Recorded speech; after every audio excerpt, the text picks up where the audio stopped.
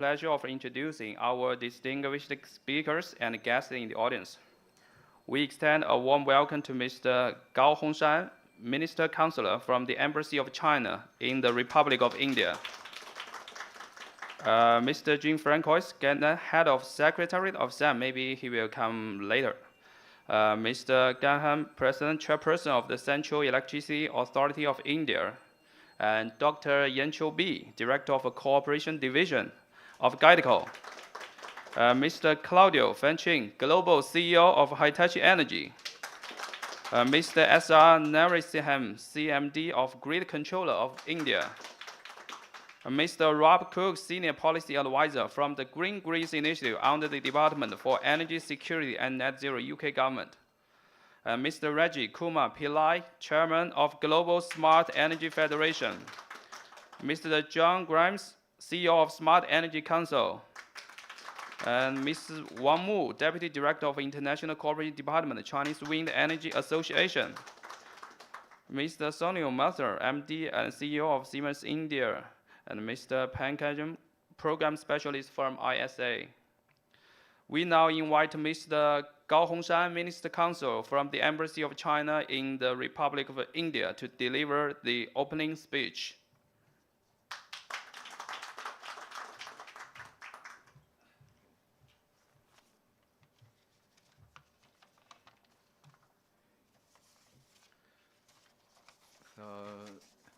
Dear colleagues and all attendees, and good morning. It's my great pleasure to attend today's event. On behalf of the Chinese Embassy in India, I'm honored to attend the working group meetings of the RG. I would like to express my gratitude to all colleagues and from the Secretariat and GateCo for their preparation for this event, and also I thank for our host Indians for the event, for this event. And I would also like to express our sincere thanks to all attendees for your support. The Regional and Global Energy Interconnection Initiative was the first initiative led by China and jointly launched by China, EAU, Finland, South Korea, South Africa, at the 9th CEM conference in 2018. Over the past years, the initiative has carried out works in the areas of power grid connectivity, smart grid upgrading, and clean energy development. We appreciate support and assistance from the member states regarding to the initiative. As the operating agent of RG initiative, GateCo has actively organized more than 30 webinars and compiled and issued newsletters and developed several working group meetings during the CEM conference and the preparatory meetings. These works effectively helped to build a platform and make consensus, which provide solutions for global and energy transition and energy crisis. China has been promoting the development of the renewable energy system in recent years. By the end of 2022, the newly installed capacity of wind power and photovoltaic power generation exceeded 120 million kilowatt. The installed capacity of renewable energy exceeded 1.2 billion kilowatt. And the electricity generated by renewable energy has reached 2.7 trillion kilowatt-hour, according for 31.6% of the total electricity consumption in China. At the same time, China's development of renewable energy has also made positive contributions for global emission reduction. In 2022, China's renewable energy generation capacity is equivalent to reducing domestic carbon dioxide emissions by about 2.26 billion tons, making China an important contributor to the global climate change. Looking ahead, China wishes to share experiences on renewable energy development on CEM platform and provide assistance to countries and institutions in need, and welcome more countries to join the RG initiative. China is ready to uphold the principles of extensive consultation, joint contribution, and shared benefits. We will work together to build an open, inclusive, clear, and beautiful world of common prosperity. Thank you for your attending. Thanks.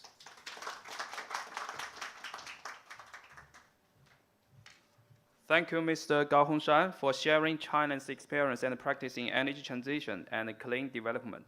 Next, we welcome Dr. Chobi, Director of Cooperation Division of GuideCo, to deliver an opening speech. Dr.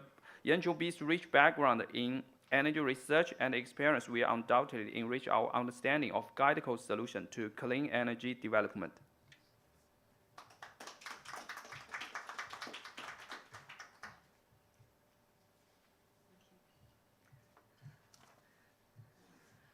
Good morning. Good morning, distinguished guests, intern ladies and gentlemen, and dear colleagues. It gives me immense pleasure to welcome all of you to side event titled Accelerating Regional and Global Energy Interconnection to Meet the Global Clean Energy Deployment and Climate Goals. On behalf of Global Energy Interconnection, Development and Cooperation Organization, GATECO, the operating agent of RGEI initiative, I extend a warm welcome to the commencement of this significant gathering. Ladies and gentlemen, energy service is the bedrock of economic and social development.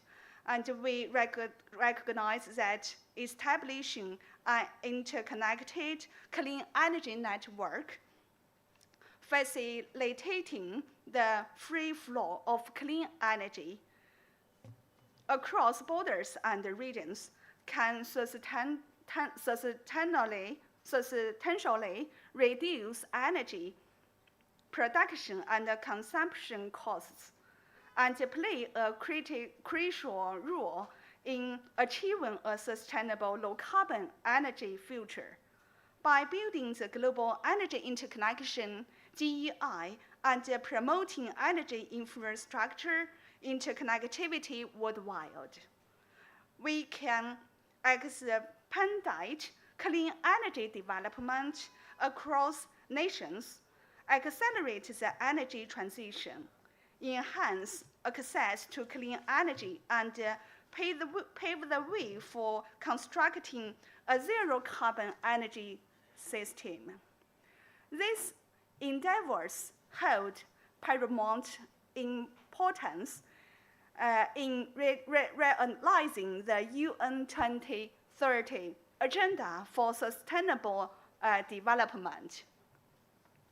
The mission of the RGEI is to expedite the integration of regional electricity grids and power markets, harnessing the potential of cost-efficient clean energy sources available at both the national and the regional levels.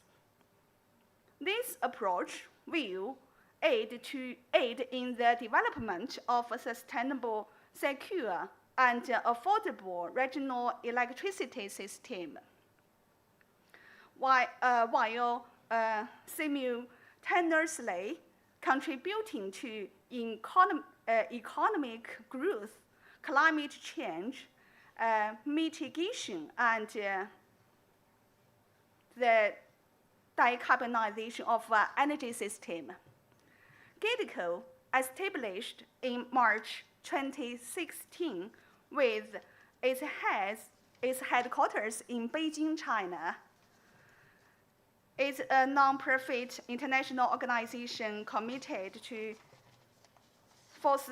fostering the sustainable development of energy worldwide. The primary aim of GIDCO is to advocate for the establishment of a global energy interconnection system, catering to global power demand through clean and green alternatives, aligning with the United Nations Sustainable Energy for All and Climate Change Initiative, and serving the sustainable development of humanity. Over the past 7 years, GEI has made remarkable strides thanks to unwavering support and engagement from the United Nations, national governments, international organizations, and enterprises. Since 2019, GIDCO has organized 34 webinar series of RGEI, hosting more than 100 experts and professors from governments, energy companies, research institutes, and financial enterprises worldwide. Those experts have engaged in discussions encompassing power grid interconnection policies, cutting-edge transmission technologies, power market transactions, project investment, financing, and operations. The series has witnessed participation from over 2,000 attendees. Move forward, the priority efforts of RGEI will involve establishing a normalized communication mechanism, expanding the network of RGEI member countries, organizing RGEI initiative side events, and joint thematic events, sharing research achievements, promoting project cooperation, and ensuing calls for academic papers and capacity buildings. In recent years, GIDCO has been actively conducting webinars, successfully hosting side events during CEM series officials meeting and CEM meetings, and fostering extensive international cooperation. RGEI is committed to becoming a pivotal initiative and drive global clean energy development and power grid interconnection.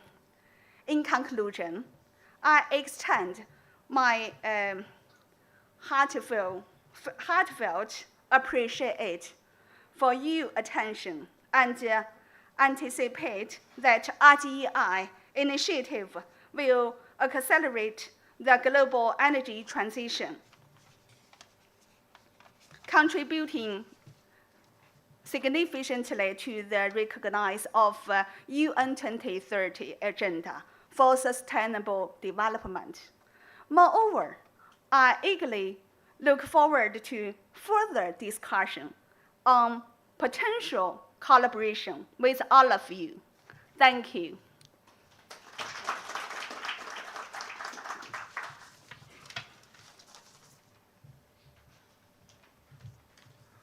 Thank you, Dr. Chobi, for presenting GIDCO's solution to clean energy development. Now let's welcome Mr. Claudio Fanchen, Global CEO of Hitachi Energy, to introduce Hitachi's approach to clean energy transformation. Mr. Fanchen's extensive expertise and leadership in the industry will provide valuable insights. Thank you. Thank you, everyone. Good morning. Pleased to be here. Some of us just landed in the middle of the night, but it's a good start. And it's a good start, actually, to introduce a key topic that we believe, as a Gateco, but even beyond that, starts to have a better understanding on the importance and the relevance of this topic of interconnecting the energy system. So let me start by, maybe sharing some well-known topics for this forum, but it's important to remind ourselves that there is no other option if we want to decarbonize the energy system. We'll have to push electrification across the entire energy system. And for those of us, and most of us have been in this journey, we do understand it's a challenge. It's a big challenge, not so much in terms of technology, but it's a challenge in terms of finding the way to innovate on how we collaborate, how we create partnerships to precisely create those interconnections. So, starting with why the grid is so important and why within the grid interconnectivity is essential. So first of all, needless to say that if we want to decarbonize the energy system, want to go through this journey, we have to integrate much more renewables. And as we all know, those renewables are distributed across the countries, across the regions, across the continents. In order for us to do that, of course, there is a lot that we can do at the edge of the system. We can do a lot of integration of smaller, more distributed energy resources to serve local communities, to serve remote areas. But that will only solve a fraction of the challenge that we have in front of us. In order to take electricity from the current 20% share of the total energy into 50, 60, 70%, we'll have to work a lot also on creating, strengthening, enhancing the backbone of that energy system. And that is where interconnections, that is where high voltage, ultra high voltage technology comes into play. Another aspect is the system will be more complex. There is no doubt about that. It will be more complex because it will have to manage much more sources of variable energy. We'll also have to manage much more consumption patterns and points. If you just think about electrifying the transport sector with electrical vehicles that need to be charged, that demand did not exist in the past. And it requires a different approach in order to serve, in order to provide reliable, efficient, affordable electricity without impacting on the resilience of the system itself. Let alone, we will have to push electrification also for industry, for buildings. And there is a lot ongoing there also from a policy standpoint in many parts of the world, shifting into heat pumps for heating and cooling, generating heavy processes on the industrial side, whether it's cement, steel, aluminum, and creating a lot of technologies that will serve either with direct electrification or with green complementary energy sources like, of course, hydrogen. When then it comes to integrating that energy system, and you saw it in one of the charts, besides the technology, the ultra-high voltage technology that is needed to create that interconnectivity, we will have to work a lot more on the smart part of that system. Digitalization will be essential in order to manage this increased complexity, but not only that. The good news is that digitalization, technology that supports that digitalization, has evolved tremendously in the past decade and allows us to add computing power, allows us to add much more sophisticated software solutions that will enable better demand response at the edge, but also at the center. And that will be essential for us to manage, as I mentioned, this more distributed and more complex energy system. There is no doubt also about two aspects. That it goes without saying the energy system will need to be more sustainable. The technology that we are using today to make those interconnections drives carbon footprint reduction in the system by reducing transmission losses, by reducing the footprint of those stations and those links.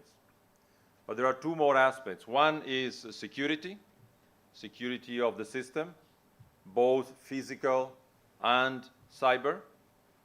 And the other one, which is essential, will be flexibility.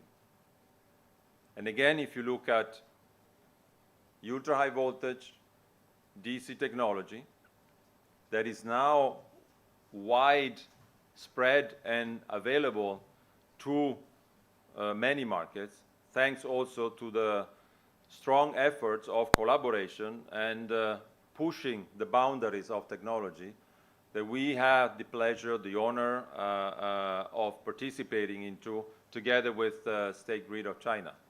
We've gone through that journey, we have developed that technology for the needs of China, and now that technology is available and already deployed in few other markets around the globe. And of course, looking at what we need to do, will have to become even more mainstream. Coming back to the flexibility aspect, this is an essential part because of the characteristics of the energy system that we just talked about. And if you look at then technology such as high voltage DC, it also contributes to that flexibility by adding capabilities like, for instance, Black Start, by adding capabilities to interconnect and synchronize non-synchronized AC grids. And all of that technology is today available. Now, the challenge for us in front of us is not so much about technology today, although we will continue to invest, innovate, in order to take the next steps. The challenge in front of us is we need to deploy existing technology at speed and with scale that we have not done before. And in order for us to do this, and this is why this forum is so important, we'll have to find ways to innovate on how we collaborate. We have to find ways to innovate in business models. And there we have quite some good examples coming from, for instance, Europe, where we, together with customers, with TSOs, with utilities, we looked at different ways of scaling the deployment of HVDC by leveraging, for instance, standardized, modularized design, by leveraging partnership, where we as a technology provider, we focus on our core, but we have partners that will help us in scaling, for instance, when it comes to offshore wind connections, to build up the supply chain that is able to deploy the platforms, that is able to deploy the logistic that needs to be implemented in order to deliver those connections. Interconnections is also something that will have to go into policy making. Europe is a good example again. There was a target in Europe of 10% minimum interconnection capacity across the countries within Europe. Now they push up that to 15%. Maybe we need even more than that, but all of that requires policy, requires actually smart policies that are able to follow the speed of these evolving technology. Next step from a technology standpoint, and that's why we are here, it's also to make sure that we now take, in order to scale that technology, the next step in terms of interconnecting not only the existing AC infrastructure, but also creating an interconnected DC infrastructure. And for us, that means, number one, moving from the traditional HVDC point-to-point connection into multi-terminals. And we have already been deploying that technology in many parts of the world.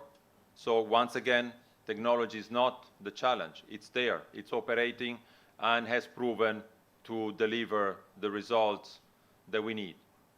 The next step is to make sure that we also are able to create an interoperability of the different technologies that we have contributing to this HVDC future grid. And for that, we'll have to continue to work, as we are doing today, across vendors, across technology providers, to create components, modules, subsystems that can be easily integrated across the different countries, across the different parts of the grid. You have heard China has already reached 30% plus of share of renewables. Just 10 years ago, we were concerned about crossing the line of 25% would challenge the existing grid system. That's not the case. We have many countries that cross the line of 50%. And you have many countries, of course, to smaller size, that even manage to run the entire system at 100% for certain periods of time with renewable variable energy resources. And one key element in those cases is that they have a much higher share of interconnected capacity that can then manage precisely with the flexibility needed, with the resilience and the reliability requirements, manage that different energy system.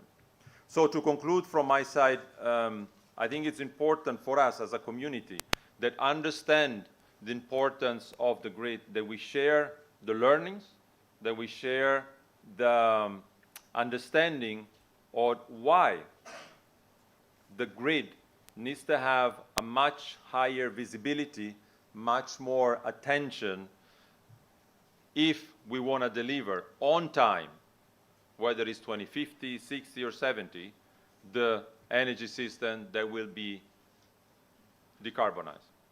With that, thank you for your attention, and I really look forward then to hear more during the panel session and, of course, during the next couple of days. Thank you all.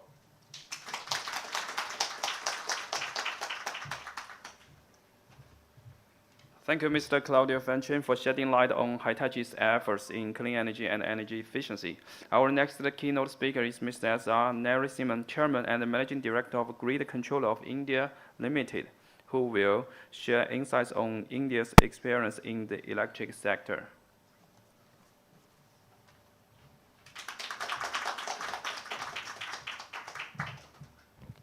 Thank you. Good morning, everyone. Esteemed dignitaries and fellow keynote speakers, distinguished participants, I'm honored to be part of this side event at the CEM-14 and delivering this keynote speech. The topic of accelerating regional and global energy interconnection to meet the global clean energy deployment and climate goals is something that's very close to my heart. Interconnections of all kinds have always fascinated me I recollect my childhood days, when we used to travel long distance by trains. And I always used to have a copy of the railway timetable. And I used to study the railway map very closely, and try to say that getting from point A to point B, which is the shortest path, and what if this connection had been there, it would have saved so much of time. So that really fascinated me, and later on, now with over 35 years of experience in interconnection of regional grids in India and ensuring their reliable operation, I have witnessed from close quarters the immense benefits of such an interconnection of grids. The benefits go beyond economy of operations to reliability and ensuring resilience in the face of several uncertainties. And if you look back, the uncertainties that we are exposed to have only increased over the years. Each event by itself would be a low probability, moderate or high impact event. But when different such events occur, and that too in quick succession, it introduces vulnerabilities in the system. So we have seen several weather-related events such as extreme heat or cold, heavy precipitation in a very short time leading to flooding, cyclones or tornadoes, dust storms, and in cities we have seen heavy fog or smog-related conditions, high wind gusts, or we have even natural calamities like earthquakes and floods. And very recently we have witnessed many uncertainties on account of fuel supply, both on account of prices of fuel as well as other uncertainties. Drought conditions is something that we face every year. It leads to low level of hydro generation. And more recently with renewables, the wind droughts also, that term has become quite common, So we have handled all these uncertainties, and one thing that has come out very clearly in all such situations is that a robust grid interconnection acts as a vital safeguard, and it's a least regret investment that one could think of, And every time I encounter such a situation in the grid, I always go back to the planning studies, In the transmission planning studies, did we envisage such a situation? And, in many cases, we have really not been able to comprehend that such a situation would arise. But of course, nowadays we have modeling tools. We could do a 8,760-hour simulation. That's fine. But nevertheless, what combination of events would take place, that's something which is not actually possible to study all those in the planning horizon, and that's where the interconnections help. Now, the idea of a global electricity interconnection is not new. In fact, R. Buckminster Fuller, thinker and philosopher, had in the 1930s conceived the idea of interconnecting the world through an electrical energy grid, allowing renewable sources in distant locations to supply the energy needs of population centers around the world. Technical limitations were there at that time, but these could be easily solved. Political, regulatory, and financial challenges, they have generally been the most difficult to tackle. Another aspect that we need to now consider is, till the recent past, storing electricity had been considered an impossible task, at least till the last decade. But now, electricity storage is a reality. Of course, the cost of transmission today is much lower than storage, but we are witnessing a fall in prices of energy storage, while right-of-way constraints would increase the cost of transmission in the coming years. Nevertheless, the issue is not storage or transmission, but a complementarity of both. And the global interconnections help in that aspect also. In the earlier days, grid interconnection enabled one to reap the benefits of diversity in demand. One could make do with less installed generating capacity and save on this costs. So this advantage is there in any case also, today also. With the addition of more wind and solar, the interconnection over wide geographical area helps in ensuring some generation capacity from these sources all the time, and the grid makes power transfer from one area to another possible. Making such global grid interconnections necessitates close coordination and dialogue at the political level, policymaker and the regulatory level, system planner and operator levels between the countries involved. Bilateral agreements between neighboring countries for building a cross-border transmission link has generally led to much faster buildup of transmission rather than any agreement under a multilateral framework. Once the cross-border transmission links are in place, it can be made amenable for any new market mechanism implementation. Reciprocity and open access would be the fundamental principles for any operation of cross-border transmission lines in a multilateral framework. Technical and market rules in a multilateral framework setting similar to ENTSO-E would be the next steps. DC or AC or any hybrid system for interconnection would be a key decision to be made. Considering the geographical distances involved, asynchronous links through HVDC transmission would be the mainstay. Subsea cables, they present a major challenge, but even as we are discussing this today, already the Viking link between Denmark and UK, that's just been completed, and very soon it will be under commercial operation. And that's a 725 kilometer long subsea link. So these links, they hold quite a lot of promise in the area of global interconnection of grids. Countries forming part of the interconnection would also be at different stages of electricity market development.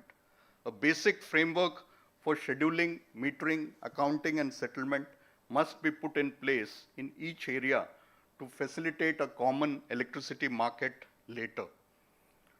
As the interconnections spread to a larger geographical area, the need for a system coordination center encompassing several countries would also be required to exercise oversight and coordination in real time. In India too, as we interconnected our regional grids right from 1991 to 2013, we set up the National Load Dispatch Center in 2009 for coordinating operations over the 5 regional grids as well as the cross-border links. So summarizing, I can only say and emphasize that global interconnection of grids is necessary if we have to decarbonize the electricity grids. Such a global interconnection would facilitate addition of more wind and solar as well as energy storage systems. I look forward to further cooperation between the member states, which would make global interconnection of grids a reality. Thank you so much.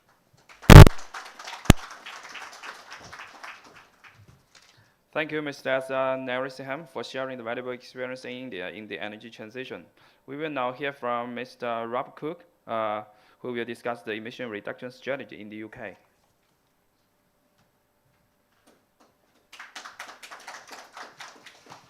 Thank you. So, good morning, and thank you for the invitation from the organisers for kind of be able to speak on this topic, contribute to the discussion. This event gets to the very heart of what the GGI, or Green Grids Initiative's mission is, to accelerate the deployment of green grids globally, working as a conduit for investment and assistance by bringing together an ecosystem of leading actors from across government, regulators, operators, academia, other initiatives. And I think events like this are a really good demonstration of exactly why we need to get together and talk about our kind of collective ambition. So yeah, talking about kind of the Green Grid's perspective and kind of contribution to this today, the two guiding principles that I want to kind of really come through in the next couple of slides that underpin what the GGI's approach is firstly, no transition without transmission. It's not the first time I've said it this event, and I'm sure it won't be the last. And secondly, if we're going to go far, then we must go together. I'm going to say a lot of things that have already been said, but this, to set the context, the untapped potential of the sun is well known. All the energy that humanity needs or uses in a year is equal to that which reaches the Earth from the sun in a single hour. And kind of when we think about the world as a whole, you know, the sun never sets, is what Prime Minister Modi has said very often. But it's one thing to capture that energy, but it's another to get it to where it needs to go. And so I think we all recognise in this room that the importance of grids cannot be understated and are foundational to our entire energy transition, scaling up the integration of renewables alongside the co-benefits of energy security, unlocking sustainable development and enabling energy access. According to the International Energy Agency, to meet our 2050 goals, we require doubling the amount of global grid infrastructure that exists today, which is enough cable to go around the circumference of the Earth over 2,000 times. Claudio mentioned the scale of the challenge there. Annual investment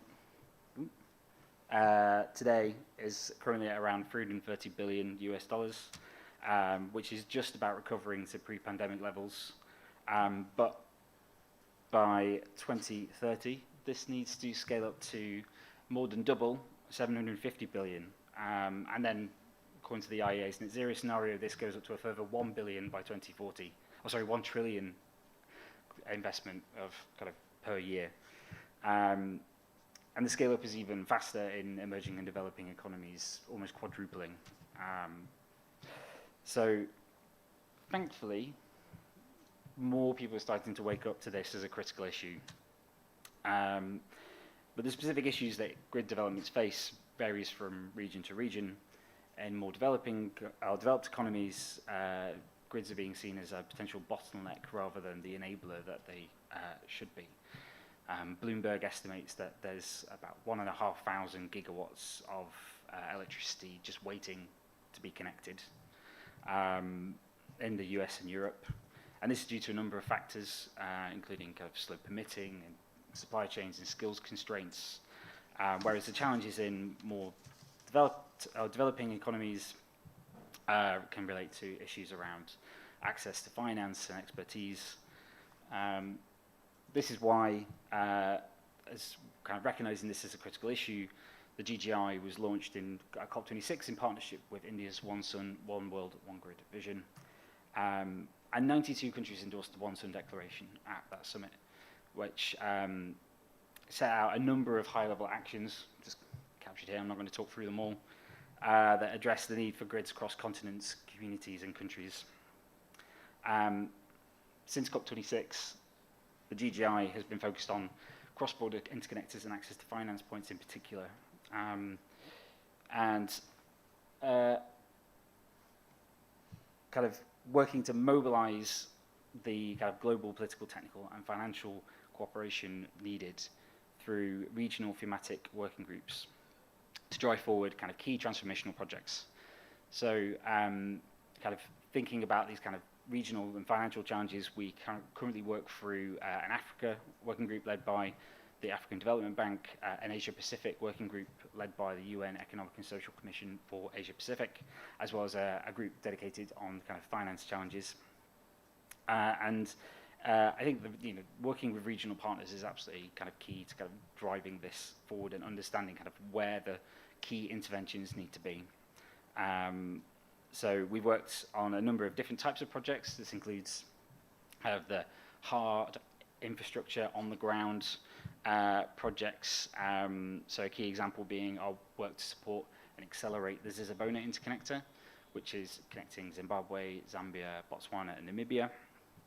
Working with the Southern African Power Pool, African Development Bank, AU, African Union Development Agency, and others to strengthen this as a key central energy corridor across the Southern African Power Pool. And as well as kind of also working with others on more kind of soft infrastructure, the kind of enabling mechanisms that are necessary, including an electricity transitions playbook, which is a high-level tool that is going to be targeted at senior policymakers to help them develop their own approaches to transition their power systems, as well as principles for interconnectors, which will provide a kind of starting point for policymakers and developers to commence bilateral discussions on new electricity interconnector projects and overcome obstacles in existing ones. So as on this slide, you can see some of our working group meetings in action. We're also a leading initiative under the Power Breakthrough, and are also helping to mobilize support to kind of take forward the ambition of the One Sun, One World, One Grid. So almost done. Just to kind of highlight some of the projects I've already mentioned. There's lots kind of moving forward. We've published a report on finance about access to climate finance, and we recently ran a pilot project for our electricity playbook. To kind of make the point, I think, that others have made, we really want to collaborate. This is not an exclusive club. This is an open initiative, an open invitation to become part of kind of GGI's ecosystem, as we call it, and work with us to help address some of these challenges. We have the project working groups already mentioned and the specific projects that they're working on. We have an Africa and Asia Pacific working group, but this is, GGI sees itself as a global initiative, and there we're exploring options to expand this model to wider regions, including Latin America, Europe, as well as the Gulf. And we have a number of upcoming webinars and events, some kind of concrete, more TBC events planned for Singapore International Energy Week and COP28. And we're really excited, actually, on that point about the remarks from the COP President designate about tripling renewables and the importance of grids, which we're hoping will be a really big part of the agenda this December. So watch this space. Thank you for your time. Please feel free to email, visit our website, or just find me after the event. And we look forward to strengthening our collaboration with you all. And remember, no transition without transmission. Thank you.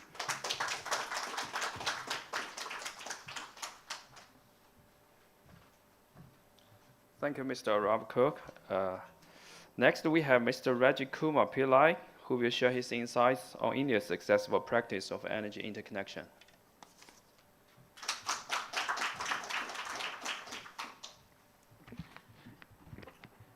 Distinguished speakers, distinguished audience, and very good morning to all of you.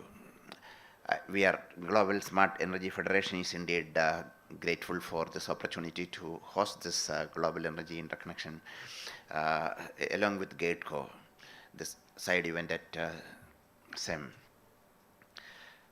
Several thinkers talked about in the past century global energy interconnections, but an actual action plan was put in forward by the former president of State Grid Corporation of China, Liu Tenya.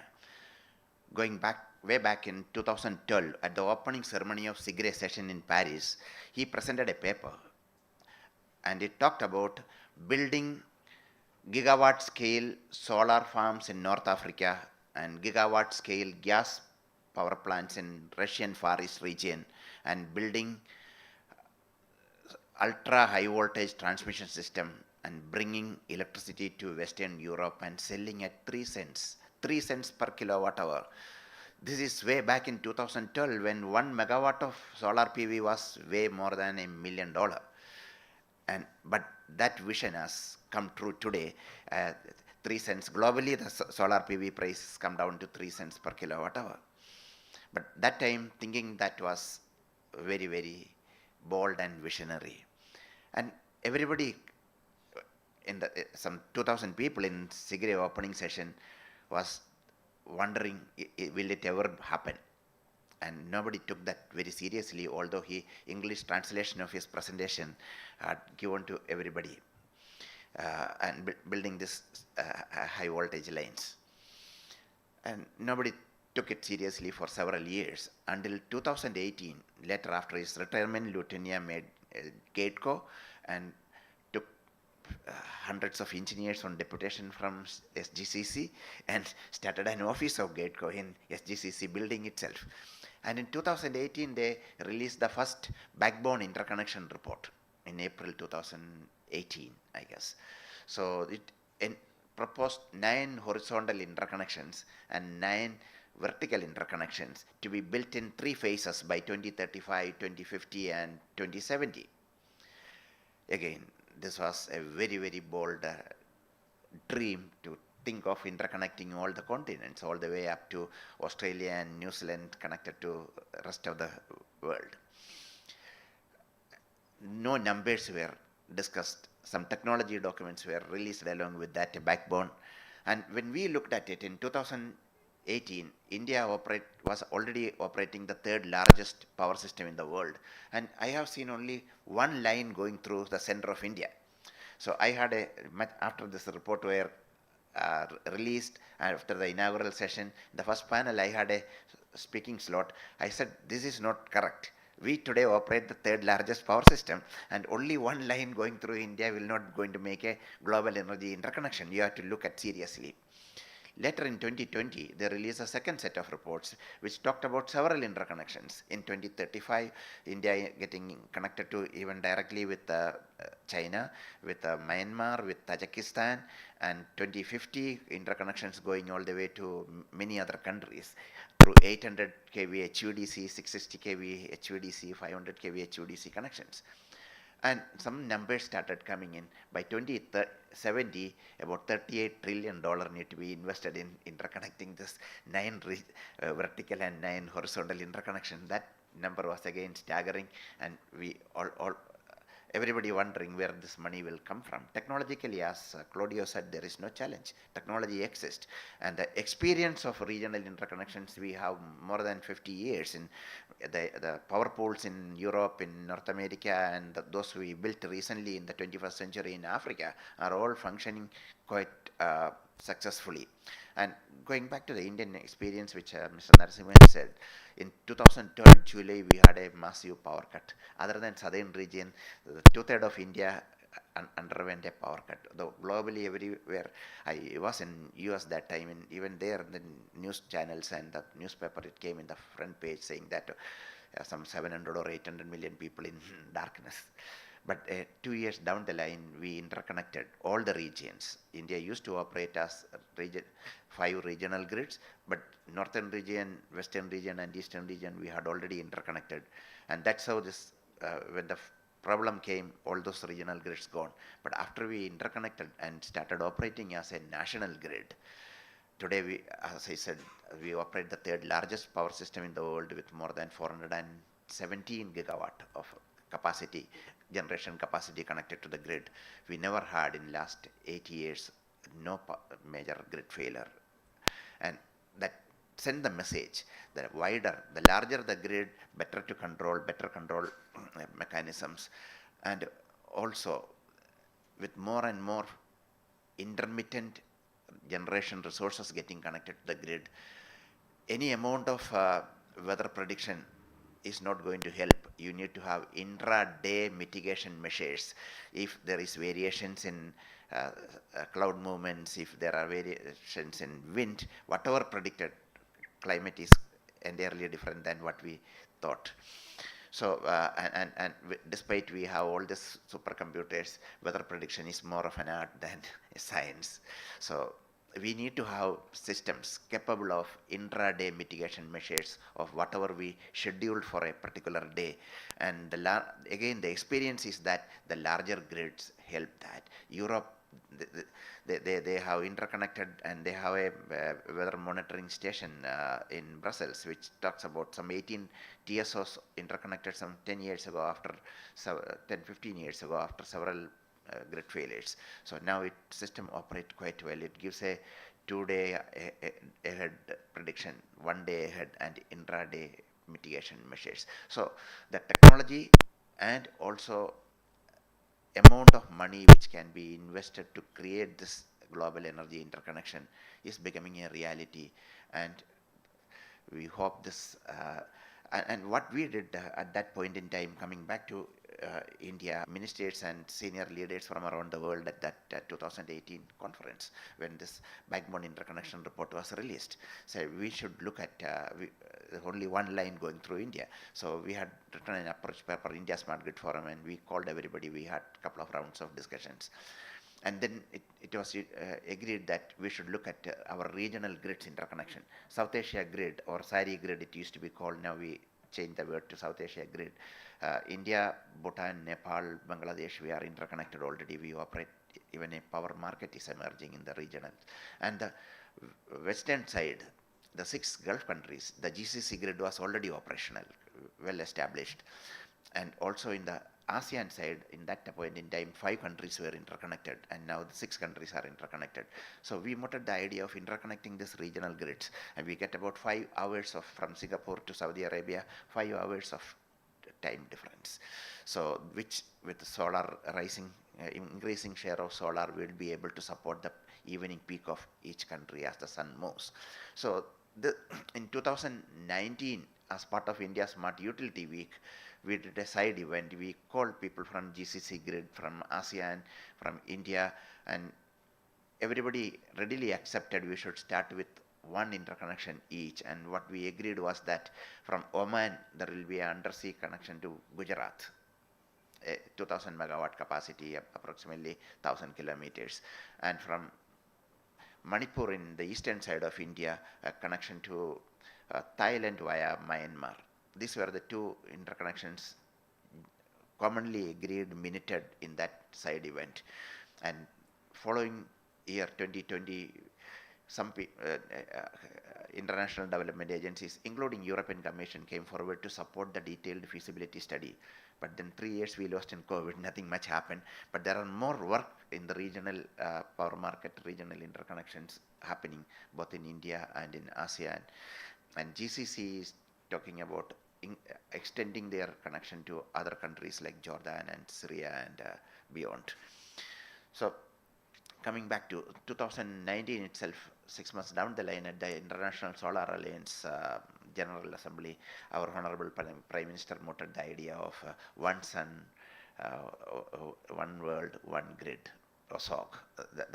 And which was taken forward by Ministry of New and Renewable Energy and later handed over to ISA. And ISA, as in, with support from World Bank, engaged a consultant to make a feasibility report.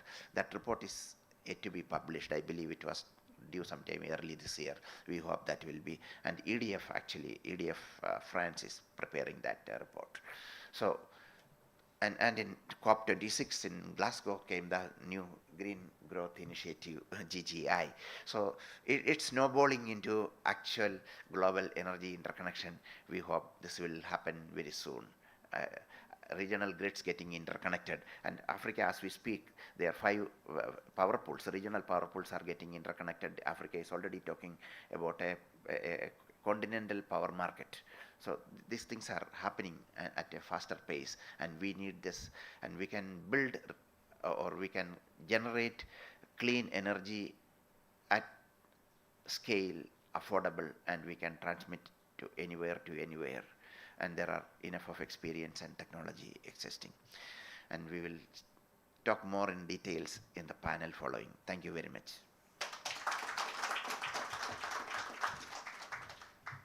Thank you, Mr. Rajikumar Pillai, for elaborating on India's achievements in energy transition and interconnection. We now welcome Mr. John Crimes to deliver his speech. His expertise in the smart energy sector will surely enrich our understanding.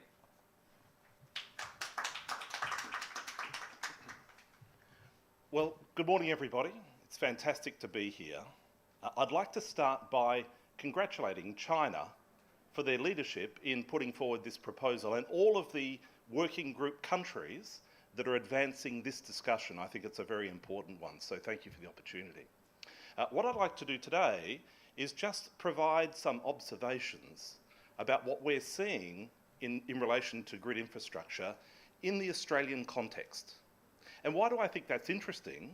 It's because Australia is a continent. It's really huge, but it's also a single country. So we're learning a lot about our own internal market as a result of the application of some of the themes that we've heard about this morning. The first thing to note is that the Australian grid is actually mostly along the east coast of Australia, but it's one of the world's longest single grids. It's about 5,300 kilometres from the tip of Queensland to the bottom of Tasmania and across to South Australia. And that has actually served us very, very well with the integration of high levels of renewable energy into the system. So Australia, as a nation today, about 36% of all of our energy comes from renewable energy. And when you have such a geographic spread, then that poses massive opportunities. Because when the wind is still in Queensland, it's blowing in Tasmania. When the cloud cover comes over in central New South Wales, it's actually sunny in South Australia. And so the ability to use the grid as a virtual battery, one of the themes that we heard the speakers talking about today, is a very real one. Some of our jurisdictions, small jurisdictions, are already 100% renewables. Tasmania, Australian Capital Territory, but one of the larger areas is South Australia. And today, South Australia has about 86% renewable energy in that market. There are days in spring and autumn, not only where South Australia is 100% powered by renewable energy, but actually recently we had a new record. South Australia was 100% powered by rooftop solar energy alone. 4 million Australian households have rooftop solar panels. So really interesting trend with the high penetration rates and the very valuable asset that is that grid infrastructure. So those interconnections really important. But of course there are opportunities beyond that. If we connected the East Coast and the West Coast, and let me say it is not connected, but if we did connect it, instead of having a grid going up and down, we would have a grid going from side to side. And so in summertime, when the sun was setting in Perth, it would be 10:30 at night in Sydney. So that time shifting from west to east of solar generation really could be very powerful. And of course, that is an opportunity for the whole world. Now, Australia does have big plans. One of our natural advantages is that we have some of the best solar radiation, the best wind resources in the entire world. We have a huge country and nobody there. So it means that we've got land that you almost can't give away, right? And so we're thinking creatively about how do we harness this and make this energy available to the world. And so we have a project in Australia called the Sun Cable Project. It's being built near Darwin in the Northern Territory of Australia, some of the best solar resource in the entire world. And we're going to connect, so about a 17 to 20 gigawatt solar plant being developed with about 3.2 gigawatts of energy storage and a 4,200 kilometre undersea cable from Darwin to Singapore. Why Singapore? Well, Singapore has a vision to be the green data centre capital of the world. That's their economic plan, their vision for Singapore. So if we can provide that 100% zero emissions energy from sunshine available 24/7, and of course a data centre, constant load, right? 24 hours a day, constant load. If we can do that. So these are the sort of nation building projects that are already under construction in Australia, already being developed in Australia. The second project that I'd like to tell you about is a project happening in the Pilbara, the north of Western Australia. Actually, we have some of the biggest mines in the world, iron ore, other resources going to the world. So there is a project, the Asian Renewable Energy Export Hub.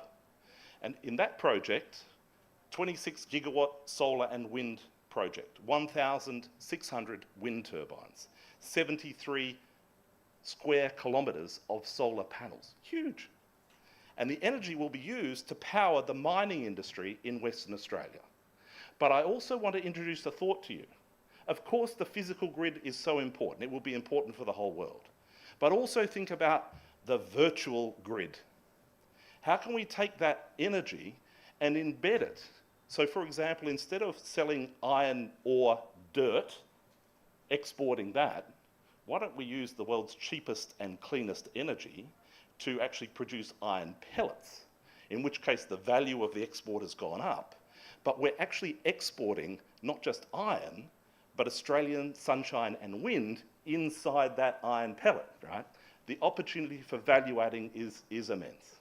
So think about the opportunity for fuels and gases and products with embedded zero carbon technology in them is really the opportunity. So the virtual grid is what I would suggest to you.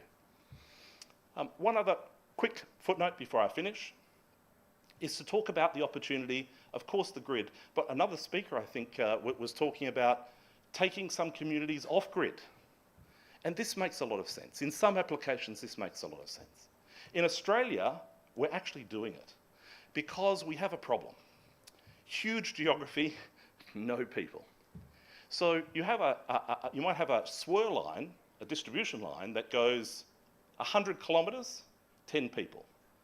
50 kilometres, 3 people. Another 100 kilometres, right? It doesn't make any sense, right?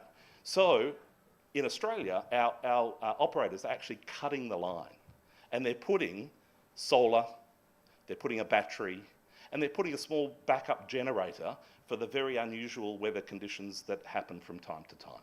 But that generator won't run very often, and so the solution is very robust, very as for the telephone network, they leapfrog directly to mobile phone technology. Well, the opportunity is there in the energy sector also to do this. In places that don't have electricity, to have those mini grids and distributed solutions that are much, much cheaper to deliver. So I think that this topic is so interesting, so important, and so multifaceted. Thank you very much.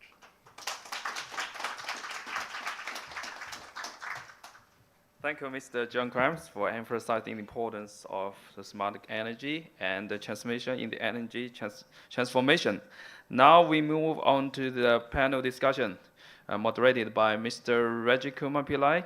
We invite all of you to share your ideas and suggestions on topics such as strengthening communication and collaboration among member states, sharing experience, problems, and solutions related to regional grid interconnection, enhancing the brand value of the initiative's webinar, and any other opinions and suggestions. Hi, Mr. Reggie.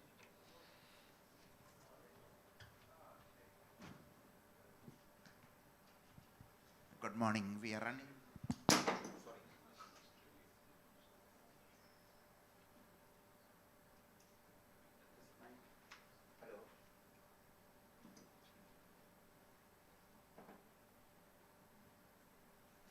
Hello. Yeah. We are running late. We have hardly 15 minutes, so we envisaged more people to join on the panel, but the parallel sessions, different people are in different rooms. So we have Ms. Wang Mu, Deputy Director of International Cooperation Department at Chinese Wind Energy Association. Please come to the podium. And we also had Mr. Rob Cook in the agenda. Would invite you also to the panel.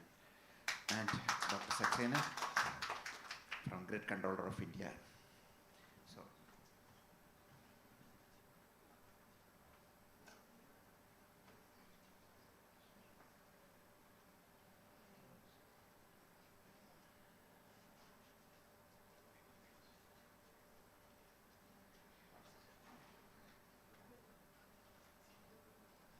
I will first request Ms. Mo to talk about their Chinese experience of regional grid development.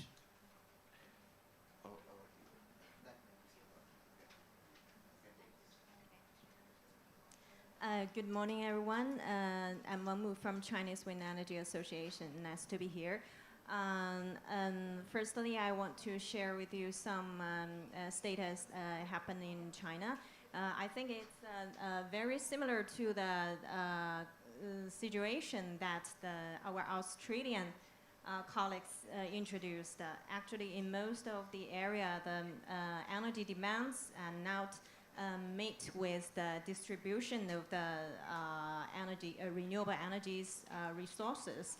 So to cope with these challenges, we have to detect the solutions to transfer the green electricity from the abundant renewable energy resources to the consumption places, the big cities.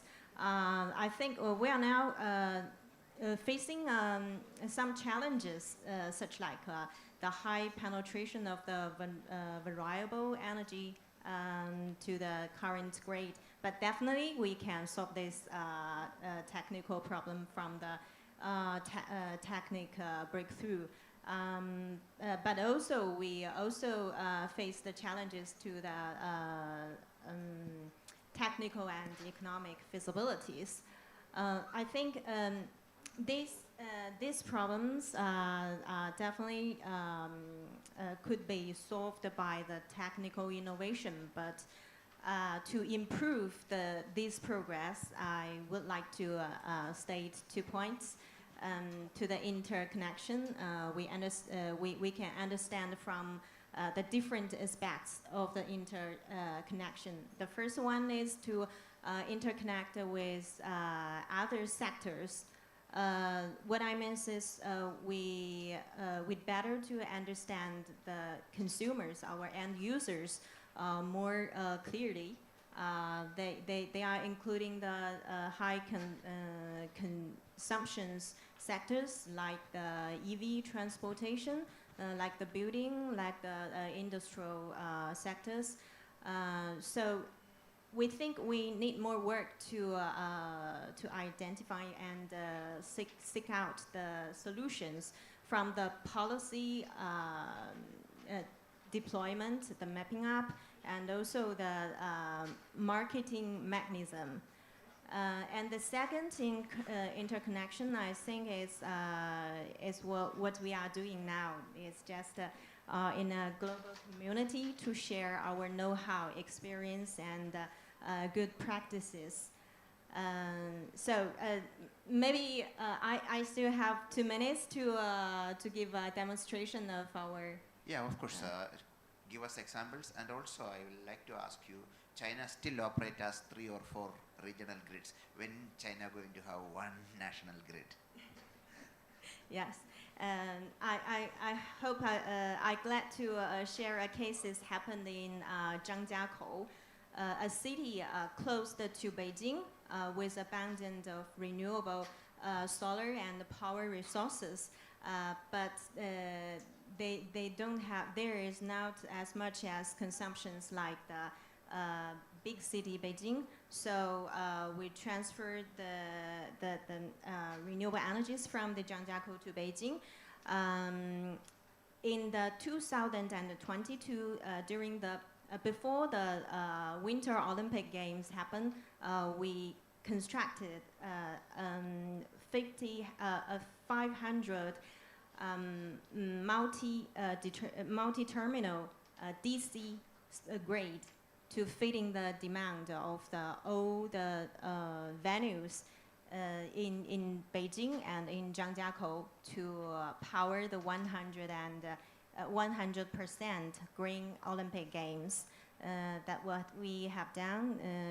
I think it's a good cases. And during this process, we also the local government also initiate a full-party mechanism that's between the government, the grid, the energy suppliers. I mean the green energy suppliers and the consumers, the end users. So under this mechanism, the price constraint of the green electricity have been break out.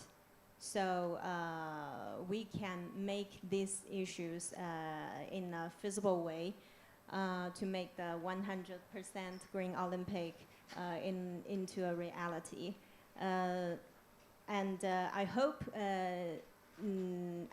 you can have the opportunity to visit the Zhangjiakou, because this city ranks as the largest installation cities in China, with the 26 gigawatt renewable energy installation, and contribute to the more than 80% of the local power installation. Thank you. Thank you, that's pretty impressive. China also operates 1100 kV HVDC lines successfully, and we have several in India, several 800 kV HVDC lines in one of the multi-terminal. And this year in March, for the India Smart Utility Week, we did a technical tour taking people to Agra HVDC terminal. And many people from North America, the visitors who were there, speakers, they wanted to go. They had never seen a 800 kV HVDC. It doesn't exist in North America. So China and India has the rich experience. I come to Mr. Saxena about India's one nation, one grid experience, and also we are currently exchanging power with the 4 countries in the eastern and northern side. And are we ready to interconnect with ASEAN and on the western side with GCC? And also I have the pleasure of inviting Mr. Grimes to the podium. The Australian examples are very, very unique and interesting. So over to you, Mr. Saxena. Hello. Yeah, good morning everyone. Thank you, Mr. Pillai, and thank you organizers for this opportunity to be part of this panel. Regional cooperation by interconnecting grids to the neighboring countries has been going on for quite some time in India. It developed as small interconnections with the neighboring countries in radial mode, where local pockets were being supplied at lower voltage levels, to very strong interconnections now with Nepal, Bhutan, Bangladesh, and at a very low level connection with Myanmar as well, for a pocket that they are unable to supply from their side, and we are catering to the requirement there. This cooperation or the regional interconnections, this interconnection process has benefited both the countries, India as well as the neighboring country to whom we have connected. With Nepal, we are exchanging power to the tune of 500 to 600 megawatts, roughly about 10 million units per day. With Bhutan, we are importing power up to around 48 million units per day, or around 2000 megawatts. And with Bangladesh, we are exporting power around 1100 megawatts. Bangladesh is connected both from the eastern side and the western side of the country. These interconnections have also helped us evolve through various facets associated with such cross-border interconnections. The benefits both countries derive, the diversity of different kinds that they are able to harness in terms of load, generation, time of day, seasons, and all those benefits are being derived by both the countries. It makes economic sense. For instance, costly oil and gas generation has been replaced by power being imported from India to Bangladesh. Likewise, we have benefited from hydropower, the flexibility it offers from Bhutan and the Nepal that are neighbors in the north side. These interconnections also require cooperation not only at the technical level, the operating practices, the grid codes, those are also required to be harmonized. We are still working on those, and I would not say that a common grid code is in place, but some agreed practice is there which is in place, which is helping us operate these interconnections in a smooth and dispute-free manner. One important aspect is that with these interconnections, participation in the Indian electricity market, which is a fairly vibrant market, has been enabled for these conditions, for these countries. And the neighboring countries have really benefited from this also. They are able to take power from India Regarding the physical interconnection, there is one more important aspect, that expanding the footprint, which I believe most of the keynote speakers also mentioned, expanding the geographical footprint helps absorb more RE, helps handle variability, helps harness diversity. So this has all happened, and we have seen this happening, and we are hoping that this would grow further with stronger interconnections. On the eastern side, coming specifically to Mr. Pillai's question, on the eastern side, again, these are connections with Myanmar are expected to grow. There is a discussion going on for connection up to Singapore, and on the south side, we are in dialogue to connect Sri Lanka. On the western side, possibilities are being explored to connect right up to the Middle East countries. And with the growth of these interconnections, of course, Buckminster Fuller was quoted by CEM-14 India. Of course, that's a dream, that you connect the grid physically across the world and harness the day and night time diversity and supply across the world. So we are excited to go ahead and harness all the diversity across the world. Thank you very much. Thank you very much. Come to Mr. Cook. You talked about several programs GGI is doing. Are you also getting finance or working towards arranging finance for some of this global green grid development? Is this working?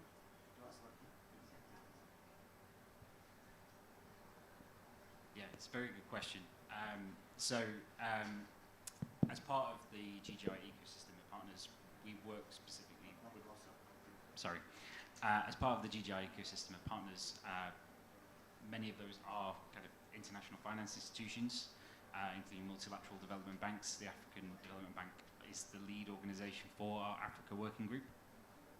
And this is a constant part of the conversation, particularly when thinking about projects in the Global South. And we are kind of working on a kind of few different levels. So specifically in terms of climate finance, we are kind of linking up a lot of the key partners around the Zizabona project, as I mentioned, to think about how we get that kind of finance for the project itself, but also how we potentially access forms of concessional finance.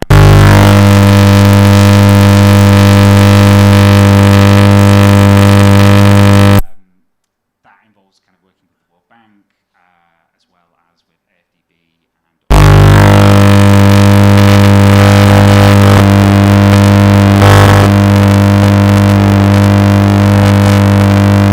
as well. So we brought in academic support to provide kind of greater evidence about what climate benefits that greater interconnection will bring. So the Climate Compatible Growth Programme, which is based in a number of UK universities and has a network all over the world, they did a kind of very kind of quick study that basically said that by just building Zizabona, it would help reduce emissions by between 1% and 4%, depending on the scale, across the whole of Southern Africa. So that's including South Africa. And that's without adding any renewables. That's just from making the system more efficient and having to burn less coal, effectively. And it's, you know, they're working on new scenarios and new kind of data points that will then build the case for saying, well, actually, if we incorporate more renewables into that system as well, what are the climate benefits? How, and it's very cheap as well. That's for the amount of per ton of CO2 that you're taking off the system. And that kind of builds that additional case to say, actually, you take that to the Green Climate Fund and others, and you say, this is why we need to add that little bit of extra money to here, and we'll make a bigger difference, and so on. So there's the concessional finance point. There's also work we've done, the report that we published, which is on our website, talks a bit more about recommendations for institutions to change their algorithms, which will help kind of take a greater account of that climate benefit for grids specifically. And then I think this all kind of ultimately comes down to the kind of private finance question, which a lot of people I think are going to be discussing in more depth in other events throughout here. So I won't talk too much in detail there, but I think this is an area where we're increasingly interested in taking a more kind of focused how do we bring more of that private finance into grids, particularly in developing countries. So unfortunately, we don't have the money ourselves. I wish we did, so that we could just give it out to those projects that we know are out there and just waiting for that finance. But yeah, we're hoping that through the GGI, we're kind of making those connections that will help facilitate more of that finance to come. Thank you. We look forward to seeing GGI involved in many such global forums and promoting global green grid. So come to Mr. Grimes. You talked about some new experiment which you are doing in Australia. Could you elaborate a bit more about that? Yeah, so some of the processing, particularly of valuating for minerals and that sort of thing. But something also occurred to me when I was listening to you speak about this. And the image that I have when I think about Thailand helping Myanmar, right, is the big brother or the big sister helping the little brother or the little sister actually move up quickly by putting that infrastructure in place. And that's a fantastic notion because it's important for development, but it's also important for another reason. I don't know if you've seen the carbon clock. The carbon clock shows how long do we have to go until we breach 1.5 degree limit. So what is the carbon budget for the world until we go past 1.5 degrees? And the carbon clock today says 6 years and 2 days. As the whole world will exhaust our carbon budget for the next 80 or 100 years, right, until the carbon starts to come out of the system, then we're in trouble. And so it's not just 1.5, but then we're looking, how do we stay below 2? And we think beyond that. Already the situation is terrible around the world. So the important idea of the big brother, the big sister, helping the little brother and little sister up is important. But it's even more important because the big brother or the big sister can decarbonize quickly, can put zero carbon energy into that network and make that available so quickly to the little brother or sister. So I think that's the image that I really have. Thank you very much. We are out of time. So 30-second last parting thoughts for each one of you. I think the interconnection still need a lot of collaboration from the all global talents. So we are looking forward to some concrete cooperation with other countries. Thank you. I wish I'd thought about this before. Yeah, I think, again, collaboration is key. I think just really hoping that people come speak to me afterwards and then we can kind of work more together and more closely on a lot of these issues. And yeah, I think the next kind of big milestone that kind of we need to be looking to is COP28 and thinking about how can we kind of make the biggest impact and bring kind of help kind of use that as a platform to kind of, again, kind of keep pushing this agenda kind of to go further and faster, because we know we're kind of already too late on a lot of these issues. Yeah, thank you. Regional cooperation is actually a multi-dimensional process wherein you derive socio-political, economic, technology, all kinds of benefits. You have avoided investment or maybe even deferred investments. Both societies, both countries stand to gain from this cooperation, harness diversity, and of course harness and embrace more and more renewables. So I think this should be pursued at all levels, be it policy, regulatory, operation, economic cooperation, markets, everywhere. I think a lot of cooperation can help through regional cooperation, a lot of benefit can be derived. So this is something that needs to be pursued in right earnest. Thank you. We only do this if we work together. It's all of us, everybody, everywhere, all at once, doing it again and again and again. This international collaboration is so important. Thank you very much. This is a topic we could continue for the rest of the day, but unfortunately our time is up. And my parting thoughts are that we continue to build the grid with the specifications and standards of the 20th century. The grid of 21st century is entirely different. I draw the attention of Claudio, leader like you need to go around the world and get the standards changed. The ambient temperature has gone at least 10 degrees higher in last 50 years. All the codes, standards are still of 1950s.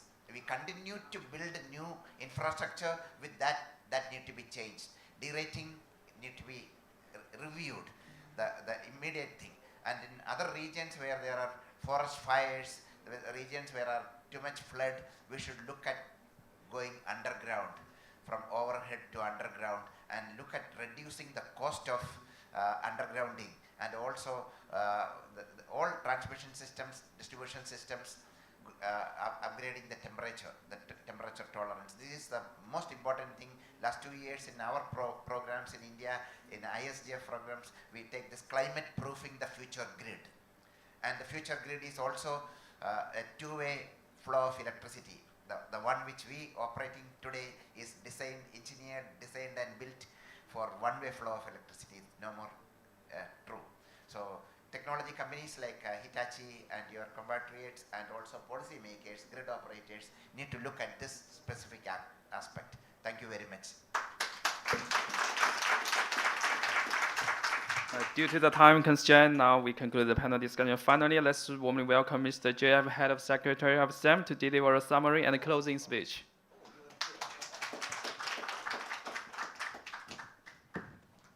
Thank you very much, and I'll try to be brief, but I do want to take a few minutes just to recognize the value of the discussion we just had and give my thanks both to RGI and to Geico for bringing us here together. I think there's kind of three parts of my thinking here. First, we've kind of discussed how important this is, and we know this has been recognized at the highest political levels. You can look at the work that's happening in the EU. You can look at the work that's happening at ASEAN. You can look at Prime Minister Modi's focus on regional interconnection. So we know this has the background, and being able to convene the experts and start discussing about, okay, great, we know everybody wants this, but how? How do we get down to the nitty-gritty details? That's how we're going to get from the aspiration to the actual action. And this is exactly what the CEM and MI work streams are supposed to do, is to basically take that political ambition and turn that into concrete actions that can be implemented. And so definitely got a few good snippets from the discussion. I was especially taken up by the comment about being able to bring the money to the actual projects. And again, this is an area where our work streams can help, because you can bring the money to the projects, but you need to make sure that the regulatory, market, and technology environment is conducive to those projects making commercial sense. And this is exactly what we try to do in the CEM, is we try to bring all the stakeholders together and say, okay, how do we look at every single aspect of the challenge and make sure that all the pieces are there? And then I was also a bit taken up by the big sister brother analogy, because this really also is one of the purposes that we're trying to do. The primary purpose of the CEM is to bring the coalition of the willing and the able to work together and make sure that this is feasible. The secondary purpose is to get as many people to benefit from that work and be able to accelerate the global transition. And so how we've got to frame that within the CEM Secretariat is we looked at the 3 I's. The first I is insights. And the purpose of the insights is, do we actually know what the problem is? Do we actually fully understand? Do we know all the pieces of the problem so that we can define what are the best way to address the problem? The second I is about impact. Can we actually bring the right people together to address each of those aspects and provide solutions that can be put together and even create coalitions to actually move it forward? And the third is inspire. Once we've developed the solutions, once we've demonstrated, because we were this coalition of willing and able, can we actually then promote those solutions and help others to follow suit? And so again, I was very taken, by all the discussions and how that fits really into the perfect model of the CEM framework. I will encourage all of you to think about the regional interconnection. I think we said we all need to work together. There are multiple CEM work streams and mission innovation missions that actually look into the power sector. So there might also be a good interest to start talking about the different work streams and to say, how do we get the smart grids to make sure to enable interconnection? How do we get the storage to make sure that we can benefit from interconnection? How do we get the solar and wind supply chains to make sure that we work on? And see how, as a community, we not only as a work stream, but as a community, we can make sure that we address all pieces of the puzzle. But with that, again, just want to thank everyone and congratulate you on the way forward. Thank you.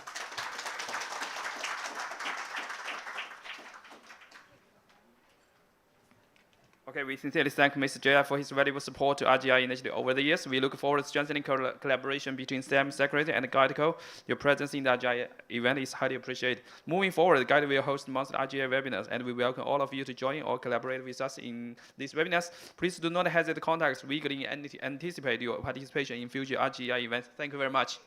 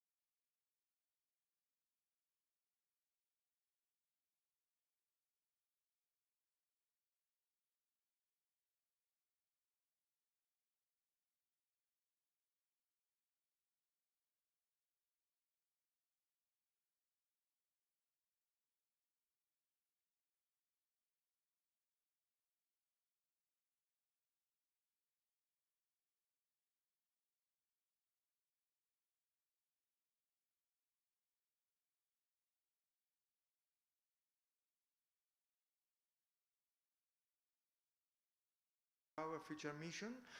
We prepare a nice agenda for you with the different speakers and panelists that will join us in presenting what the Green Power Future Mission has done so far and also the plan for the near future.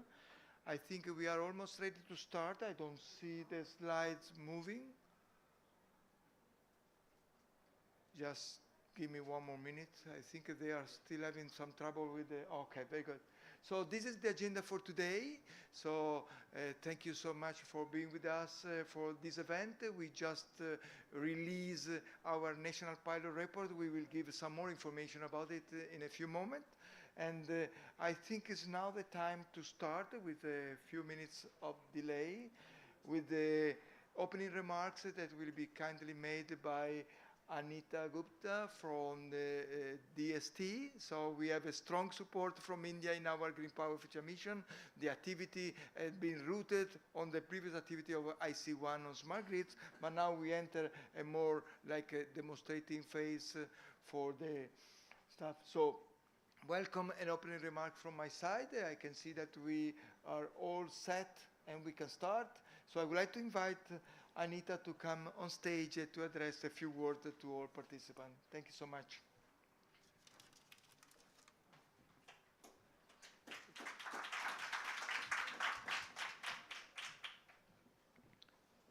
Thank you, and very good morning to one and all present for this side event, which is on Green Powered Future Mission, which will be throwing spotlight on the mission and 5 demos in 5 continents. I'm extremely happy to be here with you all in this today's session. As you are aware, that Green Powered Future Mission has the goal of demonstrating that the power systems, regardless of geography or climate, can effectively integrate 100% variable renewable energy in the generation mix by 2030. That's a tipping point which we are targeting, while ensuring the system is cost effective, secure and resilient. As our national aspiration and roadmap for the clean energy transition goes, our government has highlighted that we have to include 50% of energy mix through non-fossil fuels by 2030, and we are targeting to have 500 gigawatt of renewable energy generation capacity built up by 2030, while targeting a major goal of net zero by 2070. So if you carefully look, all these interventions and targets entail greater synergies and partnership and collaborations from all stakeholders. It is not only the responsibility of government, but equally responsible are, you can say, our academic institutions, our industry, and other stakeholders. So we have to work in tandem with each of them. As you may be aware, but I would like to highlight the Department of Science and Technology has been driving the clean energy research initiative for more than a decade or so. And through this initiative, we have very focused programs which enabled us to foster various national, but also the bilateral and multilateral programs which are based on the collaborative model.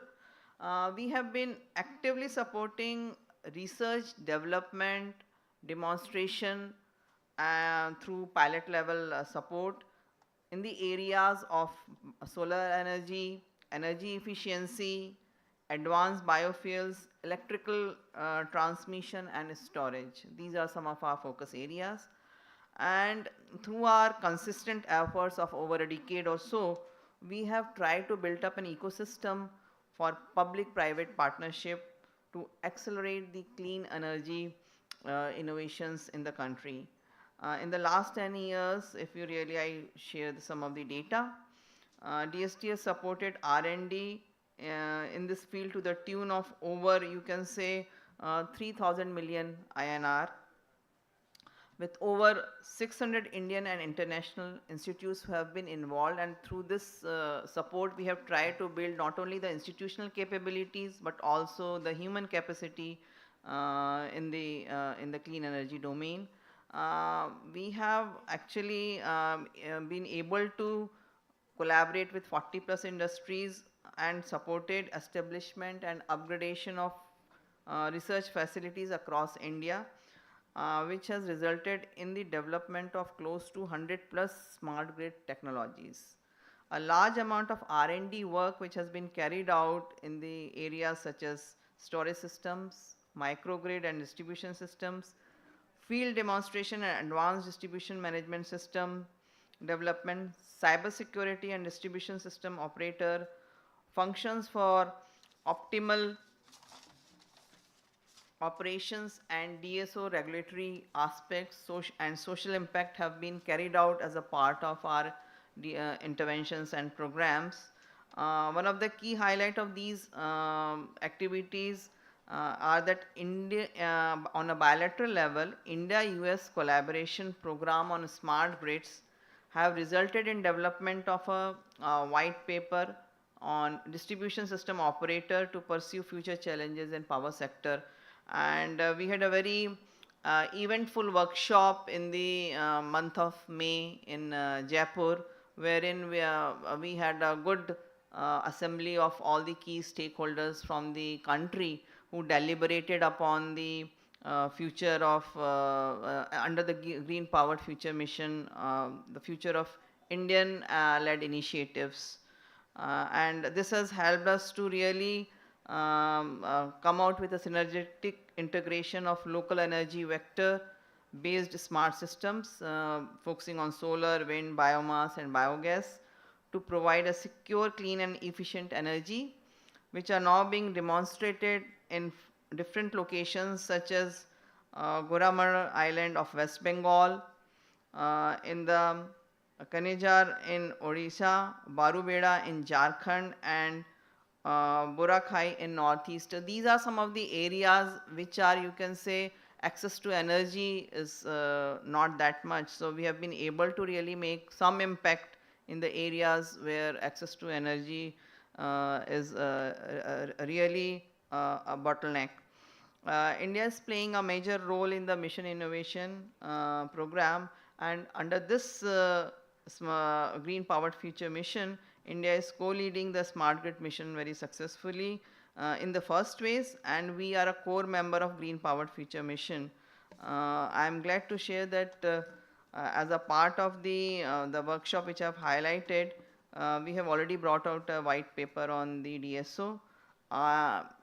To all the stakeholders who are part of this side event today, I will urge upon to really work out initiatives and see where the partnerships could be forged in this area and how we could really engage in the R&D collaboration activity with the overarching objective of delivering green energy through smart and resilient networks. So I wish a great success for this site event, for the 90 minutes deliberation which will take place, the panel discussion which is to be led by Professor Padhi. And please share the key takeaways and recommendations which emanate from this discussion, and DST will be happy to really integrate it. It's in action plan and future programs. So thank you.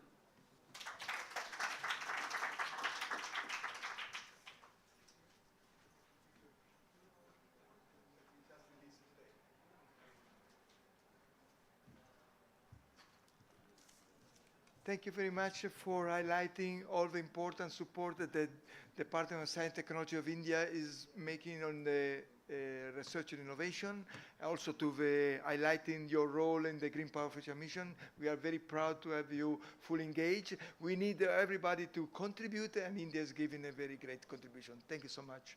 Now my pleasure to invite Anna Stephenson, from the Deputy Director from Energy Department, DESNS in UK. UK is co-leading the Green Power Future Mission together with China and Italy. So the floor is yours. Please come up. Thank you. Hi, everybody. Yeah, I'm delighted to be here today for this side event.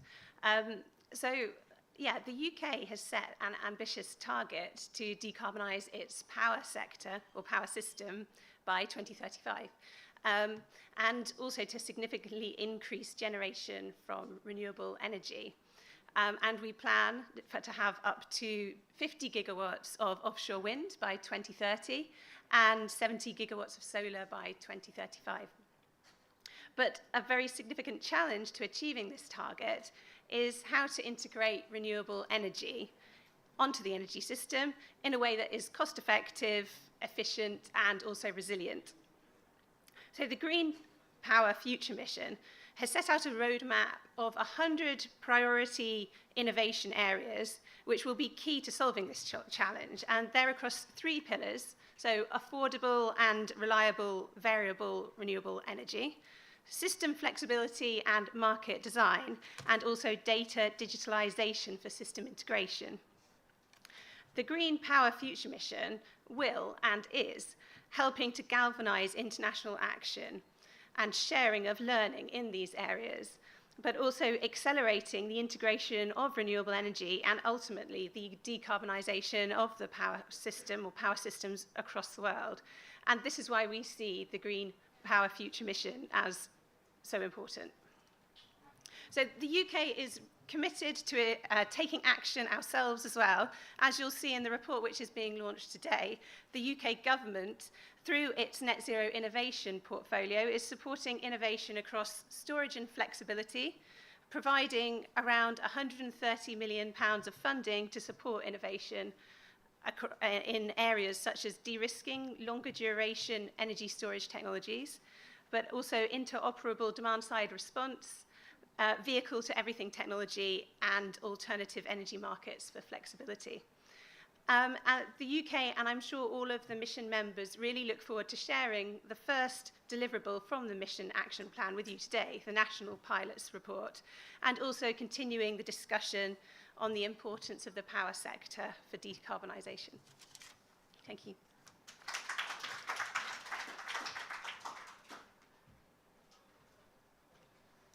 Thank you, Anna. Thank you for highlighting the important innovation strategy in the UK and also the mission. And thank you for your role as co-lead, especially for a very important R&I pillar that is data and digitalization. Thank you so much. We are a little bit late, but I would like to invite Dr. Raimondi on stage just to say a few words on behalf of Italy. Then we will have China at the end making the concluding remarks. You have only a couple of minutes, Stefano, if you want to come on stage, please. Thank you very much. Thank you very much for the invitation, and thanks for being here. It's a very important launch of this effort. Well, just a few words to say. I'm involved in the Ministry of Environment and Security Energy and take care about the mission innovation as the coordination of this important initiative. We are very glad, to be honest, about the evolution of mission innovation, because we started, I remember, with very, I would say, with some difficulty to put together all the people, the different way to work. But I'm very glad to see how our effort, and particularly thanks to all the countries that contributed to this success, to this point, to see something very useful, because we need to pass from the project to the action. We need to be involved in something that could be helpful to give some support of what the targets, the Paris target or national target or whatever, in order to reduce the emission, to improve the efficiency of our system, and I have to say more an element in which I'm very proud to share with you is to work together. It's one of the first steps,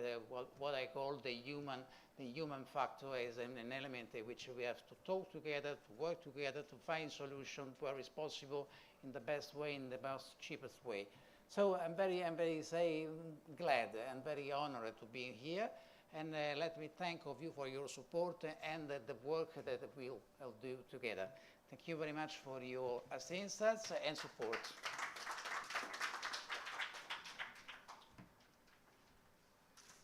Thank you very much, Stefano, for your kind words. I think you are now all set. We have a nice opening remarks, and now we can move on with our agenda. We have now maybe a short presentation from myself about what the mission is doing and what is being released. So just a few words to acknowledge the strong support we receive from a very strong coalition. As you can see, China, Italy, and UK are co-leading this initiative, but we receive a strong support from many other MI countries that are on board. And of course, India is one of them. And we also had the support from international organizations like IEA, IRENA, and the World Bank. On top of that, very recently, we made a strong collaboration with the Clean Energy Transition Partners in Europe.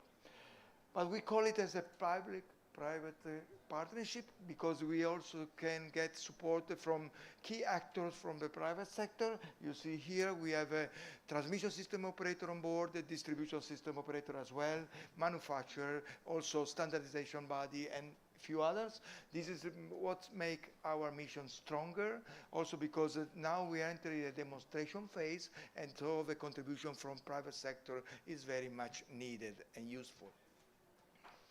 So what we have done so far, we released a joint roadmap, as was recalled by Anna, but then in Pittsburgh at the CEM-14 MI-7, we released our action plan for the first 3 years of activity, so the year 2022-2024.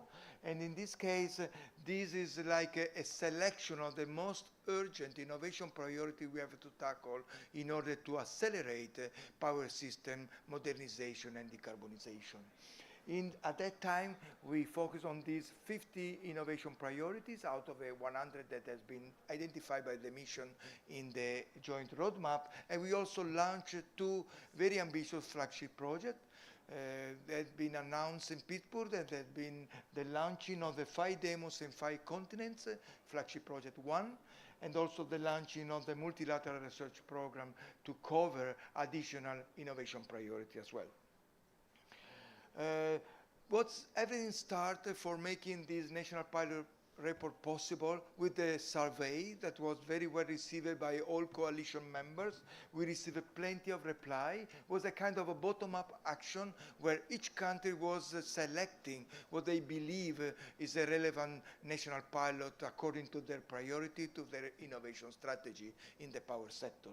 In this case, we also analyzed the results from this survey. We got information about the budget this national pilot can rely on. You see that there is plenty of projects with a budget in the range of 5 to 10 million, but there is also quite a large fraction, nearly 30%, that is over 10 million, so large project that can also afford demonstration phase and piloting phases that usually reserve some hardware and software to be developed and to be installed.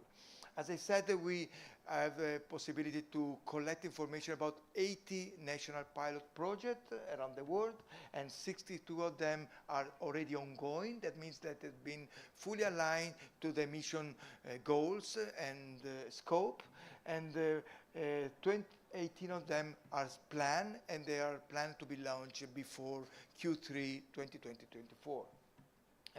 You see that is also some of the project has a public funding, but other are co-funded, maybe 50-50 from public bodies and companies. And this make the project also interesting for the application point of view.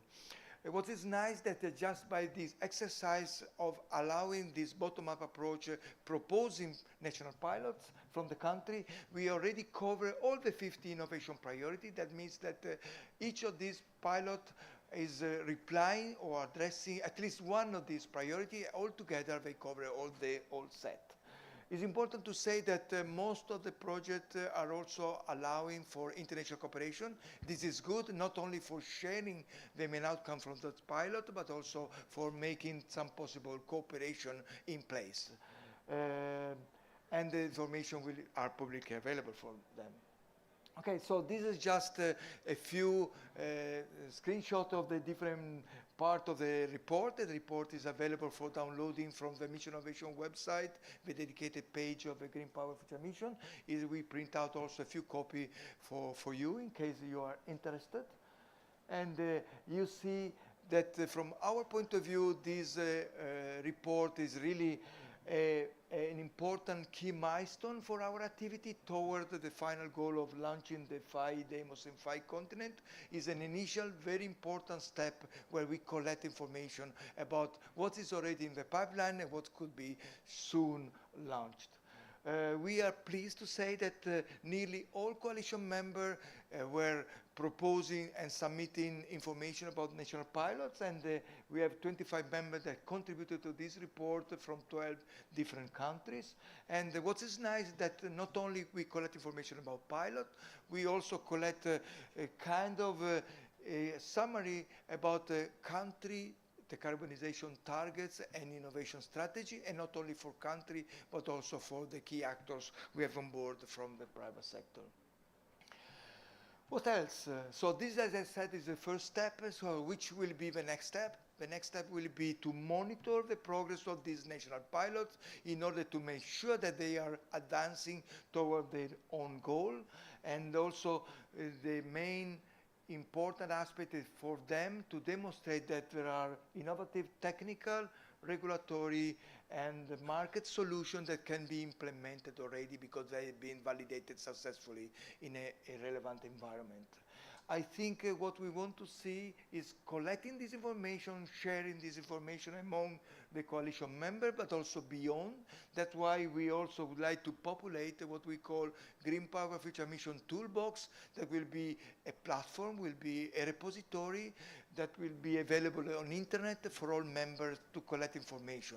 Because if the solution is viable, it has been successfully applied in one country, in one context, can be possibly replicated elsewhere, saving time and also making an impact in our systems.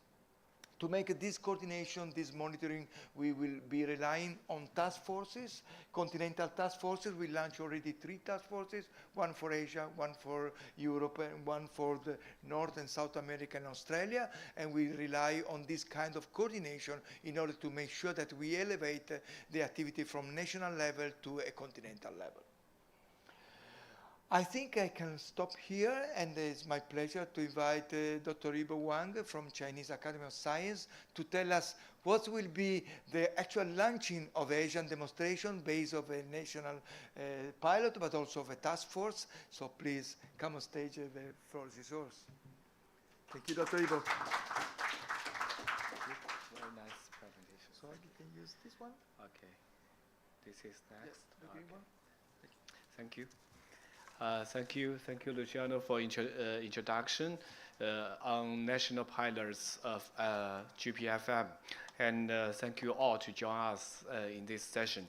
And for the introduction, I'm Yibo Wang from China Institute Electrical Engineering, Chinese Academy of Science, and I, together with Luciano and our UK colleagues, we work on the GPFM for many years. So, firstly, as it states in the National Pilots Report, FP1, 5 demos in 5 continents, is one of 2 flagship projects of GPFM, aims to demonstrate that power system with up to 100% of variable renewable energy in different regions and in different climates. So, given the vastness of Asia, its large population and rapid economic growth, most countries in Asia urgently need to develop a green-powered electrical system to meet the demands of energy growth and fulfill their climate change commitments. Therefore, it is of great significance for GPFM to conduct a demonstration in Asia. So, at the time when the GPFM was launched by China, Italy, and the UK, we identified the mission stretch goal to demonstrate that by 2030, power systems in different geographies and climates can effectively integrate up to 100% VAE, like wind and solar PV, in their generation mix, and maintain a cost-efficient, security and resilient power system. The National Pilot survey was very well received by the GPFM coalition and allowed to collect a range of national pilot projects from 25 nation members from 13 different countries. Asian member of GPFM have actively engaged in the national pilots survey. Sorry, I think maybe, yeah, this slide. Yeah, 4 of them, including China, India, Japan, and Korea, have launched 6 GPFM-based demonstration projects, which are expected to implement it from 2024 to 2027, constitutively as the first batch of demonstration projects in Asia.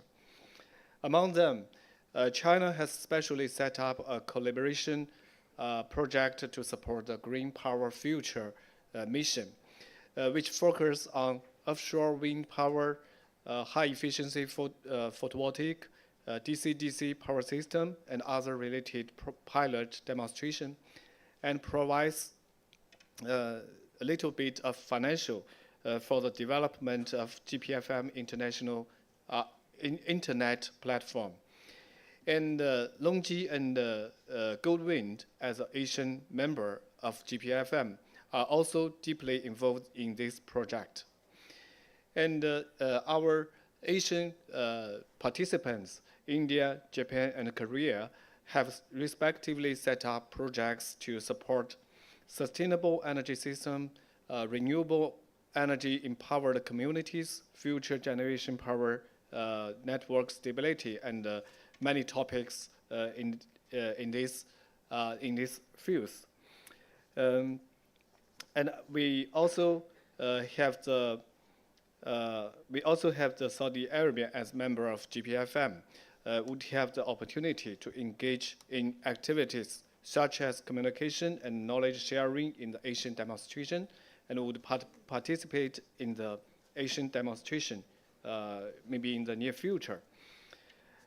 I think the first feature of the Asian demonstration is that typical demonstration of Asian countries. Sorry, the 4 GPFM member countries account for about 29% of Asia's area, 71% of Asia's population, and 86% of Asia's power consumption, and are dominant in Asia's energy development and carbon reduction.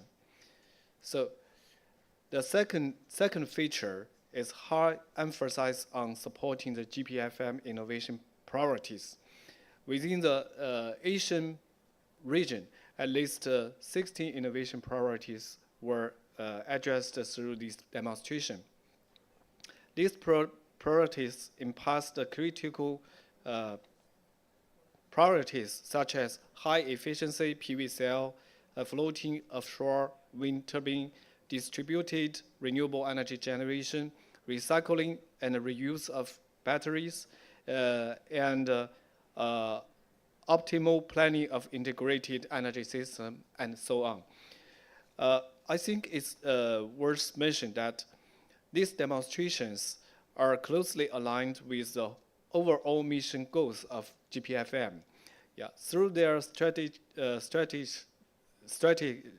focus on addressing the identified innovation priorities, this demo actively contribute to fostering innovation, enhancing affordability and reliability in renewable energy, and creating a flexible and sustainable energy system. Okay. I think the third feature is the expansion of GPFM coalition into a broader international coalition for innovation cooperation. According to the complete statistic, there are at least 35 participants in the first batch of Asian demonstration. And including 13 universities in Asia, 5 research institutes, 4 companies, and 13 non-Asian members like ISE in Europe. In the meantime, the Asian demonstration is also trying to cooperate with countries which are not members of GPFM, such as Singapore and the Philippines, so as to further expand the impact of the GPFM. So the Asian demonstration also faced many great challenges. One of them is how to integrate individual national demonstration into a demonstration network and enhance the impact of the demonstration. Firstly, we need to establish an internal mechanism to strengthen communication and knowledge sharing, cooperating with standard organizations to form a demonstration that can be promoted and replicated. Secondly, we should carry out promotion and applications among countries with similar climates and environment to the Asian demonstration. Thirdly, we would push forward and to join research and development towards GPFM innovation priorities. And finally, to establish a connection with the GPFM European demonstration and GPFM American demonstration, and also Australian demonstration. Also, there's IEA, IRENA, and many international organizations could be our partners in this demonstration network.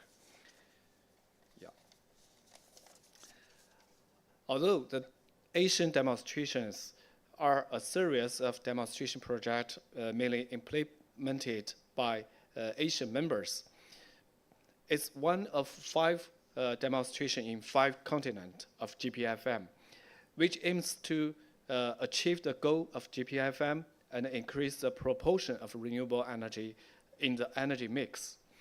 At the same time, the Asian demonstration is based on the need for green power technology innovation in the Asian region, and it to be an open and inclusive mindset. So global partners are extremely welcome to participate in the Asian demonstration.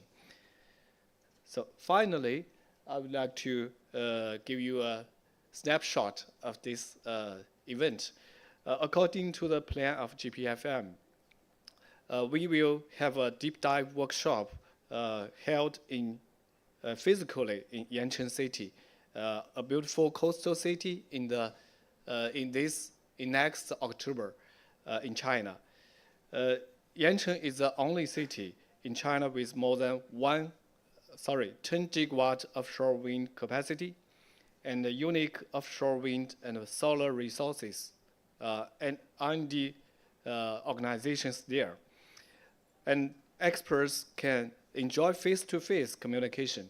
And meanwhile, Yancheng City is also an officially certificated international wetland city, known as City of 100 Rivers, home of elk and home of Danding crane. We extend a warm welcome to all experts and all friends, scholars, to visit Yancheng City in next October. So I would like to stop here and thank you for your attention. Thank you.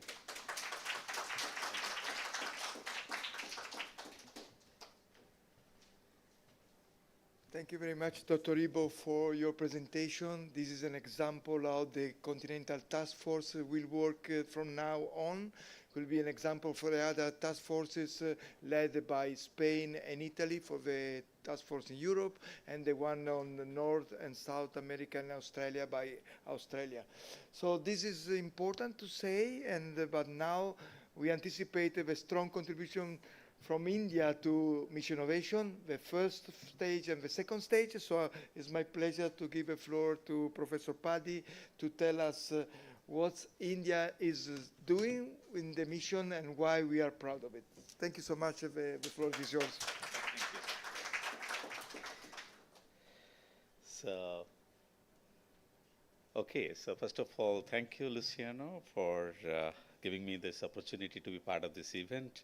And I feel not happy, but equally humbled to be on the dais in front of many global power community members. Now, first of all, if you look into the history of this mission innovation activities, when it started, actually, India, Italy, and China played a very important role in the first phase, and it was a wonderful experience, and I'm very happy that even the support and friendship in this global achievements, and probably will continue to contribute in a long run to come. Thank you.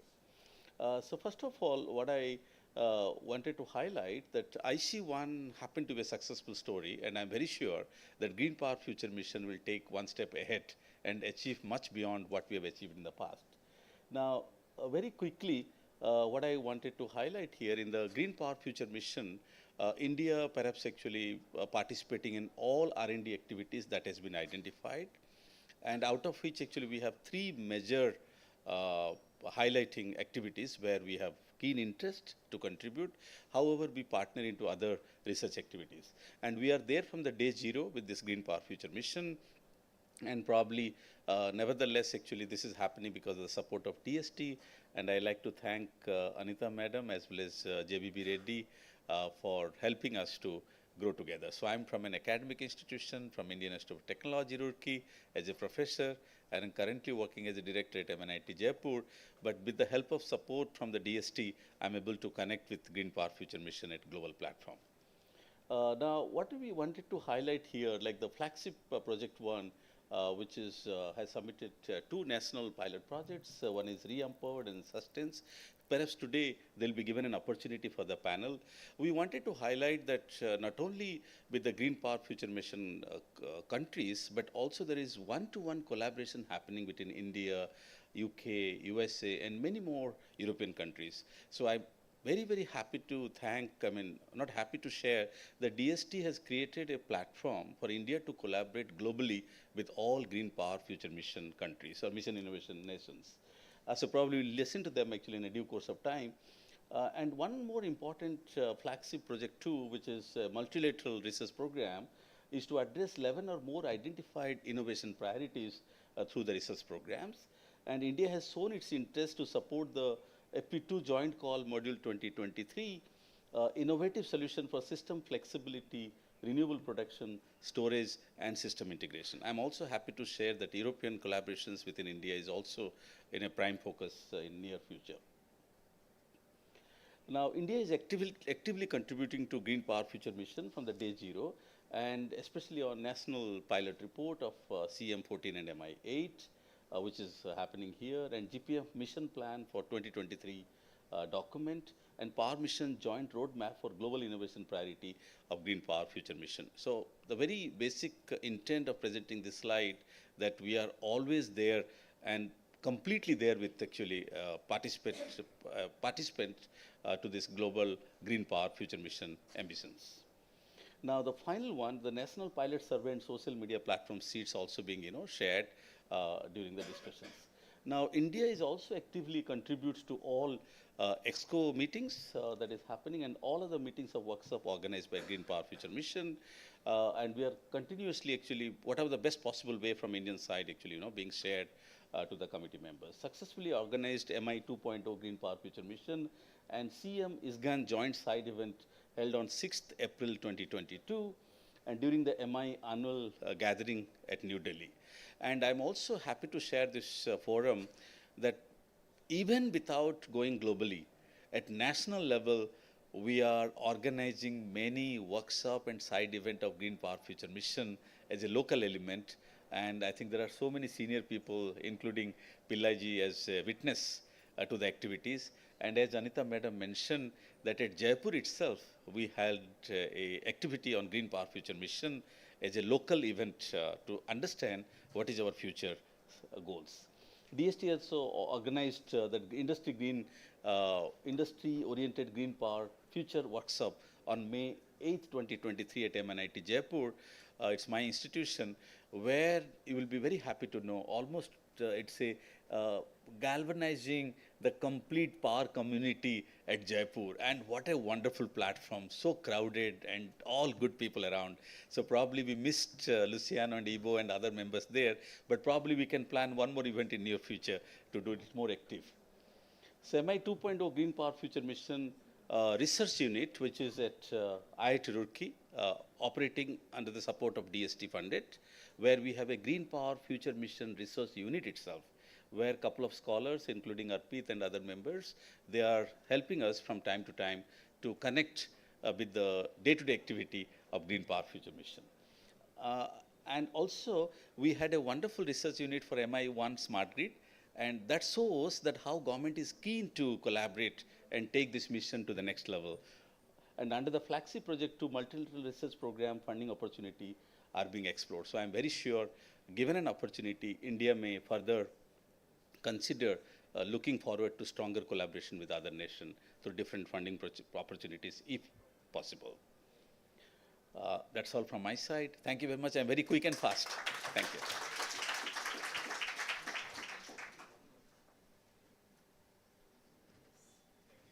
Thank you, Professor Paddy, for summarizing in a short time all the wealth of contribution provided by India.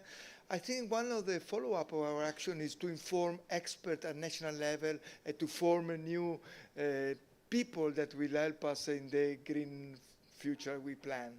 So thank you for that, and I think now you have to come on stage again because you are moderating a very nice panel and a discussion, and so we can invite, I think we are missing one chair, maybe we can get one more chair because you have several panelists, but I let you organize. 7, okay. We can put one more chair. I can stand actually. No, you can stand, but I think we can put one more. I can do it. Moderator, you have to sit. Yeah. I think, no, I will be comfortable by standing. So I think we need one more chair. So first of all, can we start inviting our guests to the dais? Okay, so I'll request Bijay Mohan Pillai, Dean and R&D and Chair of IJR Tirupati. Please come, sir. Take your seat. Jakir, Professor Jakir from IIT Bombay. Are you there? Yeah, Jakir, please come in. And then Professor Suman, IIT Kharagpur. Please come, please come. You come this side. Jakir, please come this side. We have to sit distributed. Then Suman, please sit next to Professor Pillai. Sorry. And then Abhishek Ranjan, Senior Vice President Strategy, Renew Power. Please come in. Then we have Pradeep Kumar Longe. Please come. We heard you in the morning and we'll continue listening again. Please come. Then Scott, where are you? Please come. Yeah. And Oscar, sorry, because we have to make a temporary arrangement. So please don't mind. Apology from my side. Yeah. Yeah. Please come. So wonderful. So first of all, this panel session is quite important. Some of my, what I've done actually before, I think a couple of weeks back, maybe we decided to go for this panel. And then I dropped an email to all the members to share a couple of slides if possible, because sometimes we are comfortable by sharing the slides.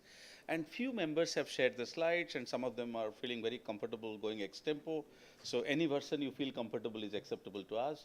So I am Professor N.P. Padhi, Director MI-8 Jaipur and Professor from IIT Roorkee. Probably next 38 minutes, okay, we'll get engaged. So my, wish is that for any panel, we must have at least 10 minutes time for conclusion and discussion section, okay? So my request to all the panel members to be very precise, brief, and make sure that you don't take any point of time more than 2.5 minutes, okay? So that we all can cover and then we can have a wonderful discussion. So first of all, I'll request Pillaiji, Bijay Mohan Pillai, and you can also use this. So you can see the screen and have your chair. Over to you, sir. Please go ahead. Thank you, Professor Padhi. It's a great privilege for me to be with this august audience. I'm again from an academia, but I have been associated very closely with Sorry to interrupt you, sir. Sorry to interrupt you. Yes. For the benefit of the members, we are now focusing on what kind of impact we are going to make and what kind of action India must take and perhaps some of the other country must take to achieve the real objective of Green Power Future Mission. So let us be focused to that direction. Thank you, sir. Over to you. Thank you. So I have been associated with some of these pilots, especially the pilot by Dr. Suman Maiti and Dr. Shakir. So we have learned a lot about these pilots. Of course, there are challenges, there are problems because sometimes from cyber security, physical security. So we had some of these pilots where there was no grid available. I'm sure they will explain more. Some cases there was a weak grid. So sustenance, revenue model, last two to 3 years, Department of Science and Technology has taken some visionary leads. One is provide a lot of support to these programs with multi-institutional. That means you have a pool of people and a basket of energy. You have biomass, then you have solar, you have battery storage. So our objective here is, if these test pilots are, some are in urban, some are in rural, some are semi-urban. So these pilots gives us some leads. I'm sure we learn a lot of lessons from them. It is not that as whatever we wanted will happen, but these challenges for the first time, a country like India with a basket of energy resources, if these are really successful, we'll be able to go to the future deployment in a larger level. That's why these programs are extremely important, and Department of Science and Technology, as Dr. Anita Gupta mentioned, provide a platform, funding, private public partnership, and also some revenue models. Because there are some problems like collecting biomass, putting them. I'm sure, and there is also a charging platform with electronic board. So you will see an integrated approach. Transportation is there, energy generation is there, energy storage is there, revenue model is there, involvement in local community is there, because some of them are illiterate. So I will not elaborate more because the people who are really the torch bearers are here. They will explain more, and towards the end, we will always have a discussion.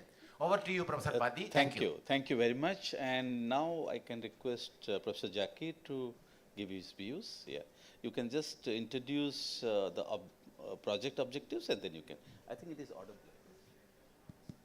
It is okay. Yeah. A very good morning to all the participants here. So I think there is a presentation as well. Oh, okay. So will I change for you? Yeah, I think that will be helpful because. Is it fine? No, this is probably Next. not the. Just a minute.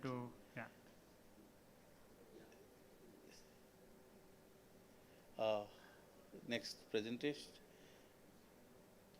While the presentation is being set up, I would like to brief about the project that I am, representing here is sustenance that was mentioned earlier. This project is an Indo-EU collaborative project with 6 demonstration activities planned in India and Europe. Including 3 field demonstrations in India, and you can go to the next slide, please, and 3 in Europe. So as you can see here, the main goal of this project is to achieve sustainable carbon neutral localized energy system. So the focus of this project is actually beyond the electricity energy vector. The idea is here to develop sustainable energy system, carbon neutral, but sourced from the renewables locally primarily, and then replicate such systems across different locations in the country and other countries outside.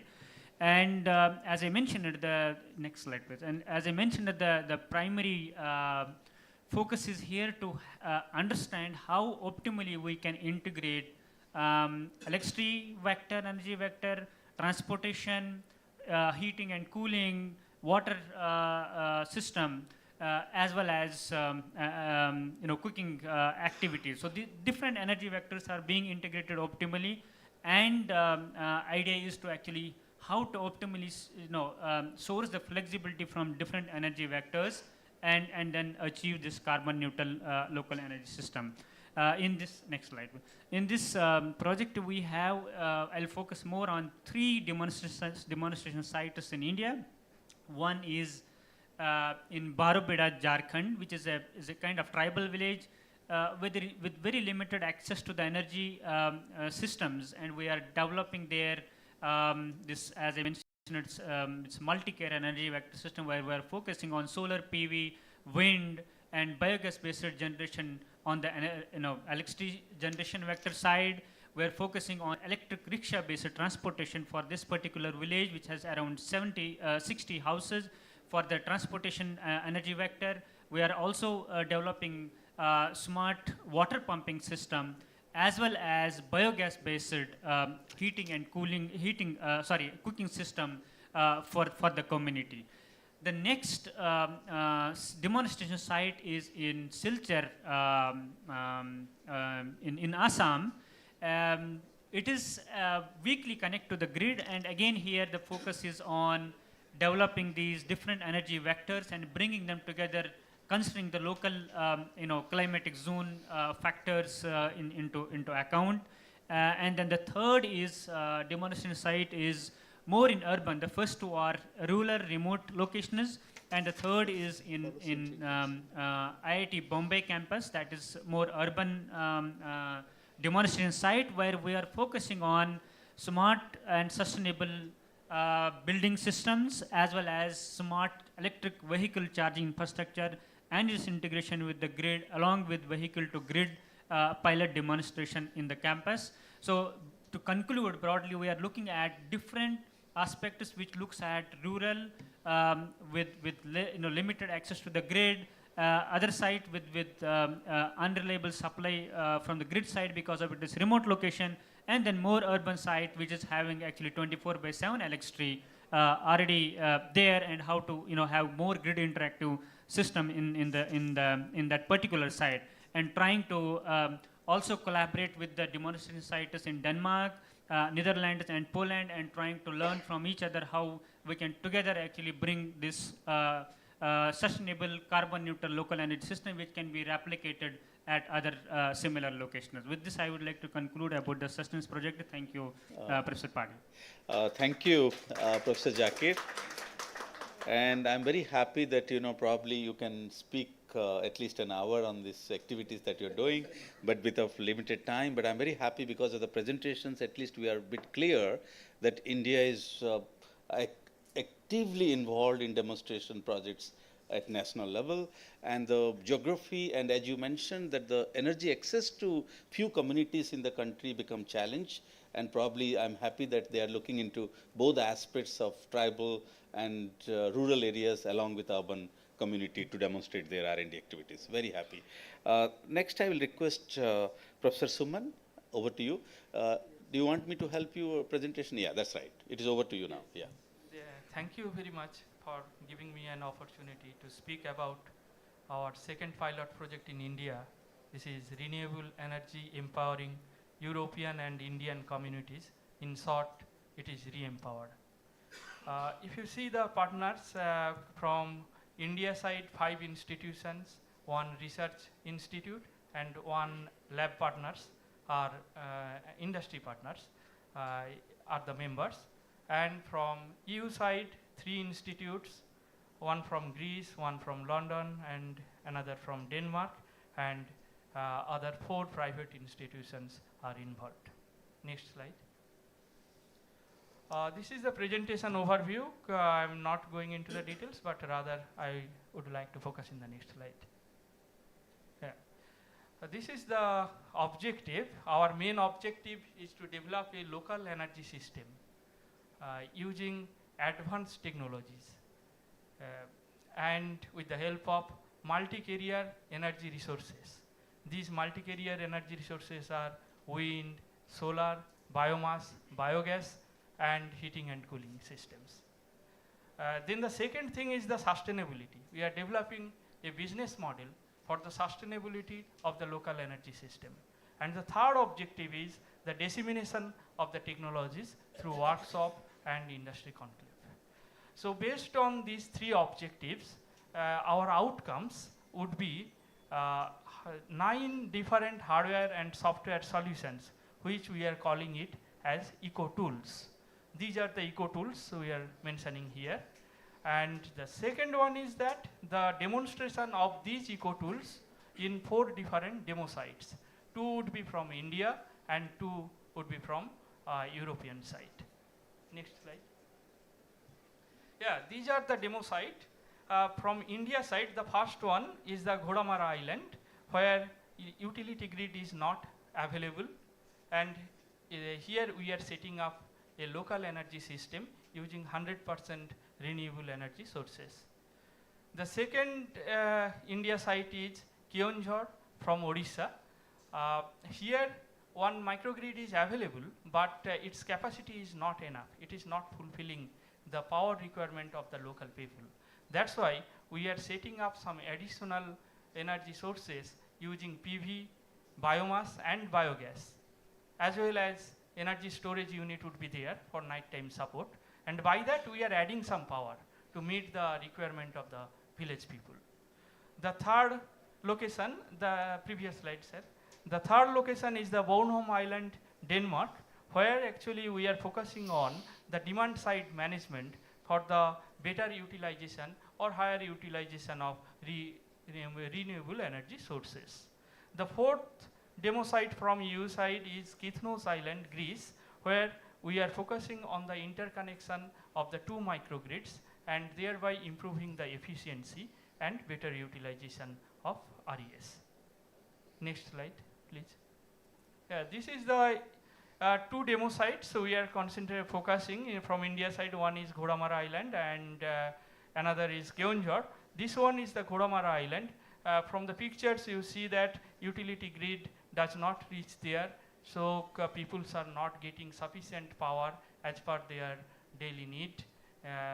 Here our main objective is to develop a local energy system to give power, and not only this, we will also deploy our technologies there. Whatever we are developing from the re-empowered project, those this is the re-empowered intervention.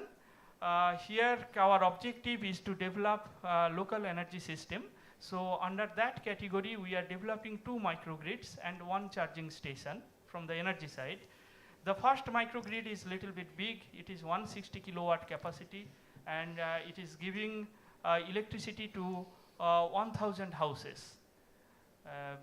This one, and another a small microgrid 10 kilowatt capacity we are also developing with re-empowered developed technology. The first microgrid would be done by our third party vendor, commercial vendor, but the 10 kilowatt microgrid we will be developing with our re-empowered developed technologies, where all the new inventions will be tested. A charging station using its own PV and energy storage system would be developed. It will give both AC as well as DC charging facility to 6 electric vehicles simultaneously. Other energy infrastructure that we are deploying there, that is the electric boat that can carry 15 passengers to the nearby islands, so that the communication would be improved. Thereafter, smart meters, advanced smart meter with energy limit, advanced dimmable street light, then load limiter, those things we are also deploying to the island. Next slide. This is the unique and novel solutions. The first one is that STATCOM, because it is a local energy system, various power quality issues will come into the picture. So we are developing a power conditioner which will be deployed there. And then load flow controller, there are 2 microgrids, so we are interconnecting them. Due to short of time. So these are the uniqueness, and we are also developing one 2.5 kilowatt locally make wind turbine with the help of our EU side partner NTUA Greece. Okay, thank you. I know it's a lot of things to share, but considering the time restrictions. Next slide please, one more slide. Yeah. I'll conclude, and these are the deployment status. Work is progressing in full fledged. So this is the deployment status. Next slide. No. Okay. Is that done? This last slide? Yes, this is the Keonjhar. This is our second demo site from India. It is in Odisha, Keonjhar. Here we are developing a 50 kilowatt microgrid system using 30 kilowatt PV, 10 kilowatt biomass and 10 kilowatt biogas. With the help of this, we are giving 75 household, 300 residents. And this is the thing. And the next slide, please. Next slide. Next slide. Sorry. This is the progress happening in the demo site, Keonjhar demo site. Then next slide. It is the last one. This is the last one. Oh, okay. Thank you very much. No, I appreciate. Sorry to interrupt you in between, but it's very exciting because you're working for a community at large beyond research.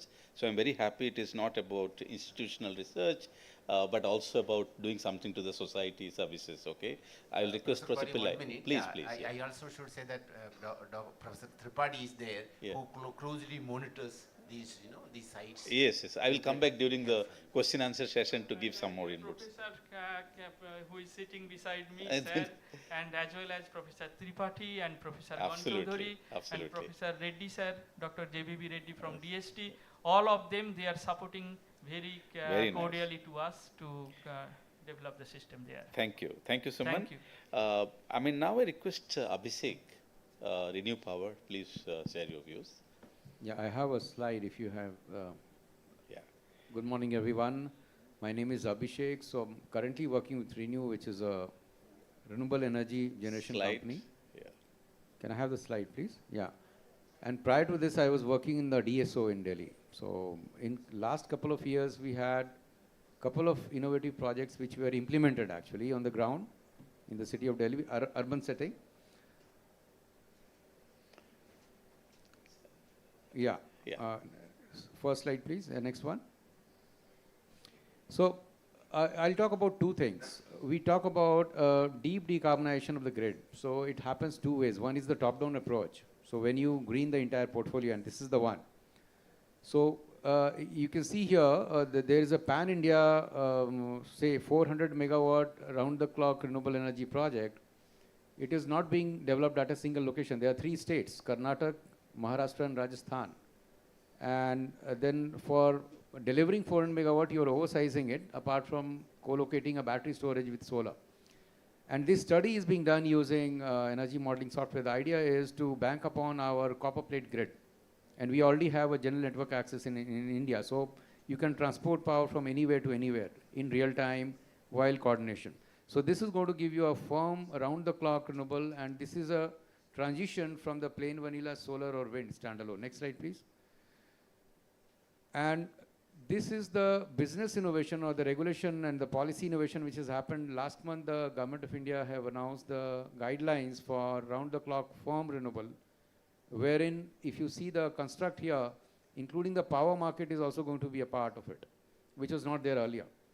And then, so the diversity in the profiles across the geographies and diversity in the demand profiles across the DSOs and the corporate customers, they are taken together, and that is solving the problem of intermittency. The objective is to solve the problem of intermittency and volatility of the renewable energy. This is the top-down approach.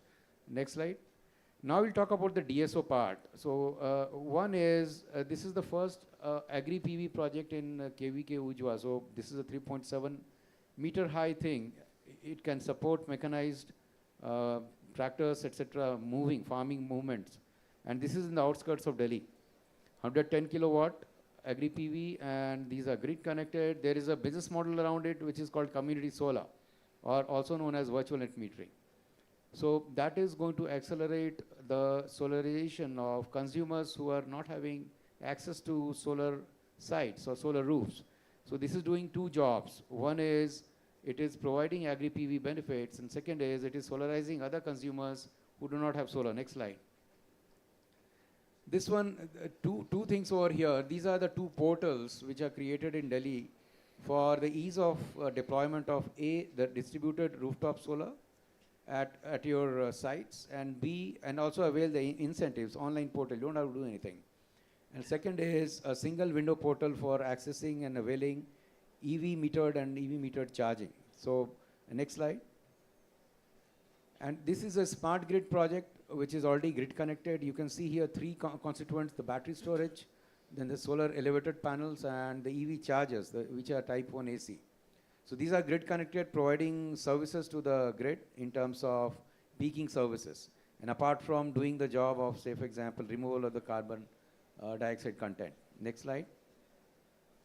And these are at 6 locations. This is about smart planning of the distribution infrastructure. So adding battery storage, which is very much customized as per the loading sites of each of the 6 distribution transformers. So this is a brief overview. I won't go into it, but this has been running successfully for the past 1.5 years now. And obviously it is helping in further dissemination. This is under the regulatory approval, by the way, under the CAPEX mode, first of the country, first in the kind of the country. Next slide, please. And this is on the behavioral side. We did it with the support of the USTDA grant and then home energy reports. There is a good potential here that was done on 200,000 customers then. And now this is before the commission to expand it to the entire consumer set, focused on residential consumers only. And you see there is a lot of savings. So they're saying, and we could achieve under 1% savings of the billed energy, but they are saying up to 2% is also possible. Next slide. Battery as a service, very important, V2G. So one of the constrained transformer where the, there is a congestion, the battery swappers are available, and these blue colors are the batteries swapper station. The upper one is controller. Now, these battery swappers are doing 2 jobs. One, they are charging the batteries to be used in the 2-wheeler and the 3-wheeler. They can use it. Second, they are also able to support the grid as and when the DSO requires, and then decongest the transformer. So this is already live since past 2 months, and the idea is to expand this as and when it is successful. A commercial settlement now being done through net metering mechanism, but going forward it will also be considered as a demand response under the resource adequacy guideline and, of the Government of India. Next slide, please. Automated demand response, again, important point is set point change through IR blaster. So you change the temperature setting of the ACs, do not switch them off. And that was what was done in this one, so that the customer is not inconvenienced. And the next slide. And solar mobile application, this is the last one. So the customers on their go, they are having the information, entire information about their solar consumption and their savings. I think that is the last one, and thanks a lot for your patient hearing. Yes, so thank you, Abhishek, because he's the person who understands both technology and business money, okay? So I think thank you, Abhishek, to be, but one thing you have highlighted, I have requested for 3 slides, you have gone beyond that. Thank you about it. Now, actually, without delay, we'll request Pradeep from actually Longi, please. So good afternoon, everyone. I am Pradeep. I represent Longi, who is a major PV manufacturer in China. So unlike project developers or anyone, we don't have specific projects which we've done here, but probably we can share best practices which has enabled us to keep up the pace on how the solar is growing right now. So we were in a megawatt area probably a decade back. Now we are in gigawatt areas, and very soon we will enter the terawatt area as well. That's right. So how are we keeping up with this kind of a pace? So very specifically, we have launched within ourselves something called as a photovoltaic brain. It's a project within Longi R&D, and it's a part of the Central Institute of PV Development as well. Now this has one of the most advanced cell research and development kind of a setup, and the ultimate result is we have already got around like 14 world records in terms of solar cells. The latest one is with perovskite cell, which will be the future probably. And we have touched around 31.8% of cell efficiency. It is the highest in the world. And we do have around 4,000 plus people in R&D itself, and there is a huge investment which happens every year. In fact, last year, if you ask, Longi's investment in terms of R&D was more than $1 billion. So there is a very clear focus on R&D, which is essential for coping up with the pace. I think each and everyone, every manufacturer or a project developer or anyone should implement or focus more on R&D, which will help us to get into the energy transition phase. Secondly, I think we were one of the initial enterprises in China to sign up with RE100, EP100 and EV100 all three initiatives at the same time. Now, we have very aggressive targets. Being a module manufacturer, it's a big thing for us. We are at almost like 47.18% of the utilization of power for all our manufacturing facilities through green power itself. And our target was to achieve more than 40%. So we have exceeded that. Secondly, when it comes to EV100, we have a target to set up the entire EV charging facilities across all the production units and even the operation sites by 2025. Thirdly, EP100, which is another initiative wherein we need to install the energy management system for all our factories. In fact, right now, if you ask me the current stage, we do have around 28 factories globally, and out of which more than 8 we have already installed and running successfully. Now, what is the result of this? Again, as compared to 2015, we were supposed to improve our energy efficiencies by 35%, but on actuals, by end of last year, we are already at 66.64% of improvement in terms of energy efficiencies. So, there is one more small initiative like LIGHT. We call it as Lead, Innovate, Green, Harmonious and Trustworthy. This is in line with our company development strategies and is also in line with the sustainable development goals. So we are trying to, like as being a manufacturer, we are trying to see how we can better in terms of improving ourselves. And of course, there are a lot of small projects which we have been doing when it comes to new technologies like BIPV, which is building integrated photovoltaics, and various projects. So we are also moving into green hydrogen projects. So that's how we are trying to implement and see how we can probably cope up with the speed which is excellent. Thank you. Thank you, Pradeep, and for your wonderful highlights. I'm very excited to hear, anyone is doing very well in green energy. Some of you feel motivated. Scott, probably I will not stop you in between. You can take enough time. You may think, oh, everything is over. He will push me out. No, take your time. Scott, over to you. Yeah. Thank you very much. Can everyone hear that? Yes. This is my slide, which I think might have got a bit of exposure earlier, but thank you very much. And to my other members of the panel, esteemed people, I'm very honoured to be here. I'd first of all like to say congratulations to Luciano and team on what is an excellent piece of work. And I'd also like to make the point of the importance and to acknowledge the governments of both my government as well as other governments in getting behind this project, and the institutions, of which I've rekindled some work from a few years ago, as well as the business. And a shout out to both Longi and Renew, who are very dear members and partners of the Smart Energy Council. And they are doing leadership work in this area, which is great. But it's not enough.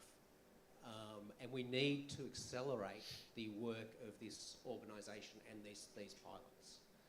We have 6 years and 2 days until the global carbon budget runs out to keep us at 1.5 degrees. 6 years and 2 days. We need to move much quicker, much bigger, much more effectively. But that's not with its own problems, which is the reason for my slide.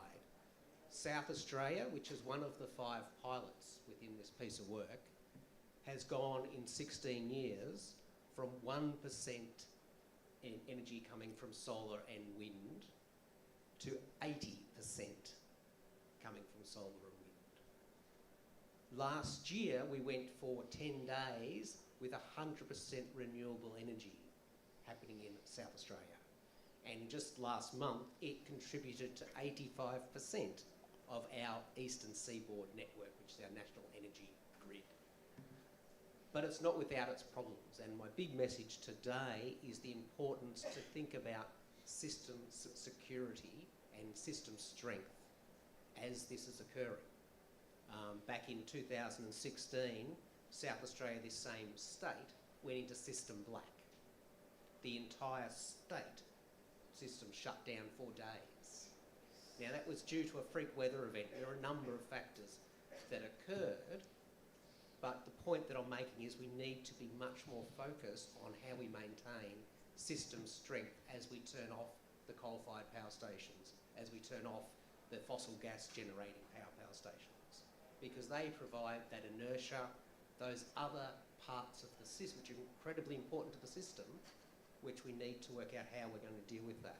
Now in South Australia again, some fantastic work with the batteries. You would have heard about the Elon Musk building a 100 megawatt battery in 100 days, which is a fantastic story. We now have over a dozen of those batteries being rolled out across the country. But we need to not just think about the storage aspects, but things like the inertia. We use synchronous condensers, which we've started to employ in that area, but that is not going to be enough in itself to keep us when we get to turning off the last couple of coal-fired power stations in our country. That's good. So we need to think about grid-forming inverters and the power electronics and the work that goes around that. Having the engineers, the scientists, the PhD students, the IT people being able to think about how this is going to be managed, because it's incredibly important, and I will guarantee you it is incredibly difficult. The other area which I just want to talk about, South Australia, and why Australia is this living lab, as we call it, because of a massive penetration of solar panels and solar across our system. And there's a beautiful synergy with India, which is why I spend so much time here, because India's got this massive surge both in terms of solar, particularly in some states such as Gujarat. Yeah. It's coming up to similar levels as ours, but also with EVs, electric vehicles, coming into the system, and how you manage that. South Australia, one of their ways of dealing with that has been, we used to basically put a cap on your home solar panels in terms of how much they could export into the grid at 5 kilowatts. Now the problem was that for 98% of the time, it didn't really matter if they exported more than 5 kilowatts. So now what we're doing in South Australia is putting two-way inverters, and the government, the distribution networks, the businesses are working together so we can much better manage the bringing on and managing of that system, balancing the system. And so now, provided a household or a business has a two-way inverter and has agreed to allow control to the operator for part of that time, they can export up to 10 kilowatts. So it's a win-win for everybody involved. And it's a terrific example of how we can use South Australia and the national energy market in Australia across the board, which is going to 82% for renewables by 2030, as a laboratory to try out these technologies, to build the systems that we can roll out across this continent as well as the world. And so really that's what I want to focus on. Oh, thank you very much. We're really excited to know. It's a live grid. Probably the demonstration site is already there in Australia, am I right? Exactly. Very good. Okay. So very quickly. Okay. So the last one, but not the least, apology once again. I mean, we'll move to Ministry of Science and Innovation, Spain part. Please go ahead. Yeah. Thank you, Mr. Paddy, for your introduction, and Luciano for your invitation to be here today. It's a really pleasure to share this time with all of you, especially because I'm the Spanish delegate at GPFM, and I've been working together with colleagues from Italy, Matteo, Luciano, in the elaboration of this document presented this morning. So I'm really happy to be here. Thank you. I think we are out of time, so I'll try to be brief. Yeah, no, take Just your time. Take your time. Okay, Yeah, thank please. you. Just a few words about the most important initiative, most important innovation initiative and program in Spain. I would like to highlight 3 different programs. First of all, the long-term strategy 2050, which fixed the global objectives of decarbonization in Spain. This objective is to achieve carbon neutrality before year 2050. The second program is the National Energy and Climate Plan. This plan has 2 main objectives by the year 2030. The first one is to achieve a 32% of reduction in greenhouse gas emissions compared to the year 1990. So it's an ambitious objective because it means mitigate 1 or 3 tons of green emissions gas at the moment. And the second objective is to achieve 81% of renewable energy in electricity generation, which is quite well aligned with flagship project 1 presented today. To achieve this objective, we have to increase all the renewable energy production. And we have a lot of wind energy, but we have to increase from 40 gigawatts to more than 62 gigawatts. Photovoltaic energy currently is less than 20 gigawatts, and we want to increase until 76 gigawatts. Also, solar thermal, we want to increase till 4.85 gigawatts, and also biogas. Now the level is quite low, and we want to increase it until 1.5 gigawatts. Obviously, to achieve this objective, it's very important also to increase our storage capacity. The plan is to get close to 22 gigawatts by the year 2030. Other important objectives of this plan are to increase the fleet of electric vehicles from the current one. Currently, I think there are almost 1 million of vehicles, and we want to increase in next years to 5.5 million. Mm-hmm. Also, we are going to promote renewable gases, hydrogen and biogas. And we are also working to get an important growth of the cell consumption. Now the level is quite low, and we want to achieve 20 gigawatts. It means we have to do a lot of investment. This plan estimates a mobilization of investment close to 300,000 million euros. 85% is private investment, and the rest is public investment, including the 11% of European funds. And the last program I want to talk about is the strategic project for the recovery, transformation of the economy. They are focused on renewable energies, renewable hydrogen and storage. And it means a total investment of 16,000 million euros to build an energy transition designed and made in Spain.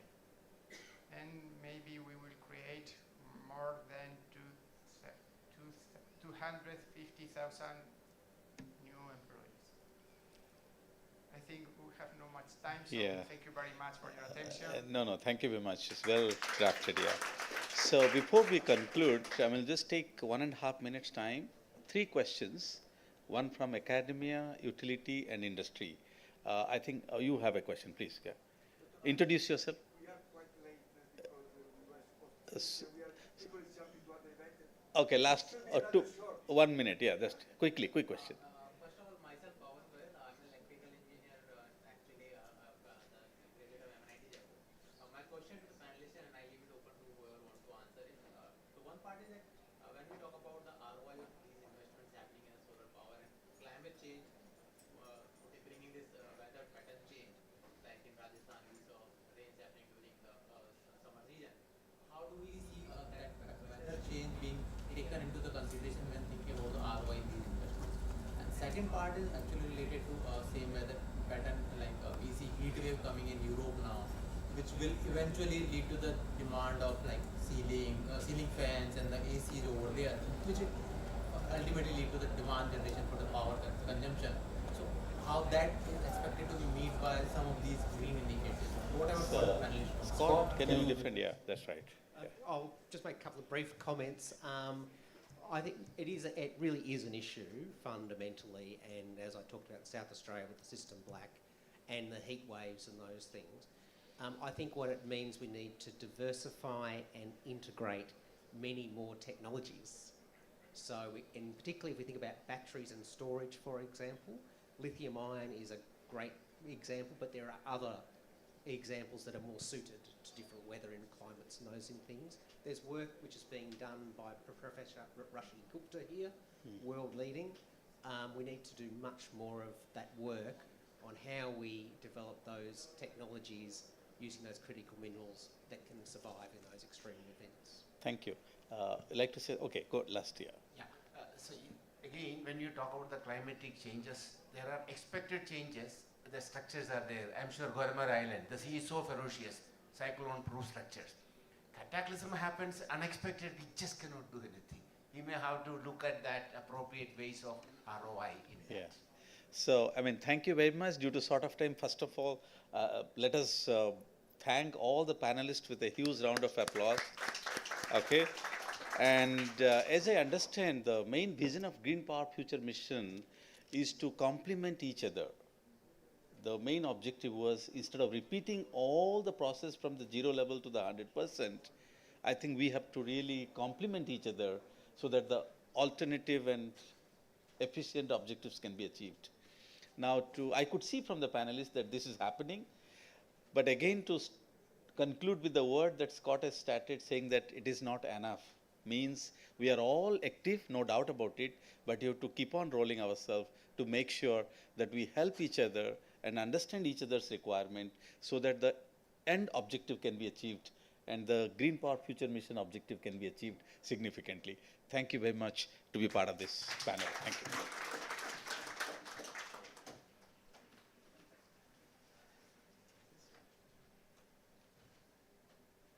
Thank you, Dr. Paddy. Such an interesting panel.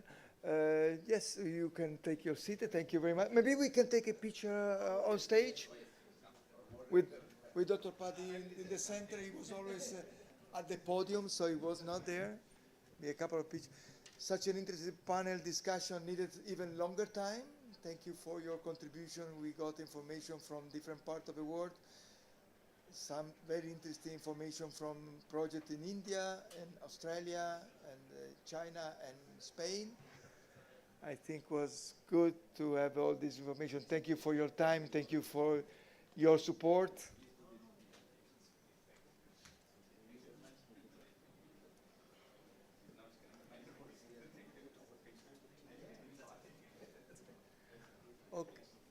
Okay, we are almost coming to the end of this event, so I will be rather quick. Just one word to say that this event is focused on the first flagship project 1, launching 5 demos in 5 continents. Nevertheless, we have a second flagship project that is also advancing. Just a few words by saying that today, at the same time, there is an event organized by the CETP, the Clean Energy Transition Partnership, announcing that there is a new call coming, supporting new projects and new activities. We are part of this program because we organize a joint call module dedicated to the mission that will also cover a number of priorities, as you probably said, 11 priorities that we identify. So this is the title of the call. Will be open in September. We really ask all our colleagues in India and other parts of the world to apply because we need project to be high-quality project to be selected and then granted through this important mechanism that will allow for new project and new activity for innovation be pursued. So thank you very much. I will be rather quick because now we are coming to the end of this event, and it will be my pleasure to invite our colleague from the Chinese embassy in India, Yong Salao, to come here and address a few words to all the participants. Thank you very much. Okay. Thank you. Okay.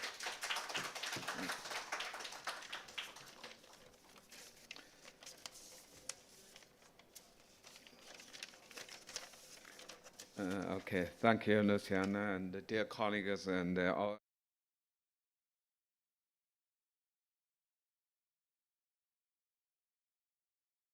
Sincere gratitude to every attendees. And I would also like to extend heartfelt thanks to the Indian hosts for providing us with this invaluable opportunity for exchange. As we reach the culmination of this conference, I would like to reiterate the exceptional collaboration and the remarkable achievements that Italy, UK, and China joint have accomplished through our joint leadership in the green power for the future mission, particularly in driving decarbonization of the power systems. During the meeting, we delved into the importance of the power system, the decarbonization, and embraced the prospects for global cooperation. As part of the GPFM innovation strategy and FP1, our leading countries, together with the 29 coalitions of the GPFM, have joined forces and collaborated in the pursuit for the impressive progress through innovative technologies and cooperative researches. Our collective efforts have propelled the development of innovative solutions for power system decarbonizations. Furthermore, during the initial phase of the Asia demonstration projects, all of us actively engaged and showcased our strong collaborations through the sharing of the best practice experiences and innovative solutions. We have fostered the advancement of clean energy technologies. These efforts have laid a solid foundation towards accomplish the objective of global green, low carbon, and sustainable development. Now, just now they have the coach, the core it was launched, and we hope together we will forge new pathways towards a cleaner and more sustainable energy transition. I would like to underscore the paramount importance of innovation in clean energy technology and our collective responsibilities to drive global sustainable development forward. By fostering enhanced international cooperation, we can accelerate the development and widespread adoption of clean energy technologies, making sustainable contribution to global green, low carbon, and sustainable development. Together, let us forge ahead on this transformative path and create a bright, more sustainable future for us. Thank you for your attending.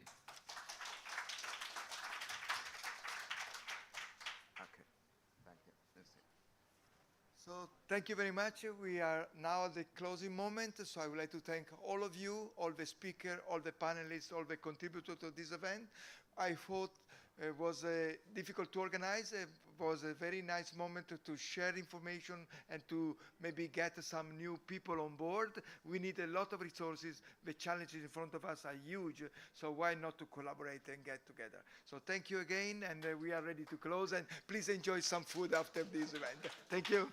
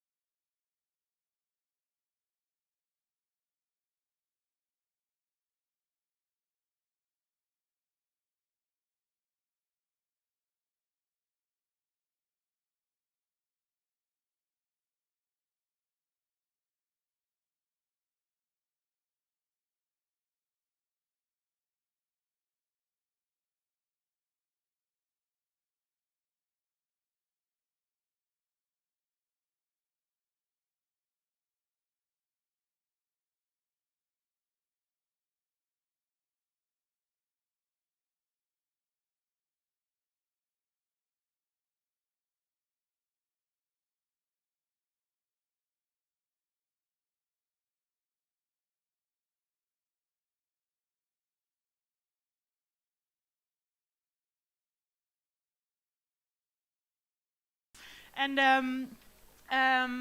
I would like to welcome you all. I'm happy that you're here. Today we have a ZEF-WISE session. It's not the first ZEF-WISE session at CEM.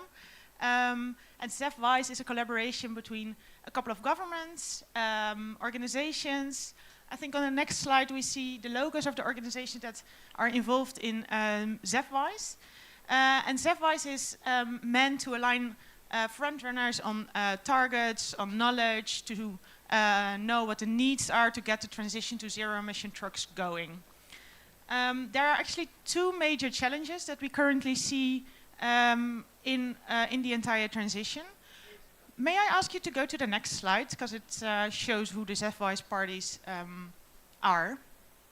And there are two challenges. So the first challenge is on the energy infrastructure, because we need energy infrastructure, and that is probably something that is no news to you, but that is of course a very, very big challenge. The second one is financing. We are currently in the phase of the transition that we are scaling up the number of zero-emission trucks, but that costs a lot of money. All the charging infrastructure and energy infrastructure that needs to be available for that costs a lot of money. So how to finance that?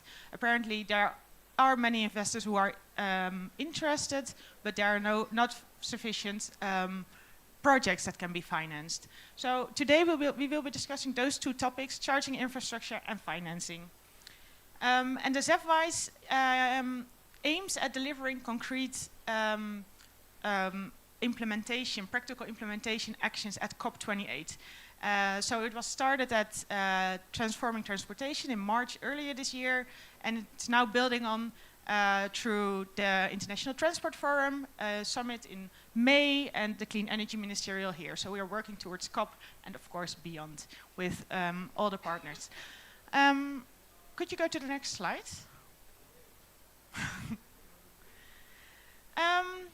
So for today we have a keynote speaker who I will be introducing in a minute. Then we have a very insightful presentation from Sophie Punte. She will set the scene on what's going on on charging infrastructure, what is needed to implement that, and then we will be having two panels. The first one focusing on charging infrastructure and the second one on financing.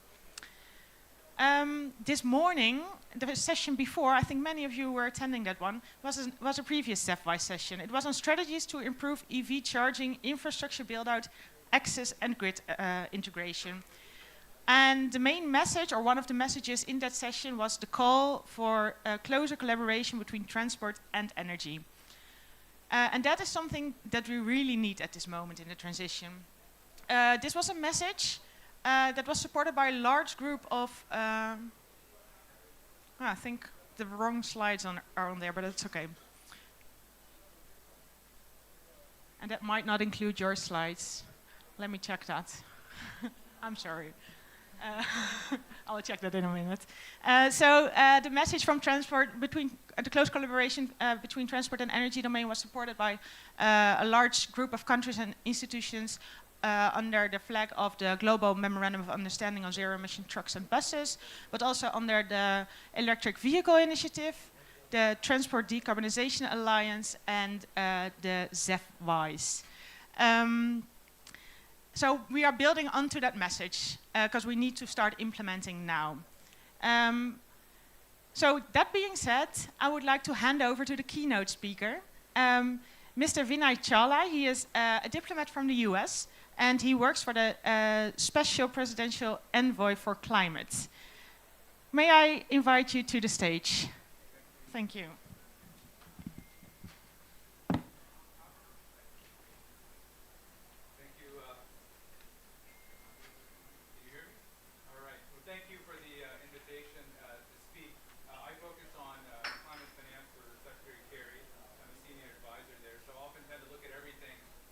Finance answer and solution, and sometimes it isn't. You could be having a problem at home and you think financing will fix it, but it won't. It takes emotional and EQ. But in this scenario, I'm glad to be invited and know that finance is the answer that we're looking for, especially around infrastructure. Our own relationship with India in the climate finance space is increasingly starting to focus on deploying large amounts of debt capital, and how do we make that happen in the renewable space. We're looking at the e-bus space. and then also cooling. And I think charging represents for us possibly the next frontier in many ways.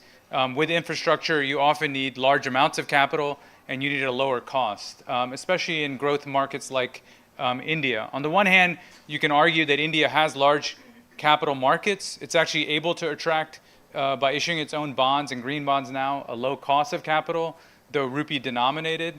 So do we really need more money?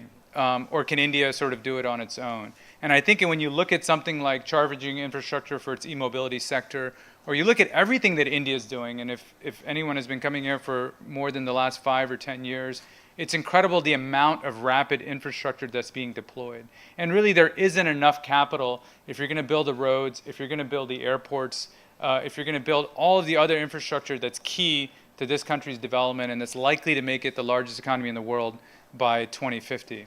So then you think about e-mobility, and our own experience is India is setting some very aggressive goals on e-mobility. We, of course, like ourselves, you have to make a very important political commitment. Our president's done that around e-mobility.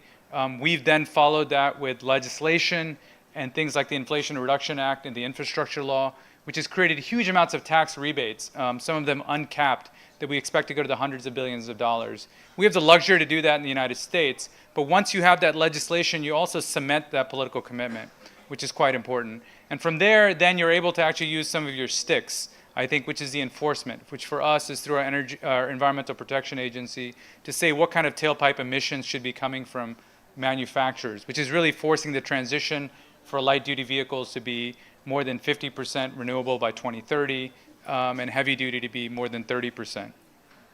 So in the case of India, I think some of those luxuries aren't available. You can't do large amounts of capital expenditures from your fiscal budget. But international partners can help.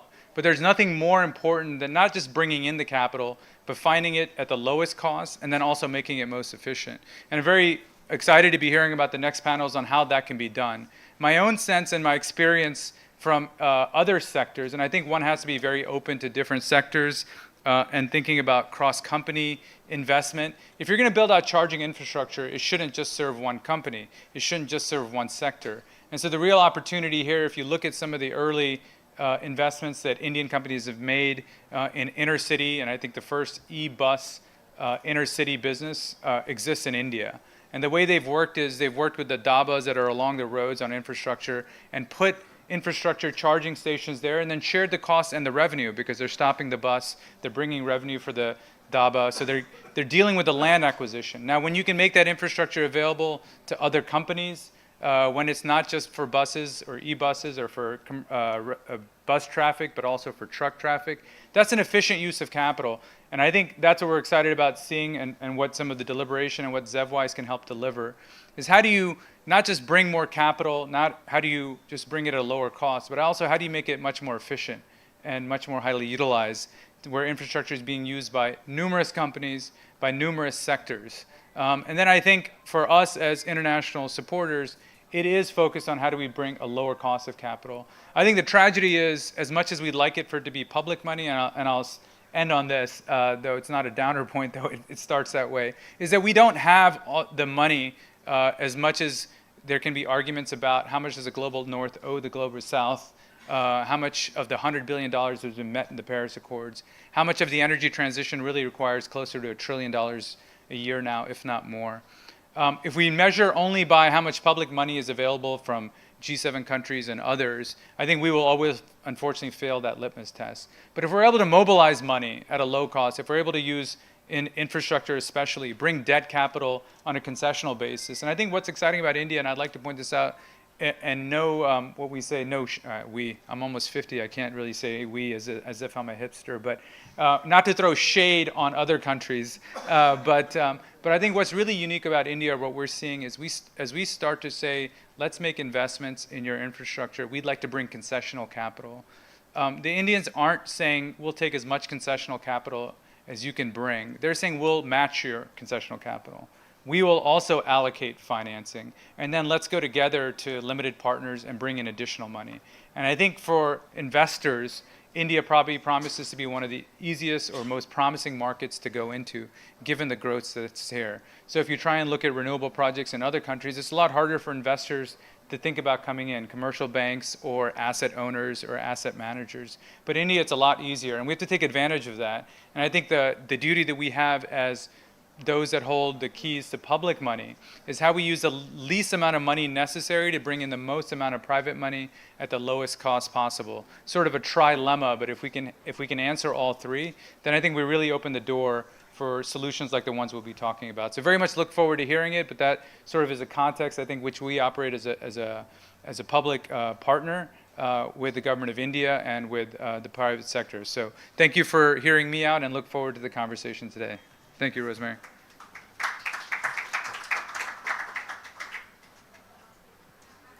Well, thank you so much, and it's really valuable to have the US here. I think it's one of the leaders in the field of decarbonizing towards zero-emission trucking, and I really appreciate you mentioning how the role of India here and how India is really, well, becoming a leader as well and has so many opportunities. So thank you so much. I would now like to give the floor to Sophie Punte. Sophie Punte is a founder and board member of Smart Trade Center, but she's also part of the supervisory board of Mylance, a charging infrastructure company. So she has a lot of knowledge, and she has done a research on an actionable framework with particular focus on charging infrastructure, both depot charging and public charging. Her focus of the research is mainly on Europe, so on the EU and the UK. And I'm very much looking forward to what she has found. And afterwards in the panel, we will discuss how that's also applicable to other regions in the world. Sophie.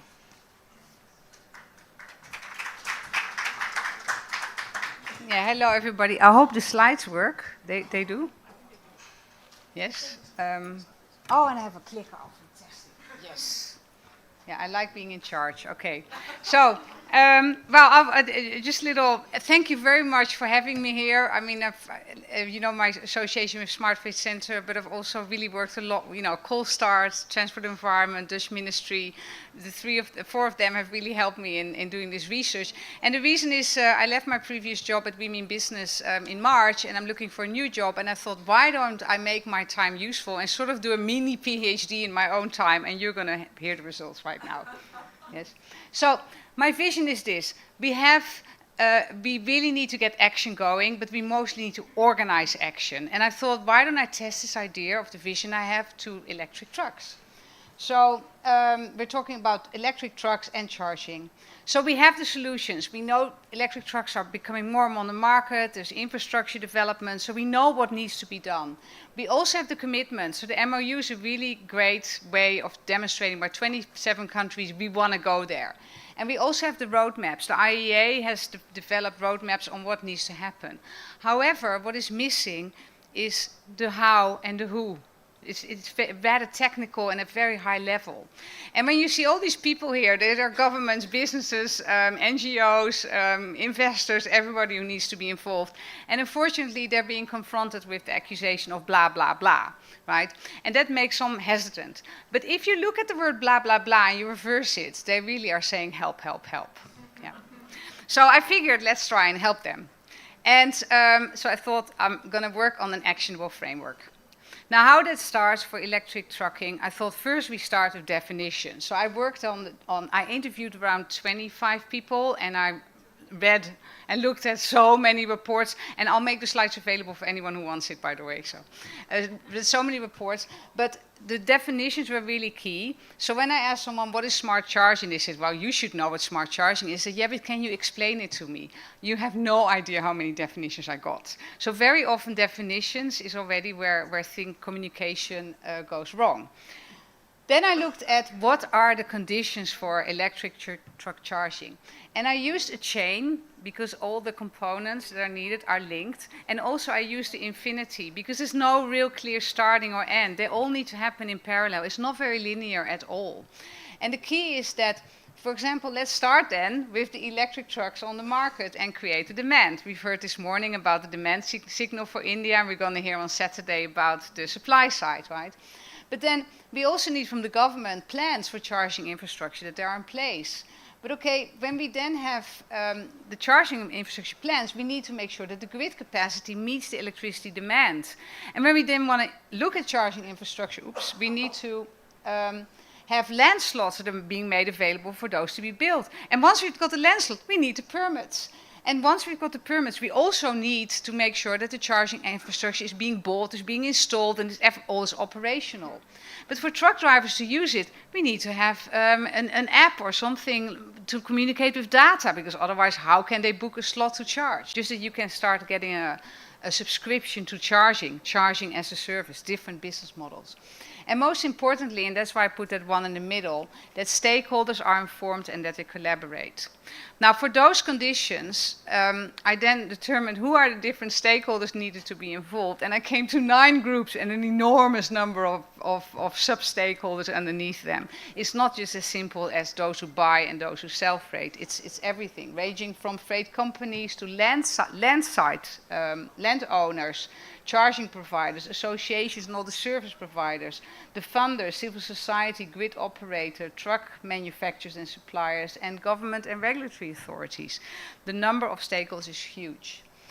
So what I then also looked at is what is the policy and regulatory framework, because once you understand that, you actually can know, okay, which levers can I pull or push to make sure that this starts going. And in Europe, I've actually concluded we've got a very supportive policy framework, but it's a little bit messy. Yeah, so it's not always clear to the transport guys what's happening on energy, and the energy people don't always know it's on transport. And by the way, the whole issue of land is nobody knows what's happening there.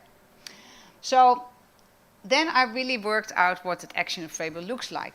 So we've got those 9 conditions, as I mentioned, and for each of them, based on the interviews I held and the literature I reviewed, I determined 3 steps or needs. And then for each of them, who leads and who's involved.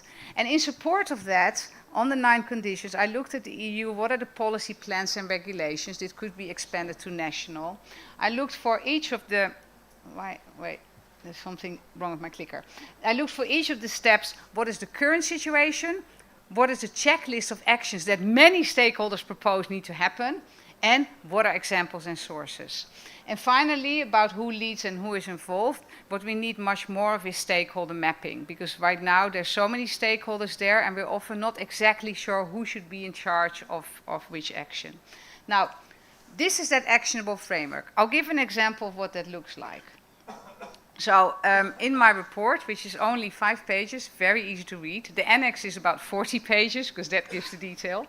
I've worked out for each of those conditions, what are the 3 steps? So for electric trucks that's on the market, it's about supply, it's about educating companies on it to make sure we get the demand and investment, and it's about government policies.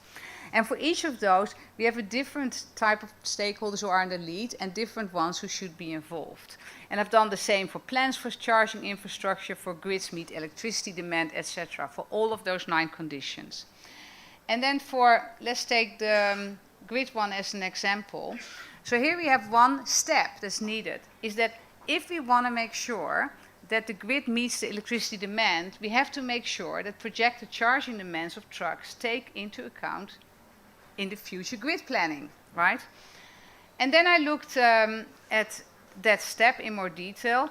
Now, one example of the current situation, because I got a list of about 10 things that are happening under the current situation, is that the grid expansion is behind because the DSOs, or the grid operators, the starting point is a customer request. So they wait for someone to say, I need a connection, and then they start upgrading the grids, right?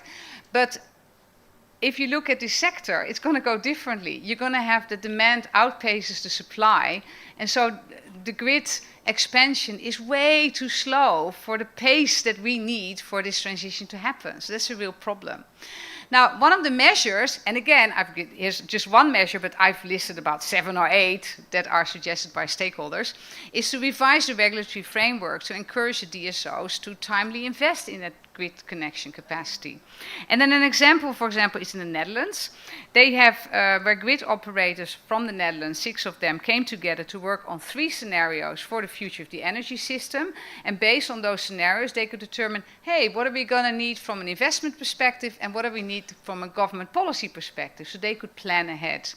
And secondly, the government in the Netherlands now allows the DSOs to prioritize projects. So they might, for example, say, you know what, we're going to give a connection to charging infrastructure priority over houses, for example, because trucks might also be using the batteries to stabilize the grid, and because of that they might be more important. Or because if we have charging of trucks, we might save more CO2 than if we get someone else connected to the grid. So those are and that's now legally allowed. In New York, New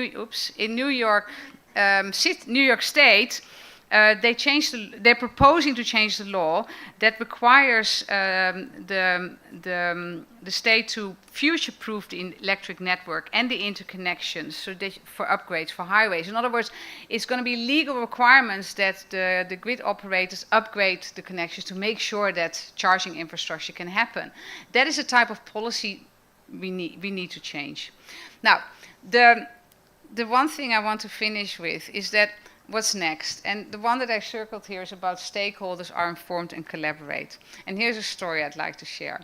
So when I started interviewing people, I was actually quite nervous because I thought, yeah, I've been heading Smart Space Center for 8 years and I know all this truck stuff, but I felt really out of depth, right? So I called one and I was, asking, so what's happening? So I started with Germany, very nice guy, and he explained to me the master plan. So I really studied the master plan. It was super sophisticated, really lots of actions in there.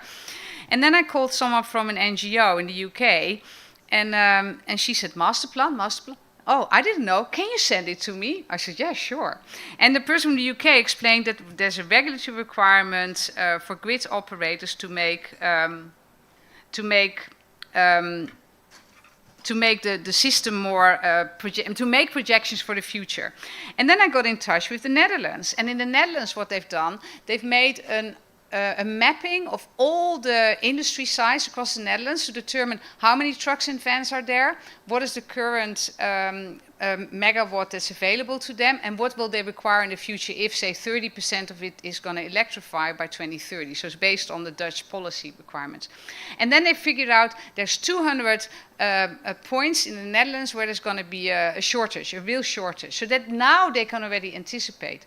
And I asked him, but why are you doing this only for the Netherlands? Why are you not doing this for the rest of Europe? He says, yeah, my role is only in the Netherlands. I said, okay, but would you like it to be Europe? Yeah, absolutely. If you need my help, you know me now, right?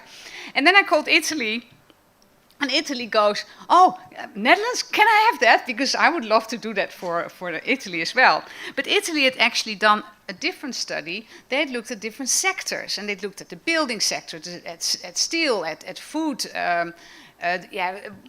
different sectors in society. What are the requirements going to be for trucks and vans in the future, which are likely going to be charged first? Now, that study is available, but again, other countries didn't know about it. Then I spoke to Poland, and Poland says, oh, can I have that master plan and the one of the Netherlands and the one of Italy, please? And what have you got to offer then? He said, well, we are the first country in Europe to have worked out the new requirements under the alternative fuel infrastructure regulation of the EU, where and what size the different charging infrastructure will need to be in the future for trucking in Poland. And I said, wow, you're quick. He says, yes, because IKEA, H&M, Amazon, those are companies who are all operating in Poland, and they have made this commitment about going net zero by 2040 under the climate pledge, and because of that they want to start investing in zero emissions trucks, so they need policy to be with them. And then I've called Sweden, and they wanted everything above, right? But they had done a pilot with a number of companies on how to apply electric trucking and what it would mean for the practical requirements for charging. Anyway, I can go on and on. I've got France, I see, yeah, I'll stop here. My point being is that everything has been tried and tested. It's all out there. The solutions are staring us in the eye. It just needs organizing. And I hope that by having an actionable framework that says, okay, these are the 9 conditions. You may apply it in the Netherlands or in the UK because every country is different. India will be different again. But the moment you then start talking to each other, you at least have a common framework to communicate through. And secondly, to make sure that as we start working on this, if someone starts working on the grid, they understand the implications of grid connections with the distance to highways, right? Where is the grid located? How far is it from highways? What does it mean for land slots available? So that as you work perhaps on a specific step in this whole big loop that I explained, that you understand how am I influencing someone else and what do I need from perhaps another area. And for this, I'm hoping that we can start working with the NGOs, Smart Grid Center, Colstar, Transport Environment, the Dutch government, but hopefully the whole ZEF-wise partners to make this happen. And of course, my personal dream is to link this to the breakthrough agenda in the future, because I honestly think if we were to have an actionable framework for steel, for cement, for agriculture, for everything else that needs to happen, I think we can get a lot faster in getting the stakeholders organized in what we all have as a common goal, namely zero emissions. Thank you for listening.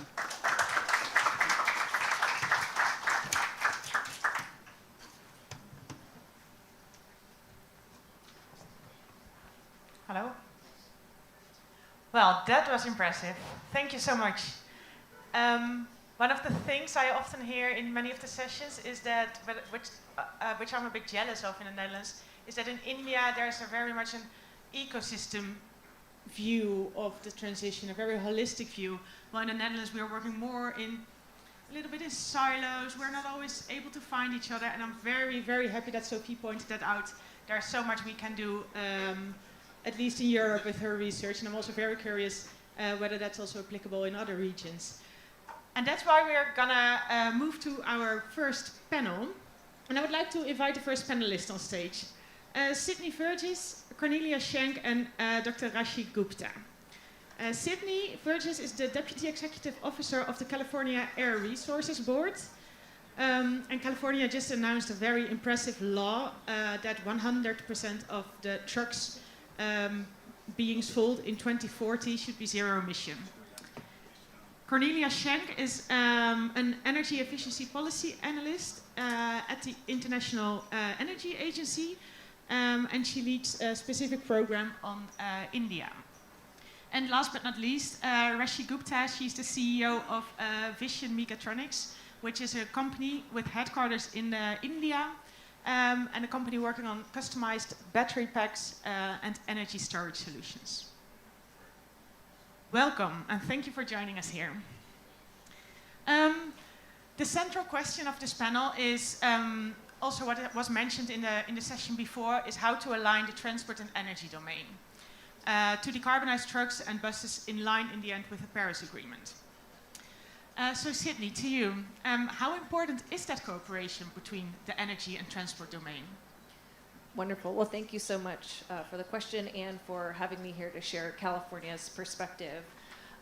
Dr. Sophie, very much appreciated your PhD dissertation earlier, and I really liked what you said about organizing action. There's so many things we need to do to get to zero emission trucks in this space that really resonated with me, and I think goes to your question. So for California, you know, one of the things that we started doing when we looked at this question of how do you accelerate the zero emission truck market, we started talking to fleets. And what we found was that over 500 makes and models of zero emission trucks were available internationally. Very few of them were available for sale in California. And so those fleets that wanted to go faster and really take advantage of the economic benefits that were coming from so many of those zero emission trucks, they simply weren't available for purchase in California. At the same time, we heard from private infrastructure providers that they wanted to invest in California, but they needed some guarantee that a market would be there waiting for them if they chose to invest in California. So for us, the answer really became, well, the framework for organizing action became a supply side mandate, which you referenced in your opening remarks. This is the Advanced Clean Trucks regulation, and it requires truck manufacturers to sell increasing numbers of zero emission trucks into California. Recently, we also announced an end date to combustion sales, so starting in 2036, no combustion trucks can be sold in the state. One of the really exciting things for us is that other US states have also adopted this regulation, this policy framework. So 8 other states have adopted the Advanced Clean Truck Regulation and said, yes, we are also going zero. So that's 25% of the US market. So we're very proud of those partnerships and collaborations. And since then, what we've found is that the private sector has in fact been stepping up. We have heard from infrastructure providers that they are starting to invest in California and have said that they're only investing in California and those states that have adopted the Advanced Clean Truck Regulation. So that coordination and collaboration that you mentioned in your question is really coming about, but the forcing function or the organizing tool has really been the supply side mandate. If you would like to respond on that? Okay. No, Nothing on the California perspective. Absolutely. Well, I do have a question to you because you are working on both actually the energy side and the transport side. You're really on that crossroad, working on battery storage systems and customized battery packs. So, what do you think is what opportunities do you see for closer collaboration between the two domains as you are working on that crossroad? Lots of opportunities. That's a clear answer. For anyone who wants to be into this segment, there is tons of opportunities. And there is a long way ahead to actually achieve zero emission, or rather decarbonization of the transport sector.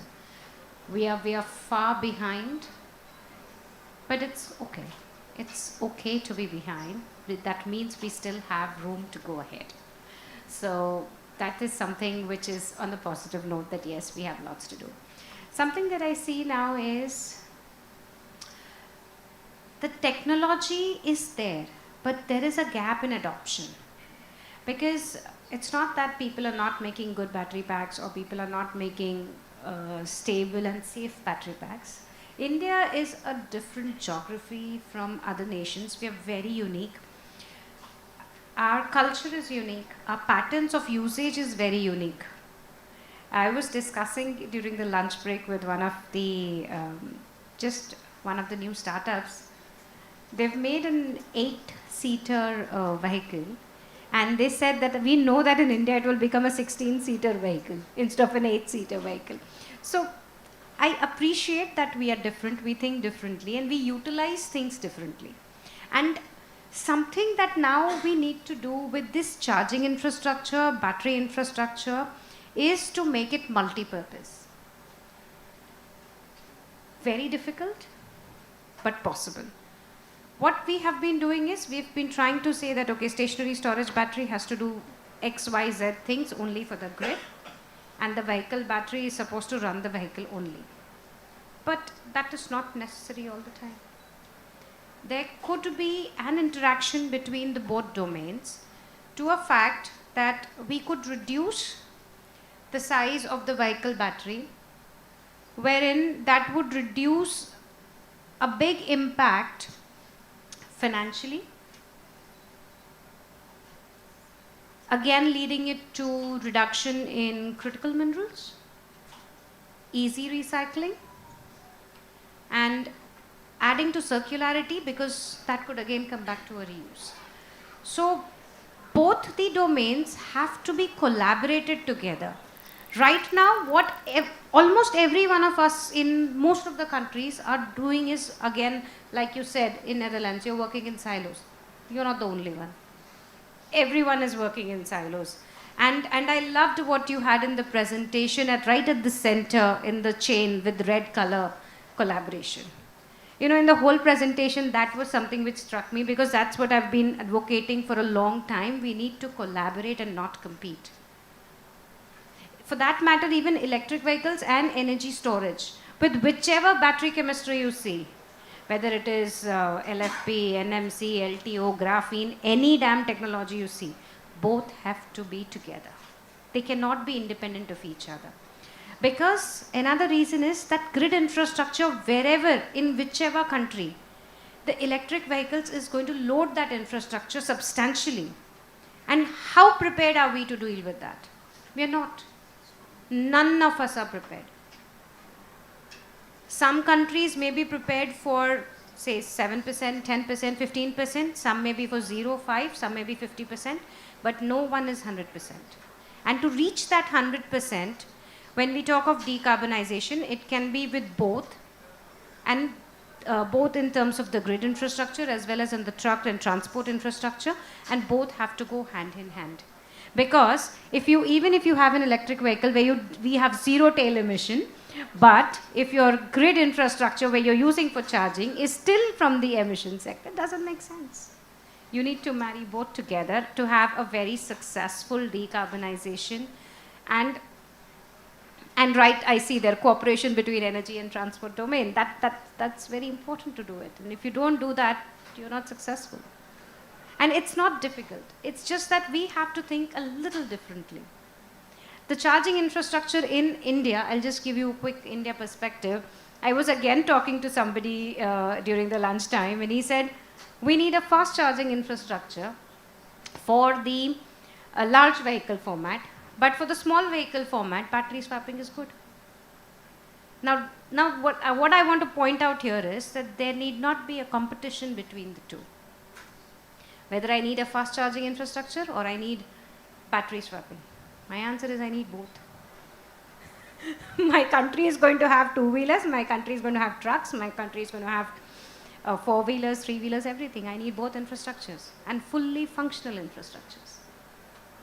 Today, we are putting infrastructures, but are they fully functional is the question. Are they being utilized correctly? So not just zero tail emissions. We also have to focus on what is the utilization. Thank you so much. And that really makes me think we should not compete, we should collaborate, but we should probably also collaborate across sectors. And Cornelia, you are working at the International Energy Agency, and not only the transport sector needs to decarbonize. I mean, here at CEM we see so many different sessions on all different sectors. In the near future, there's a huge amount of clean energy needed. How can we, as different sectors, collaborate, and how can we make sure that the clean energy that will be available will be distributed fairly among the different sectors? Thank you very much. You raised very, very important points. I wanted to mention the immense uptake of electric vehicles, and especially also electric buses and medium and heavy duty trucks. So last year we saw sales of 66,000 electric buses and around 60,000 medium and heavy duty trucks worldwide sold. And in our net zero emission scenario, which was presented before as one of the roadmaps, electric truck sales would have to reach a share of 30% in new sales and electric buses of 60% in new sales by 2030.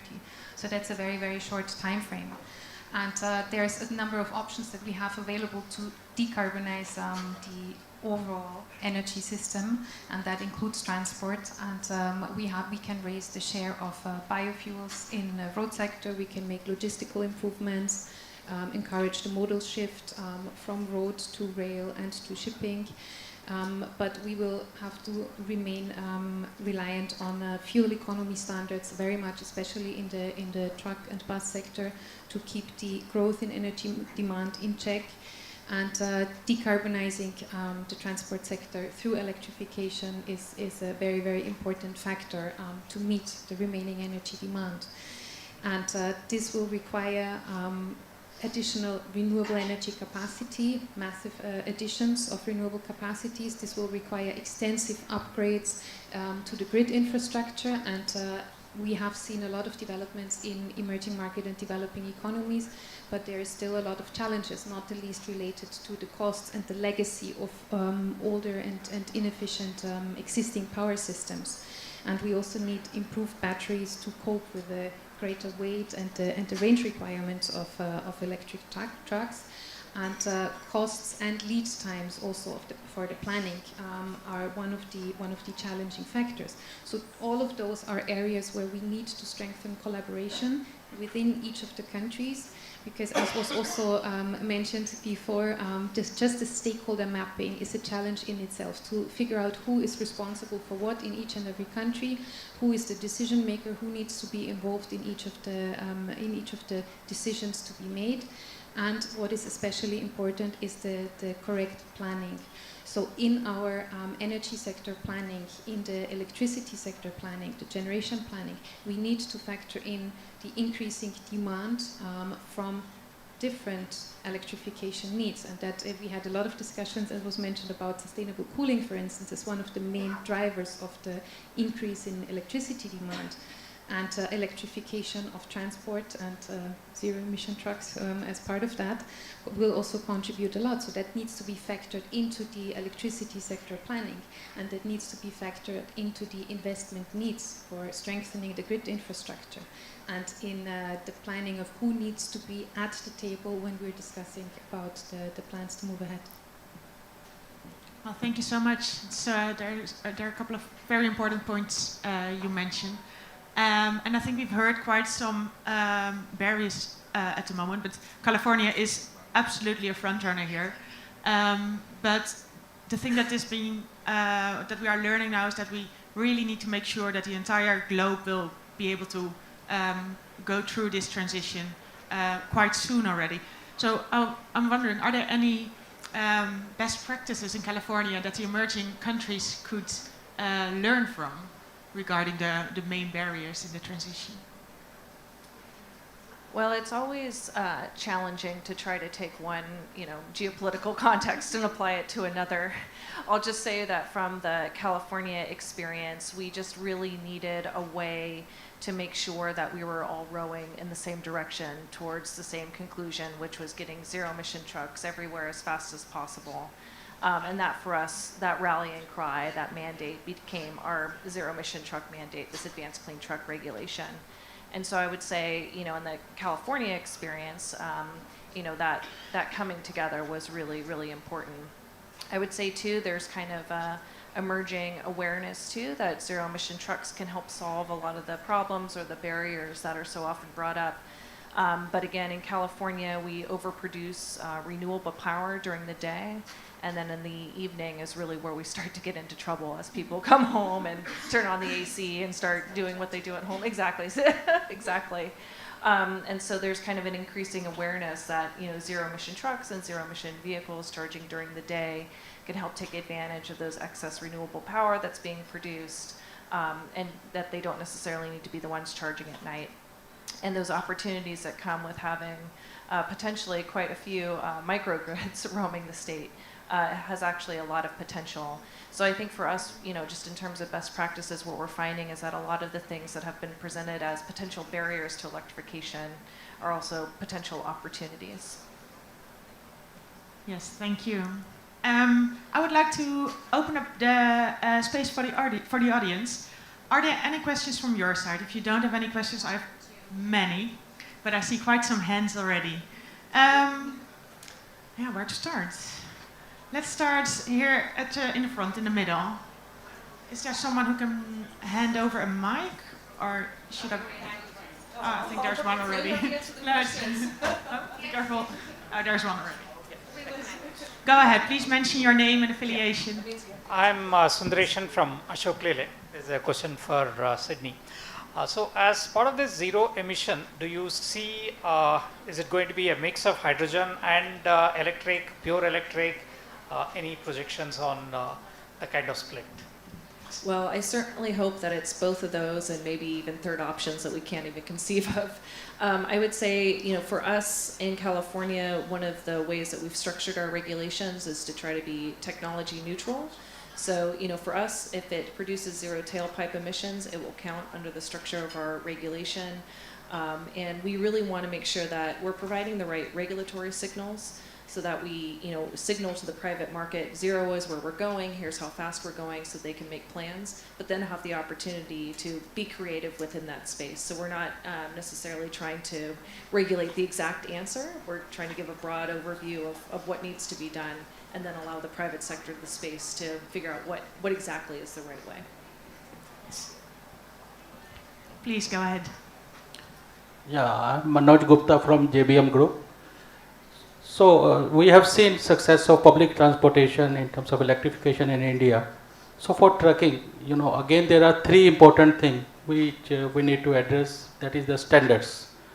How about the standard? Because ultimately, if we have to really make it success, we have to come on a common standard, and to ensure the supply value chain. And then in terms of the business model, because for making this sector a success, there is a diversified group of customers. How that business model? So question to you, and with your all learnings, so how you can guide in terms of standards, in terms of business model, and finally the technology, because it's all about the collaboration. Stakeholder is important, but technology integration is another important milestone, because we have to drive this whole integration aspect from battery to charging to powertrain and everything. So these 3 important elements is equally important to bring that attention to make sure how we can achieve our 0 EV target. Thank you. Yes, thank you so much for bringing that up. So I would say overall, the most important standard for us, or the most important regulation for us, is really making sure that the private sector knows where we're going and they know how fast we're going. And as a result of that, we're seeing a lot of innovation in the private sector space now. During the opening remarks, we heard about trucking as a service model starting to emerge. In California, that's been a direct result of our regulation. So we're starting to see a lot of innovation in that space. Another really exciting place where we're starting to see private sector innovation too is we're seeing collaborations form between truck manufacturers and private infrastructure providers, and providing combined services to fleets, and we've never seen anything like that before. Usually truck manufacturers produce the trucks and then they send them on their merry way, fleets do what they do, and that's kind of the end of the story. But because of this regulation, we're seeing truck manufacturers really step up and be way more innovative very quickly than we ever thought was possible. So that gives me a lot of hope for how fast we can move. Rashi, would you like to respond as well? I would like to add here, see, what we need to do is to have a public, private and a government partnership. What happens here is standardization are being made in India. It's not that no work is being done. A lot of work behind the scene is being done on standardization. But there is an urgent need for the OEMs also to come on board and to accept and implement those standards. So it can be a win-win only when both the government and the private sector, the industry, comes together and then works in this interest. And the same goes for even the smaller vehicles for that matter, even when the swapping is considered or the charging infrastructure is considered. So all of that has to be in hand together. It cannot be a one-way thing, or just when the policy is made, everything is over. No, it's the industry and policy, both that have to work hand in hand. You can have financial innovations by giving, I'm not in favor of subsidies. I am not in favor of subsidies, but you can give tax incentives, you can give investor credits, you can give accelerated depreciation, you can give a lower rate of interest. Some innovation can be done in that. And that would actually accelerate the adoption even in this heavy transportation sector. Cornelia. I also wanted to quickly respond to standardization as an important area in actually 3 different fields. One would be the standardization of the charging infrastructure to ensure the interoperability. Also, when we look at the new business models, so looking at battery swapping opportunities, etc., that would also be an area to look into standardization to ensure the overall creation of a network that enables that. Also, strengthening fuel economy standards, as I mentioned, is of critical importance to reduce the emissions, but also to raise the attractiveness of electric vehicles and electric trucks. And also in terms of investment, standardization is very important to reduce transaction costs and lower overall cost of financing. And actually India has implemented a very, very good example for electric bus tenders with the Grand Challenge, tendering over 5,400 electric buses with a big standardized tendering process. And that is actually based on a gross contract model, which is a form of a leasing contract. So we have there innovative approaches being implemented right here, which are a good case example for other countries worldwide. May I ask? I'm Abhishek on this side. Can I ask? Yeah. Sorry. Go ahead. My name is Abhishek. I am from a renewable company called Renew, and prior to this I was with the DSO. So very simple question. In India we have seen that the heavy mobility, right? So maybe electric bus. We have a lot of electric buses flying in, and the charging infrastructure at a high voltage, they take connections at high voltage, so 11 kV and above. That is costly. So now who pays for it? In India, it's a debated question. So as per some of the regulations, 50% of the cost has to be borne by the charge point operator, whosoever is operating that charging station, or maybe in this case could be the bus aggregator in some of the models. And the 50% is socialized across the rate base.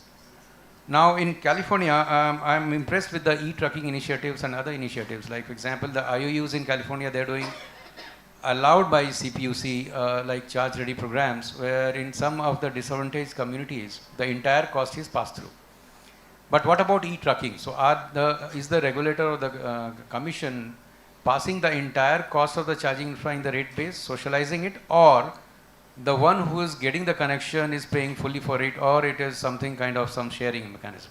Thank you. Who here has 5 hours to listen to the response to this question? I'll try to keep it short, but of course happy to talk about this more after. The answer to your question is kind of all of the above and then some. So and then some that I'll just add to your comments is we do have a kind of an oil pays program as well. So we have our low carbon fuel standard program. And what that does is that it ensures that those who are polluting through oil extraction and those kinds of activities, end up paying for those emissions. That is then offset through investments in these kinds of high voltage, zero emission charging infrastructure projects. So through the low carbon fuel standard program, that's also another way that some of these programs and charging stations end up getting financed. Some of, as you mentioned, some of that cost is borne by the larger population in programs that we call rate basing. So it's kind of all the above. Thank you. Plus the low carbon fuel standard program. Thank you. Thank you. It's a very good and important question. And unfortunately, we have run out of time for this panel, but feel free. I think the ladies are here for at least today and perhaps the days after as well. So feel free to ask all your questions to them after this session. And I'm very happy that you are so engaged and want to learn more about this, because the topic is, I believe, very important. For now, I would really like to thank this panel for your excellent contributions, and I really think it's super valuable to have you here, so thank you so much.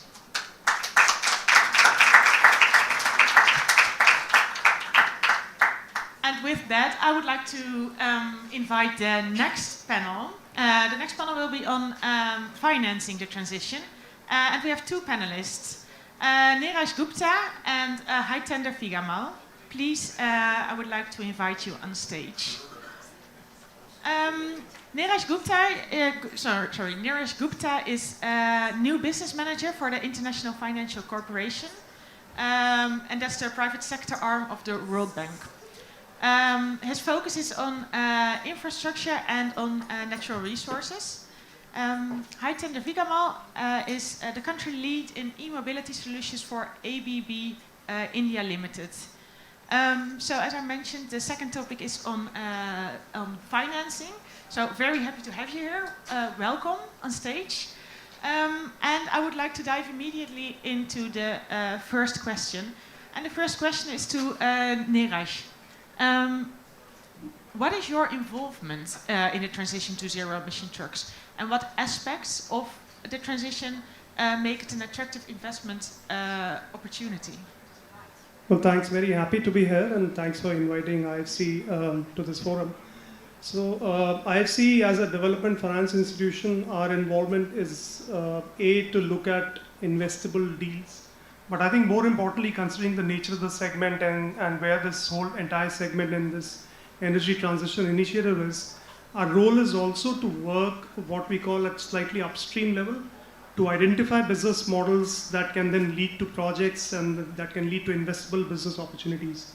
So, and let me explain what I mean by that upstream work. It's working with various developers in the entire value chain, be it charging infrastructure, be it vehicles, be it manufacturing, deployment, public transportation, trucking companies, working with them to identify how they can set up projects, large-scale projects, to roll out these energy transition initiatives, charging infrastructure, and second, mapping of these opportunities across different countries, and also working with governments really. I heard one of the questions in the previous session on viable business models, who takes care of the finances, who bears what kind of costs, how are the various costs apportioned. So we have the capability, and that's what we've been doing, I would say, more actively, because we are not at a very high volume investable stage right now, but helping create that ecosystem and the business models. The second part was, what are the aspects of this transition that make it an attractive investment? Oh, well, it ticks all the right boxes. First of all, it's energy transition, it's decarbonization, it's climate change. So that's most important for us. It aligns very squarely with our agenda, livable world. But I think more importantly, we are attracted also by the volumes of investment opportunity that this represents, right? Not just e-trucking, but e-buses, even battery swapping. Someone mentioned about battery swapping in the law. So we're actively discussing a battery swapping deal in India right now. So that's what is attractive for us. Interesting, thank you. And you were talking about business cases, and I would like to ask your neighbor, you are working at ABB, and what would be, could you share a best practice of a business case for you? So I represent ABB India here, and we have a good connection to Delft, Netherlands, from where our R&D started on e-mobility. So good to get connected here. So on the best practices that we have seen over the last 4 or 5 years in India, and there are many stakeholders sitting in the crowd here also who have implemented that in India, right from the bus manufacturers to the people who are working on national highways for EVs. So these people have implemented that strategy. The best practice has been working in collaboration with the charger manufacturer, charger infrastructure manufacturer, energy infrastructure companies, OEMs. And yes, India took time to standardize the standards.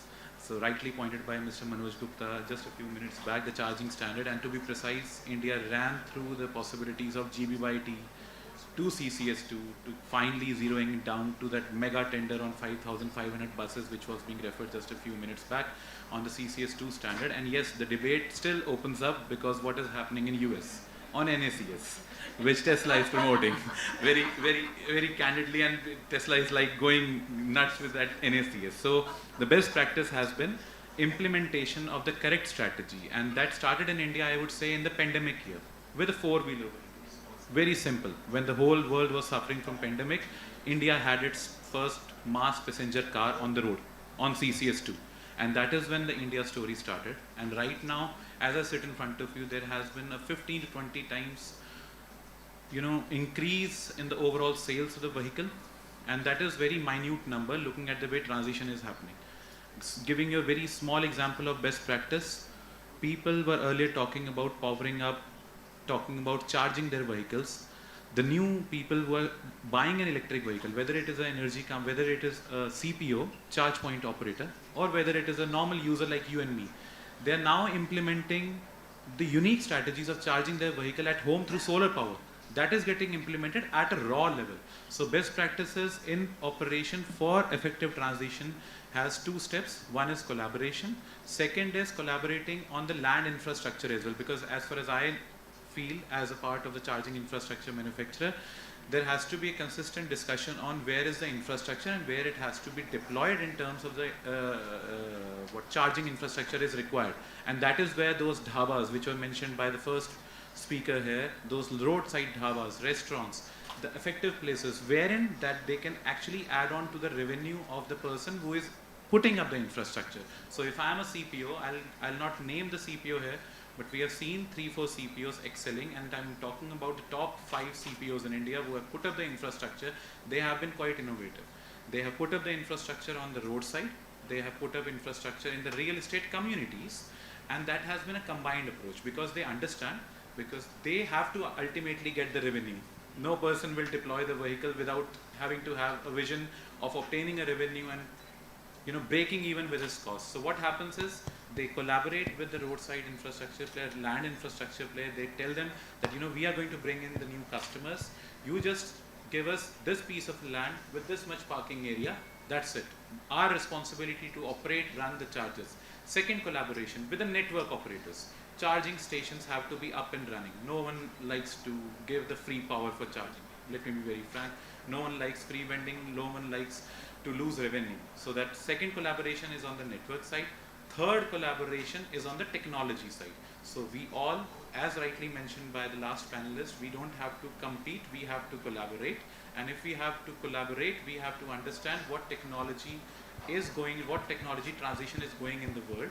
Rather than pushing a new technology in a specific country, we can learn from the gaps which other countries have filled in, wherein we can add our own flavor to that and bring about a new change. So that is a best practice with respect to a CPO strategy that is happening on ground in India from last 4-5 years. And it's again all about collaboration. It's the theme of this session. Thank you. Neeraj, you are working for the IFC, so that's actually part of a development bank from the World Bank Group. So what can development banks, but also investors, private investors, do? How can they contribute to overcoming the barriers that were mentioned earlier in the session today, such as grid capacity and also the barrier of the high capital cost of the procurement of zero-emission trucks? What can development banks do to overcome such barriers? So I touched upon this a little bit in the previous round, where not just financing, but it's the knowledge and it's the technical advisory assistance that we bring to the table.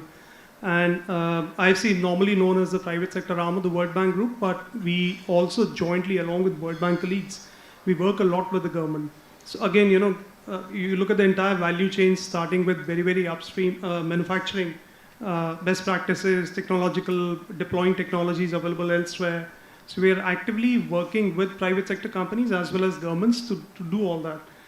Just to give you an example, in India, the kind of work that has been happening with CESL and the Grand Challenge, right, 2 years back, or I think 3 years back during COVID, we were working on improving the bankability or the concession agreements that were to be signed between the e-bus operators and the respective STUs, the state transport undertakings.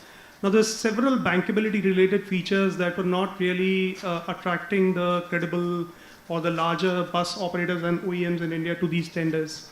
And I think I don't claim we contributed a lot. We were one of the contributors and input providers, using which the then Niti Aayog, remodeled the documents and created. Again, I don't claim that we have solved everything as a country, not just as IFC and World Bank. There are serious issues around payment security that are still, the residual issues, I would call them, at the STU level, and they need to be resolved. But again, we are still continuing to do policy advocacy, not just at the national government level, but at the state level as well. So that, I would say, is a key role that we're performing in, again, not just these sectors, this particular sector, but any sector which is like a sunrise sector, call it other energy transition sectors like green hydrogen also. So that's the role we like to play, so that we create new markets and create new investable opportunities, not just for us, but also for local banks. Yeah, exactly. It's really about kind of the blended finance, as I understand it. And actually my next question is about blended finance. It's often seen as a solution for the scale-up phase of such a transition.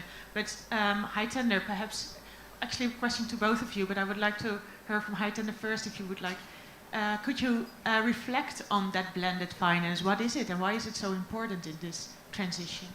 Okay, so for me, from my perspective and from the background that I come from, blended finance means sourcing the finance through the various means and being innovative in that sense. So let us start with the e-truck problem that we have in hand. So if if there is an e-truck strategy that has to be implemented at India level, first of all, the major roadblock is the cost of the vehicle, which is approximately at a very higher level, and until and unless it is deployed at a mass volume level, that is not solving the problem. So to bring into that financing sector for the logistics players, and I'm talking about the long haul logistics and even the medium truck segment, which would require the vehicles to be leased out to them for a particular period of time. That is where the role of financing would come on the truck side when they have to be adopted on road. Because ultimately India is not about the 4 or 5 major conglomerates which are operating the complete logistics. India is about the small clusters. India is about 28 states, 8 union territories with individual cultures, individual geographical domain coming into the picture. And there we have small players. A player might be running only 12 trucks inside a geographical domain with limited investments. If that company has to transition, they have to be given a financing model of leasing out the vehicle, wherein the truck manufacturer will have to come very aggressively, give them an innovative approach so that they can transition from an ICE to a completely driven EV truck, e-truck. Now coming to the charging infrastructure side. As rightly pointed out by one of the colleagues from the solar company that spoke in the question arena, who will bear the cost of the infrastructure and everything? And absolutely right, if you are talking about charging 10 trucks at a depot, you are very well talking about the megawatts of power that has to be available from the grid side. And it will be 11 kV or 33 kV. And when we talk about that, for the reliable connection, of course, the grid stability is one side, which I think India is doing wonders at. But on the cost side, the charging infrastructure player who is setting up the whole thing, right from the 11 kV line to the breakers, to the transformers, to the big setup out there, who will bear that ultimately cost? There can be one negotiation on subsidizing the rate of electricity at which you are buying or the rate at which you are deploying the infrastructure, but that is not a long-term solution. Reason being, as you saw in the last few months, India was also having a very effective, India is having effective FAME policy, but when they reduced down the subsidies on two-wheeler market, there was a significant drop in the sales of two-wheelers in last month because suddenly that push went back. But in the electric truck segment, in the infrastructure side segment, you need to decide who will finance that. And therein the role of, offering the finance at a lower interest rate, or maybe having the better financing model, wherein, the person who is, that infrastructure cost is upfront. They have to set up that infrastructure for the chargers to get run. The chargers can run effectively by CPO if then the collaboration happens at not only the truck side but also at the four-wheeler side, and that is where the interoperability plays a role. If I am as a CPO setting up the charging infrastructure for truck, I don't want only trucks to charge there. I want an Audi, I want a Hyundai, I want a Kia to charge there, I want a Tata car to charge there. And if that happens, my revenue goes up. My revenue goes up, I'm more interested in setting up more hubs like this, because if I'm limited to one particular vertical without interoperability with the other vehicles, I will lose that. So to bridge that financing gap and to have that blended finance approach, there will be private investors, there will be subsidies from government, but the best model is to offer the capital at the lower interest rate to the people who are planning to set up the complete infrastructure, so that they end up investing at the first go, because this whole game is about scaling up. The more the volumes, the better the returns. Initial pain has to be borne by someone, so that initial capital has to be increased. So that is there for me. Thank you for your very concrete answer. That's really what we're looking for. Would you like to add something to that from your perspective? Yeah, so as Hitinder said, blending can have different dimensions. I like this closing statement that has to be borne by someone. And I think when we say concessional finance, we are expecting the lenders to bear that. Right, so it's kind of a zero-sum game, and what is the problem we are trying to solve? It's a more expensive solution, at least in the beginning. So someone has to contribute to that additional cost, right? And I think lenders, particularly commercial lenders, local banks in different countries, even IFC, we are a commercial lender. We do have the wherewithal to blend. So technically blending in this context means blending concessional loans with commercial full cost loans. Now, bulk of our loans are commercial because we take the commercial risk of the borrowing entity and whether it's a borrowing entity in terms of government or private sector or what have you. there are very limited concessional funding available. That's the truth today. Particularly for a country like India, which is, we are flexing our muscles. We're saying we're developing fast. We are beyond middle income country. There are very few concessional funds, very few donors available, including Government of Netherlands, who retracted concessional funding for a country like India. In that context, I would argue that the biggest provider of concessional finance is the government. So we come back to the blending in the subsidy from the government with the commercial loans. I realize this is an equation we have to solve. It's a tough equation we have to solve. And also I would argue that blending, the impact of blending on the cost of borrowing is actually not very significant.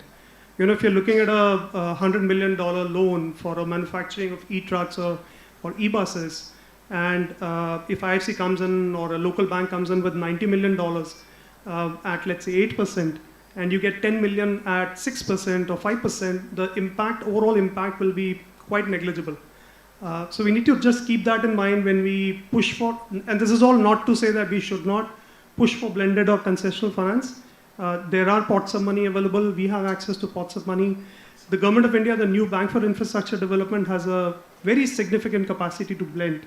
They have been allocated, in addition to the capital by the government, they've been allocated significant grant money to blend. So there are those pockets available. We need to identify those, and I think more importantly, identify the uses to which the blended finance should be deployed. The fact that blended finance is rare means that we have to be very selective. So we have to back highly replicable and scalable business models with that blended finance. Thank you. We do have a few minutes left.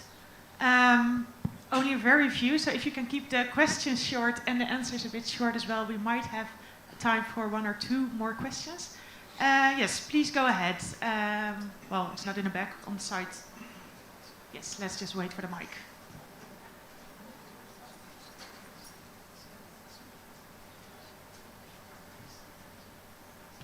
Good afternoon, everybody. My name is Mohit Bhatia. So I'm representing an Abu Dhabi fund. And I had the privilege of working with Mr. Neeraj Gupta on the waste to energy project. We are on the email first time I'm seeing him in person. So since IFC was backing a project, just to share my experience, we had pitched that project to quite a few people. There was no response, but since IFC came on the table, it itself attracted a lot of other potential investors. So just to say that if investing is difficult, I think the strength comes from bringing a very strong, credible partner on the table. I think that itself solves a lot of problems.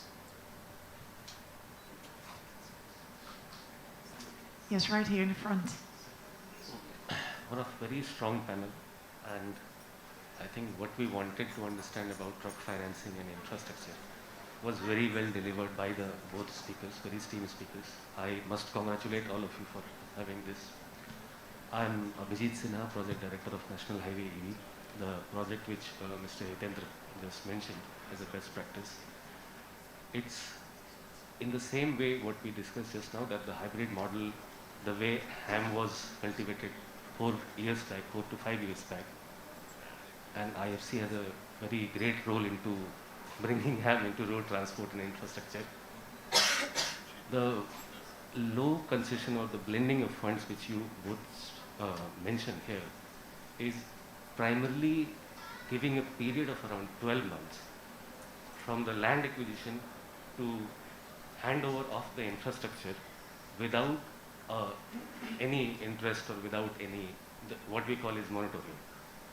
That is how annuity hybrid e-mobility is designed. And during this period, from the start of when all this 5,000 kilometers is covered with one comprehensive charging station, which includes hydrogen also and electric mobility chargers also. It covers back-to-back support for the truck, two-wheeler, three-wheeler and four-wheeler. In case if somebody shut down on that highway, it gives a backup also for bringing them to station or maybe give them a background. During this program, the one very strong observation which I got, and that's my question, is that when we are developing such hybrid models of financing, the kind of rollout in the beginning it is required if it is backed by a private bank, Indian private bank, because NICB is backed by Indian private banks, the Government of India, PSU's bank, and also a couple of them, HSBC and HDFC. Is it possible to have an international handshake of cross-border banking or financial services? That's my question. Thank you. Please keep your answers a bit short. Sure. I mean, the short answer is yes, definitely. And the example is also, the hybrid annuity after the highways, it was taken to the wastewater recycling program, right? The Namami Gange. And again, we were very instrumental in actually conceptualizing and designing the whole program and the model documentation. We have been interested in financing projects under that also. I think what has been stopping us from financing a lot of them, we have financed one or two. What is it stopping us from financing a lot of them is project level issues. The normally land related, environment related, social related issues. Typically those issues are. Otherwise, if the business model is robust, the counterparty is robust as NHAI or NMCG, there's no reason why international, not just banks, but even pension funds, there are 3 pension funds in India from Canada right now, they're all very, very interested. The fact that they're investing in operating assets through InvITs now means that they're interested in the sector and the HAM model. They believe in the agreements, contractual frameworks that you have set up, right? Thank you. Would you like to add something to that? All right. Well, unfortunately, we have run out of time for this panel as well, but we have plenty of time to network. I first would like to thank our panelists for your absolute very valuable contribution. I was very happy with the very practical, concrete answers that you gave us, and it really is food for thought, and I'm very looking forward to seeing the transition going. So thank you very much. And we are here at the conference, and one of the things I always like about conferences is that you have such plenty of time to network, and therefore I would like to give you the opportunity for 5 minutes to find a neighbor next to you on the left or on the right, preferably someone you don't know, to just discuss what you have been hearing over the last 1 hour and 15 minutes. And don't just all run away. It's only talking to the person next to you. It's nothing scary. 5 minutes, and then we have very few minutes for some short reflections on things that surprised you, things you liked, before we go to the wrap-up.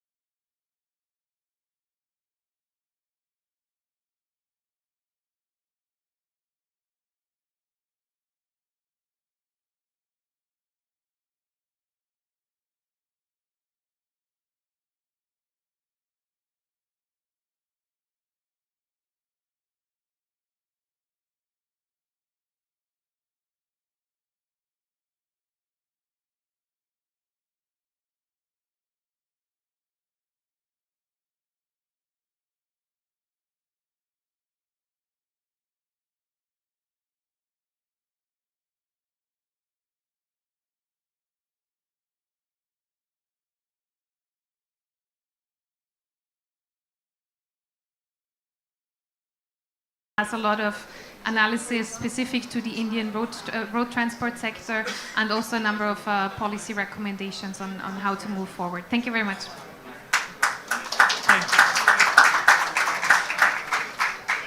And now I would like to invite Stephanie Kodish on stage. Stephanie is the Global Director of Kelstar Drive to Zero, co-organizer of this session, but also a very good partner in the global MOU on zero-emission trucks and buses, and in the ZEFWISE series. What are your takeaways from this session? Hi, everyone. This is pretty. Hello. Would you please take your seats, or if you really want to continue your talks, leave the room? Thank you so much. So there's a bit of an interactive concept that I'd like to invite you in sort of my reflection of what we've all been through together. So, you know, Sophie started a piece of the conversation with a visual about how all of these elements are linked. And so that sort of got me thinking about a fable. Do you know the fable about stone soup? Is that one familiar? Right, so the idea is basically there's a village, and a poor man comes and says, oh, I would love to make you a... Someone brings a big pot, and he puts a stone in it, right? And slowly, everyone from the village starts to bring all of these different things until there's this beautiful aromatic soup that's created and invites everyone from the village to take part. And so I'm listening to all of this, right? And Rosemary and everyone really articulated this essence of collaboration that's necessary. And what I'm wondering is whether we can take that conceptually to turn it into action. Can we identify the roles of who's bringing the onions and who's bringing the carrots, right? Can government with its applications identify the things that are necessary, but we with local flavor identify the ingredients that we want to bring? Is there the opportunity for industry to take the spoon and to mix those ingredients in order to come up with that concoction? And can the public come and dip into with a ladle to serve those different elements, to have soup to feed the village? So I'd love for us to think, as we're processing and reflecting, we're all inundated with so much information, and we're speaking different languages, and I don't mean Hindi or English, I mean finance and engineering, and it's hard to process, but we each have a role. And so can we refine our thinking to really identify what our role is, and how when we leave this space and when you exchange your cards and when you follow up later, that you not only think about this conceptual idea of collaboration, but that you make it real, and you think about the way that you can bring your ingredient or your mixing spoon in order to actually make a feast so that we can all come away with a different and healthy and nourishing space to move ahead. So thank you. I really appreciated and enjoyed those panels, and beautiful job moderating, Rosemary. Thank you. Thank you so much, Stephanie. The last two things I would like to highlight are the truck showcase. There's a truck showcase in the stadium. What's the name of the stadium? Do you know? Thank you. So there are real zero-emission trucks. It's super nice to see. So please have a visit. It's every day from 11 until 6, I believe. And there are shuttle buses going there. Stay tuned for the ZEFWISE series. We have webinars, we have high-level events like this, and we will have some great deliverables for at COP28. So please follow the socials of Drive to Zero. With that, I would like to conclude, and a warm applause for all the speakers. Thank you so much for your warm and very welcome contributions. Thank you for the audience for your questions, and please enjoy your time in Goa.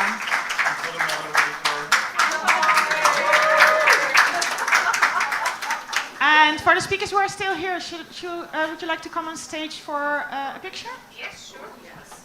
I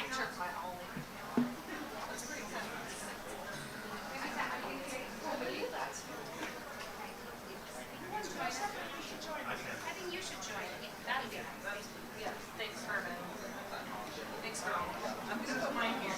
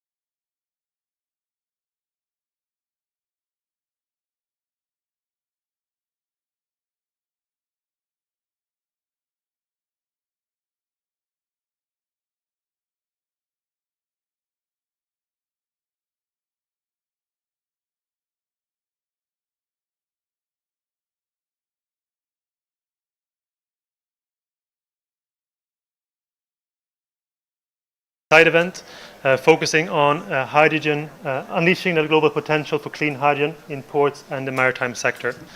This is co-organized together with the CEM Hydrogen Initiative, together with MI's Hydrogen Mission and Mission Innovations Zero Emission Shipping Mission. Our distinguished and excellent moderator today for the first part, which I'm asked up to the stage now, is Dita Juel Jørgensen from the European Commission. Very welcome on the stage, and thank you very much for kicking this event off.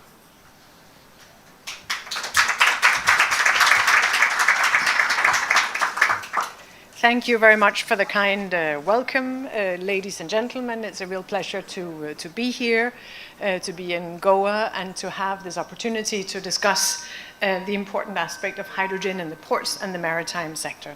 My name is Dita Juel Jørgensen. I'm Director General for Energy of the European Commission, and I have the great pleasure and honor today to introduce Commissioner Kadri Simson. Kadri Simson has been our Commissioner, the Energy Commissioner of the European Commission of the European Union since December 2019, and has been leading the European Union through what is both the energy crisis and the green transition to adapt to the climate crisis and to mitigate the climate crisis. So it's been a busy few years, Commissioner, and it's a real honor to welcome you here for the keynote of today. Please.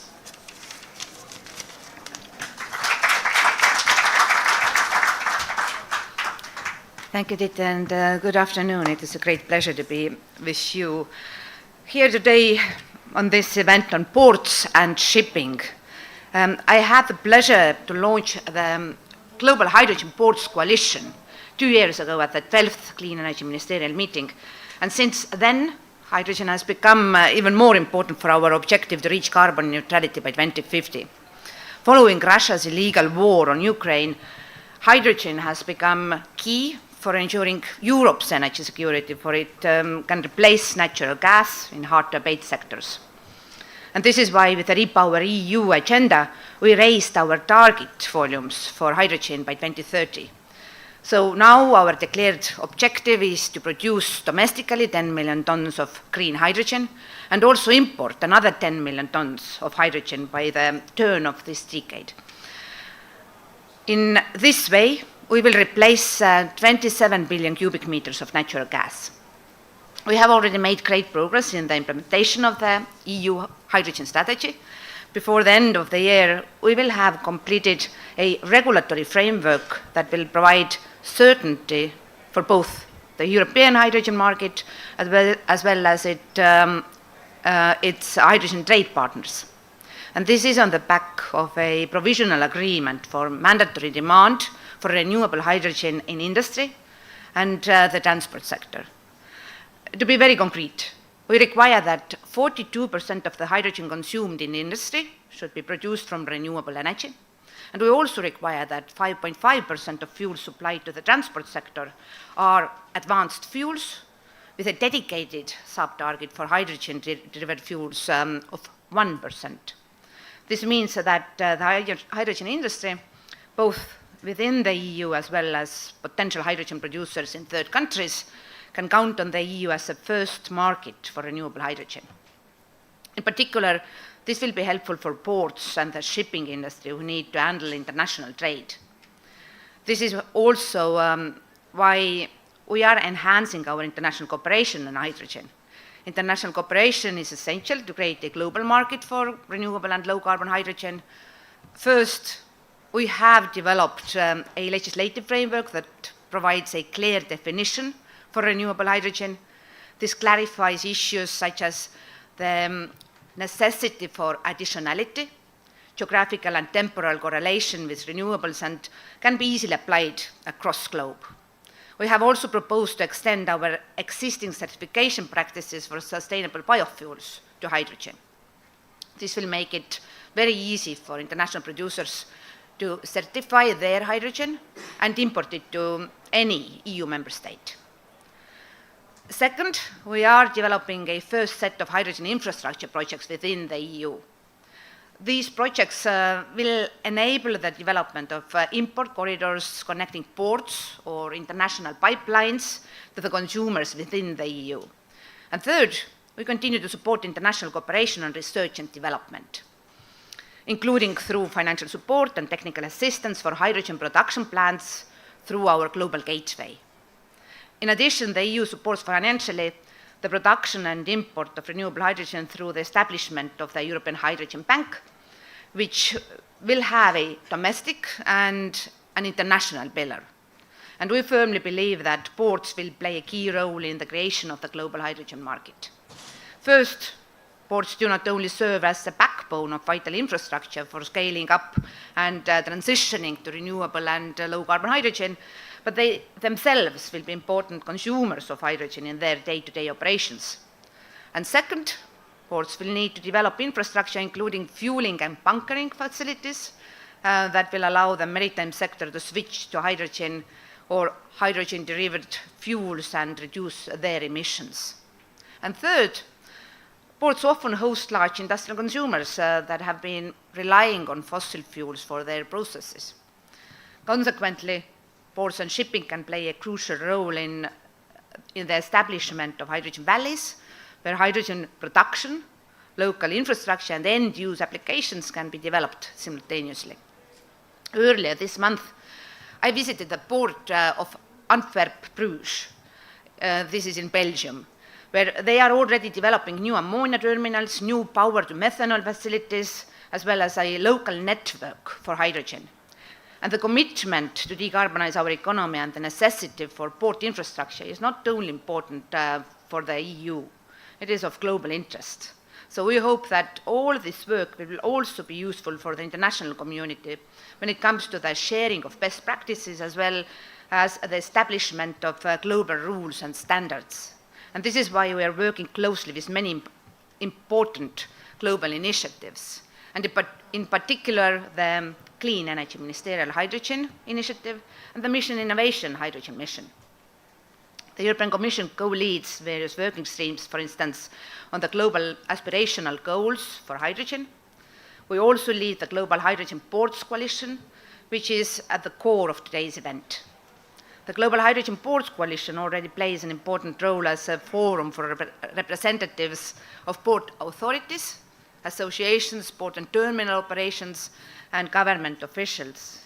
And it will build upon existing dialogues regarding the potential adoption of hydrogen in port operations, including initiatives such as the International Association of Ports and Harbors, and the World Ports Climate Action Programme, and the Hydrogen Council. From our side, we will also make sure that we maintain the import link between the work we do under the CEM Hydrogen Initiative and the Mission Innovation's Clean Hydrogen Mission that we co-lead. In particular, I would like to highlight the strong synergies between the work to facilitate the deployment of at least 100 hydrogen valleys worldwide by 2030 under Mission Innovation and our work under the Clean Energy Ministerial. I wish you all the success in your endeavors. The European Commission will continue to support you in this journey across the seas of the world. Thank you.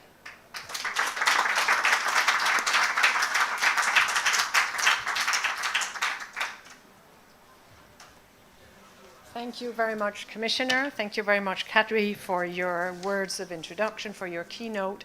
A lot is happening globally on hydrogen, the development of hydrogen markets, and the role of hydrogen in relation to, the role of ports and maritime transport in relation to hydrogen. I have the pleasure to be moderating one of the two panels we have today. The first panel is on policy, and the second panel is on innovation, and that will be moderated by my colleague Rosalinda, who's sitting right here. So on the first panel, and as mentioned by Commissioner Simpson, we see a lot of activity, a lot of work ongoing to develop hydrogen policies to help make sure that we have the right regulatory framework and structures for hydrogen markets to develop, not just in each of our territories in Europe, as far as we're concerned, but really globally, so that we can allow global markets to develop, that we can facilitate the market development for green hydrogen to take off as an energy carrier during this important energy transition.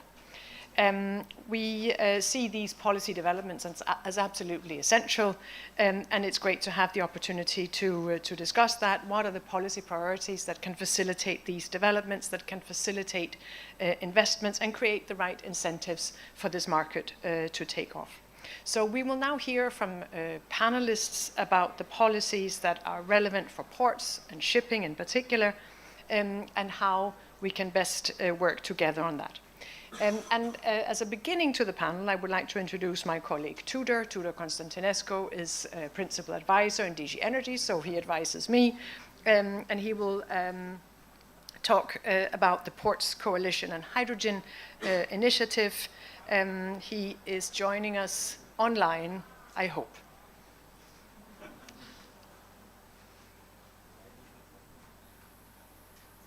Dear colleagues, my name is Tudor Constantinescu. I'm Principal Advisor to the Director General for Energy, Dieter Jorgensen, and I have a certain focus of my activities on hydrogen. I'm also a proud member of the CEM Hydrogen Initiative Leadership, together with a representative of Canada, Japan, the Netherlands, and the United States. I have to say, this initiative is strongly supported in the quality of coordinated by the International Energy Agency. Our Commissioner and our Director General have communicated and enforced the European Commission's strong commitment to low-carbon and renewable hydrogen.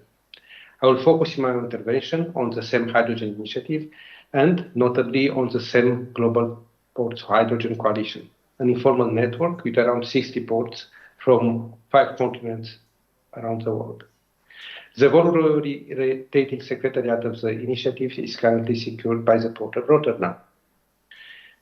The CEM Hydrogen Initiative has by now a number of well-established streams of work on targets, on trade, on cities, on Northwest European market, on the support to the IEA Global Hydrogen Review, and of course, on ports. The Global Ports Coalition isn't a new organization. It's actually an offer to ports and policymakers, a platform for dialogue between governments with a view to facilitate, together with the shipping industry, also trade of renewable and low-carbon hydrogen, in addition to the decarbonization of the port activities themselves. This activity is complementary to what organizations such as the International Association of Ports and Harbors are already doing, with the aim to mobilize ports interested in hydrogen. We believe that industrial coastal fluvial clusters play an important role in our efforts to scale up low emissions and renewable hydrogen. And the ports agree with us and think this themselves. Therefore, in our exchanges, they have highlighted 10 areas which they believe the ports can support governments with their hydrogen ambitions. Let me give you just a few examples. Ports may build refueling infrastructure for vessels and fleets and offer fuel cell industry important opportunities for deployment of fuel cell vehicles operating in port areas. Develop imports and export terminals to facilitate international trade. Develop transport infrastructure for surrounding end users and create the first node in the national infrastructure. Constructing storage infrastructure as well. Help establish domestic and international offtake agreements. Establish collaboration with ship owners, such as tankers, and builders to develop seagoing and inland. Procure fuel cells, electric vehicles, and machinery. However, similar to other industries that wish to invest in either production or use of hydrogen, there are areas they believe need to be further improved. And for them to be able to move forward and invest, this is an area for action also for governments. Therefore, they call governments to agree, first of all, on methodologies necessary for certification of renewable and low-carbon hydrogen, which is crucial for the adoption of the ISO standards. Adopt policies that incentivize the demand for hydrogen imports, such as tax credits, quotas, or CO2 pricing in end uses, in steel, refining industries, chemical industries, or in the shipping, aviation, or in road transport. Provide incentives and regulatory certainty to unlock investments for scaling up the production for national use or for trade. Enhance coordination. Strengthen the coordination with governments, and very important, with critical stakeholders and with the local communities. Dear colleagues, I believe that we have to take this call from ports very seriously and therefore urge other governments to fully involve ports in the policy development and the implementation of your and our national hydrogen strategies. The Global Ports Coalition established already good cooperation with the International Association of Port and Harbors and is strengthening the World Port Sustainable Programme database with hydrogen projects. We aim to collaborate and ensure synergies with other relevant initiatives under the same MI and beyond. Many thanks, and I wish you all a very successful conference in Goa.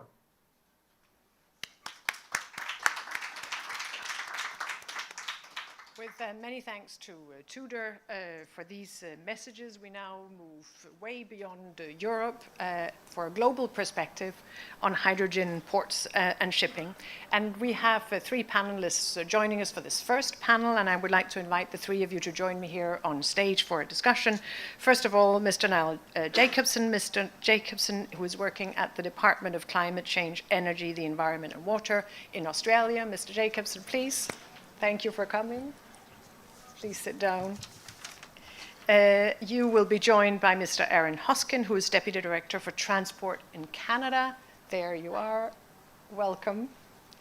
And then by Mr. Patrick Verhoeven, who is the Managing Director of the International Association of Ports and Harbours and responsible for policy and strategy. Welcome here. So I think we should give the three panelists a hand.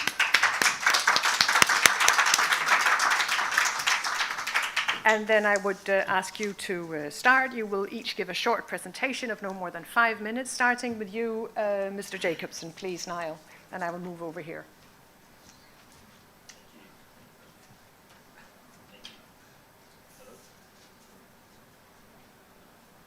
If it doesn't work, I suggest you go to the podium. Sorry for that volunteers.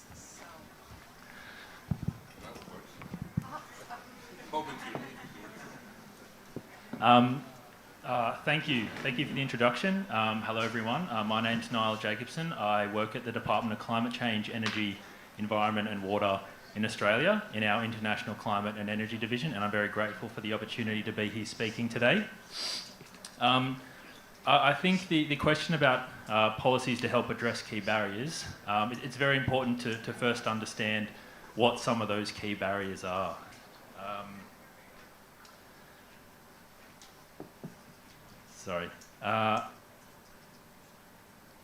Australia has, So in understanding what some of the key barriers are, so Australia has goals to become a renewable energy powerhouse in the Indo-Pacific region.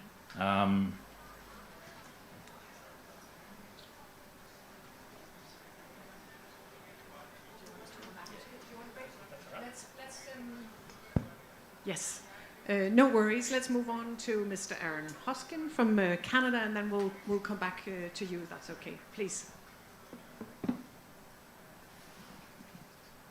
Hopefully this works. Yes. Great. So my name is Aaron Hoskin. I'm a Deputy Director at Transport Canada, focused on the decarbonization of the marine, rail and aviation sectors. But prior to joining Transport Canada just 6 months ago, I was the lead architect for the hydrogen strategy for Canada and one of the main leads on the development of the hydrogen initiative itself.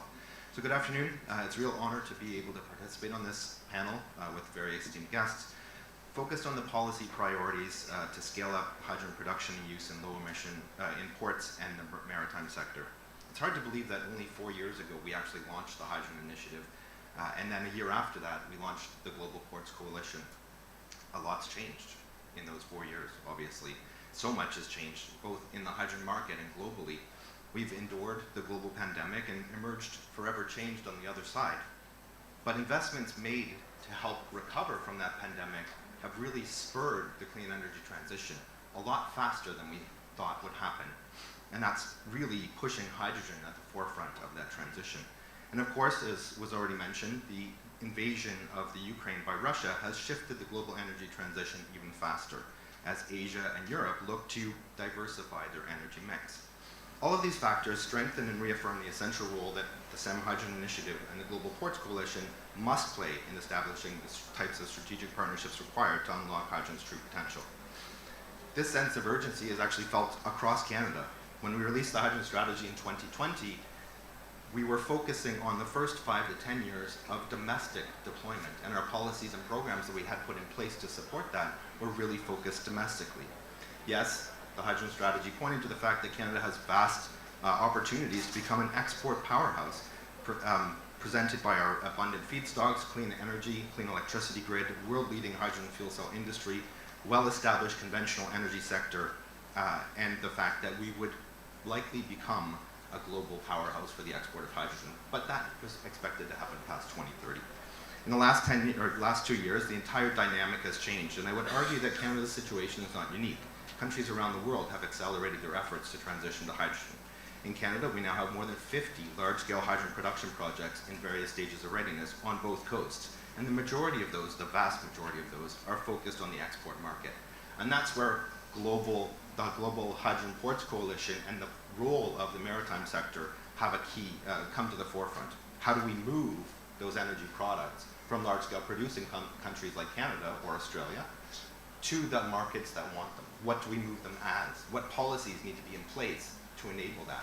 And that's what today's session is about. The Government of Canada has been investing since before 2020 to grow the hydrogen opportunity domestically and really to feed into that global market as well.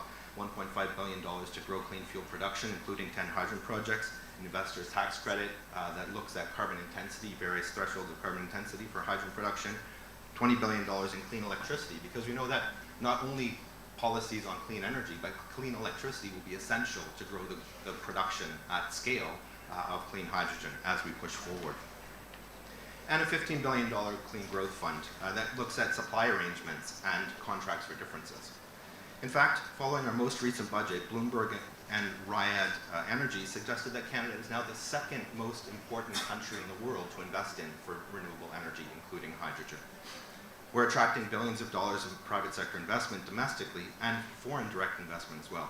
And countries in Europe and Asia are turning to us to help supply their growing hydrogen demand, including the fact that just last year we signed an agreement with Germany to provide for early exports of hydrogen into that market by 2025.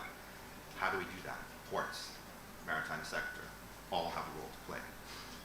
Again, Canada's not alone in this. Strategic public-private partnerships are forming in key markets around the world, and that is where the Hydrogen Ports Coalition becomes essential. As markets evolve from formal agreement to actual exports, we're seeing the critical role that ports will play.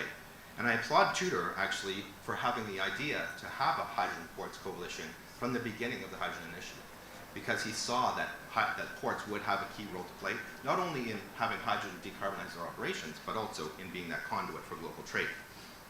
While some ports are laser focused on new opportunities that the export of hydrogen can provide to diversify their business case and lever past investments and past infrastructure investments, I'd argue that very few ports around the world are truly prepared to become the conduit for global hydrogen trade that they need to be. The urgency and accelerated pace of market demand is partially to blame. Whereas a few years ago, we were all focused on liquefied hydrogen as the conduit, as the mechanism for global trade of hydrogen, again, expected to happen 10 years from now. The urgency of energy transition and energy security has really changed the focus to the movement of ammonia, because it's the most technically and economically viable right now. And I would argue that that comes with its own unique issues, unique infrastructure needs at ports, unique needs for new policies, unique needs for new regulations and regulatory requirements. Yes, we have a lot of ports that are brownfield or existing large-scale industrial. I would say that no port in the world is ready for the mass amount of ammonia that's going to be transitioning through that port. Yes, Rotterdam and Antwerp, as we heard, are preparing to do so. A number of Canadian ports are as well. And there's a clear role for government to play there, as well as the private sector, to enable those exports to happen. The intimate connection between the marine sector, ports, and hydrogen and other clean fuels is becoming more apparent as well. Leading ports, including several in Canada, are beginning to deploy technologies powered by hydrogen, like hydrogen-powered rubber tire gantry cranes, in their operations as they look not only to diversify their business case using hydrogen, but to drive down emissions in their operations, again, using hydrogen. with the recent announcement of the IMO's updated GHG strategy, clean fuels like ammonia and methanol, again, produced from clean hydrogen, will have an essential role to play in meeting those updated and renewed GHG standards in the international maritime sector. Leading ports are partnering with leading shippers enabled by government investment to establish green shipping corridors. In Canada, in fact, we're investing $165 million as a toe-in-the-water investment to grow green shipping corridors, and we're working with ports around the world. That said, we know that hydrogen will play a key role in those decarbonization efforts as well. Even here at CEM and MI, the linkages are being realized and fostered. Mission Innovation Zero Emission Shipping Challenge, as we heard, is helping to unlock the next generation of zero emission technologies, including hydrogen. And later today, in fact, right after this session, a brand new initiative will be launched here at CEM, focused on clean energy maritime hubs. And so Canada is one of the founding members of that as well, because we really see the linkage between transportation, energy, environment, and the role that ports will play in enabling all of that. Bringing in clean fuels, distributing clean fuels, converting those clean fuels to other clean fuels, storing them, and then exporting them across the world, around the world.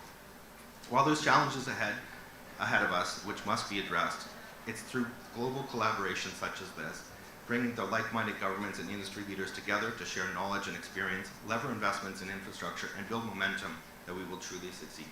And we have to succeed.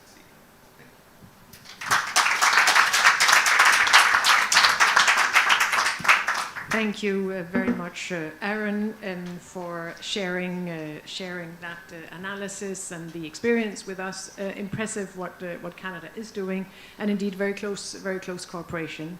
And thank you also for recognizing the role that Tudor has played in bringing forward work on ports and shipping, which is absolutely critical. You talked about what ports are doing, the investments that take place, and the question of are ports ready. And I think that, no one better to talk to that than you, Patrick, as you represent ports and harbours. So it would be great to hear your views. Where are ports? Are they ready? And what is the outlook? Please. Thank you, and a good afternoon to all of you. I represent IPH. That's a network of 176 ports around the world currently. We've got also what we call associate members, all sorts of companies that are supplying services to the ports industry. And energy transition is one of our, I would say probably the #1 priority topic now already for a few years. If we look at energy transition and ports, and I think Aaron already mentioned it, there are actually two dimensions. One, the one that we've been talking about perhaps most in recent years, is the role that ports play to facilitate the decarbonization of shipping.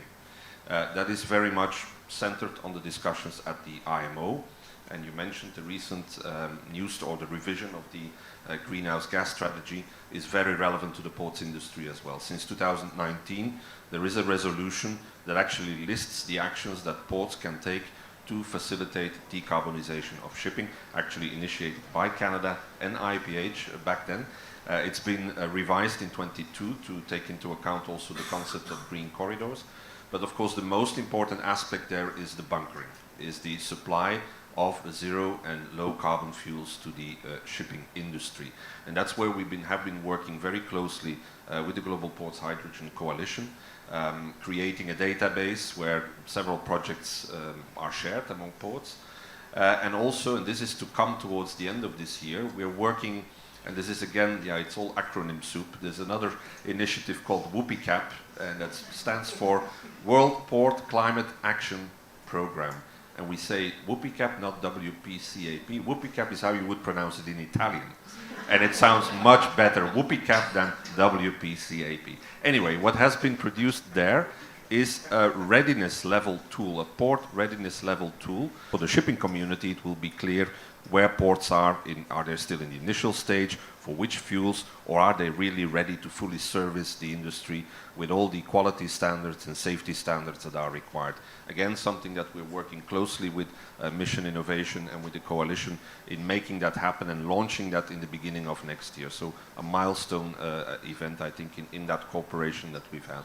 So that's one dimension, a very important dimension, and I think a dimension where every port in the world will have a role to play. Every port receives ships, So there will be an important role to decarbonize the shipping industry and of course to decarbonize your own operations in ports. The bigger discussion, and to what you hinted at the end of your introduction, Aaron, is indeed how ports and shipping together play a role in the trade of low and zero carbon fuels. There is an estimation made by IRENA, I think that by 2050, about 50% of these fuels will be transported from production to consumption areas by ship. 2050 is not long.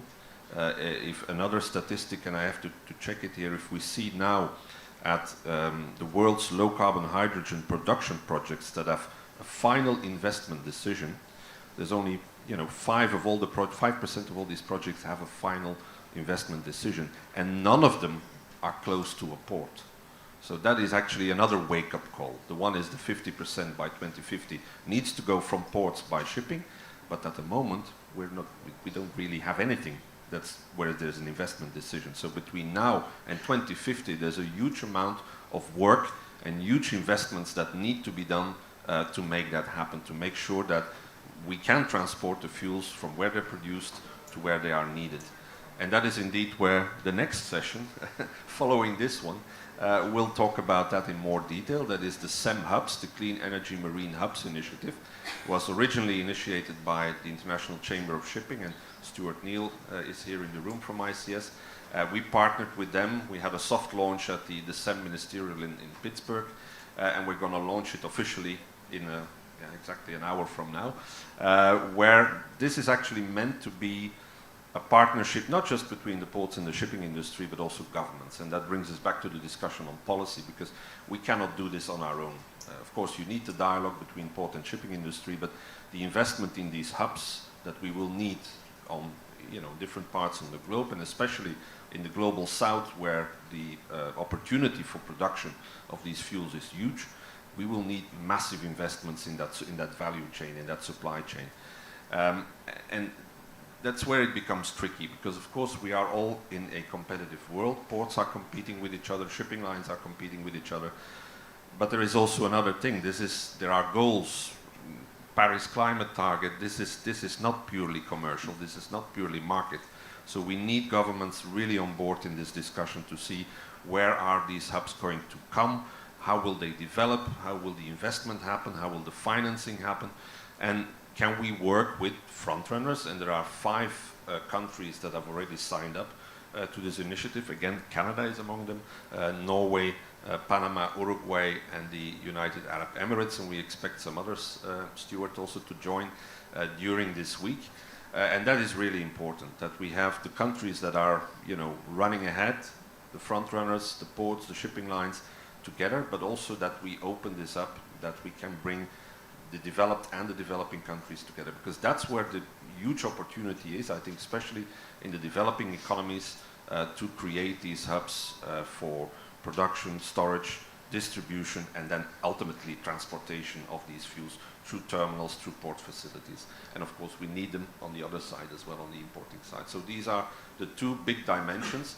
I would say on the first dimension, because to answer your question, are the ports ready?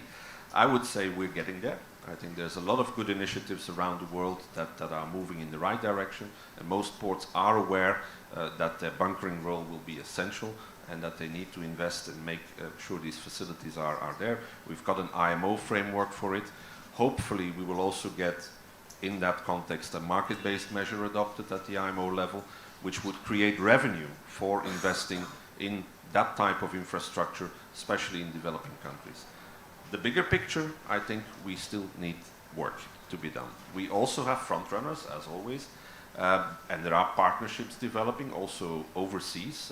You mentioned Rotterdam, as partnerships in Brazil, Port of Antwerp as well, with West Africa. So there are bottom-up initiatives coming, but we need more, and we need governments really to be part of this decision. So I would leave it to that as my introduction. Thank you.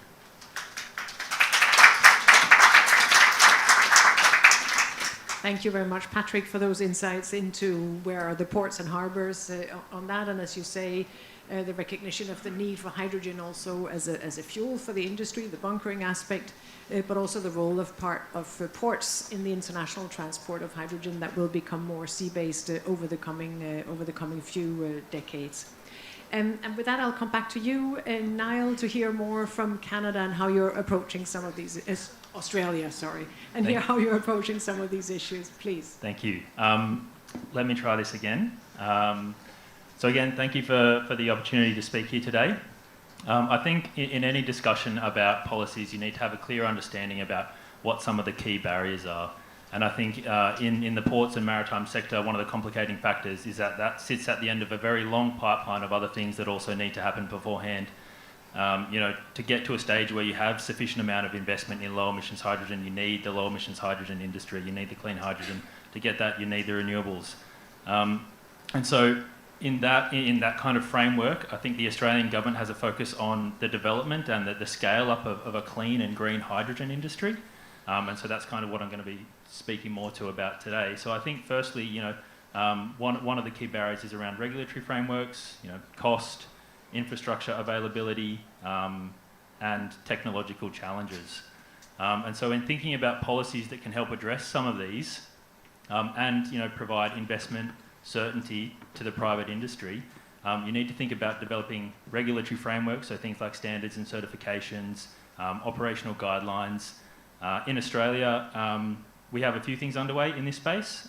So the Australian government is developing a guarantee of origin scheme, which is essentially an emissions accounting framework that'll help track emissions and other relevant properties from hydrogen to help certify that it is indeed low emissions.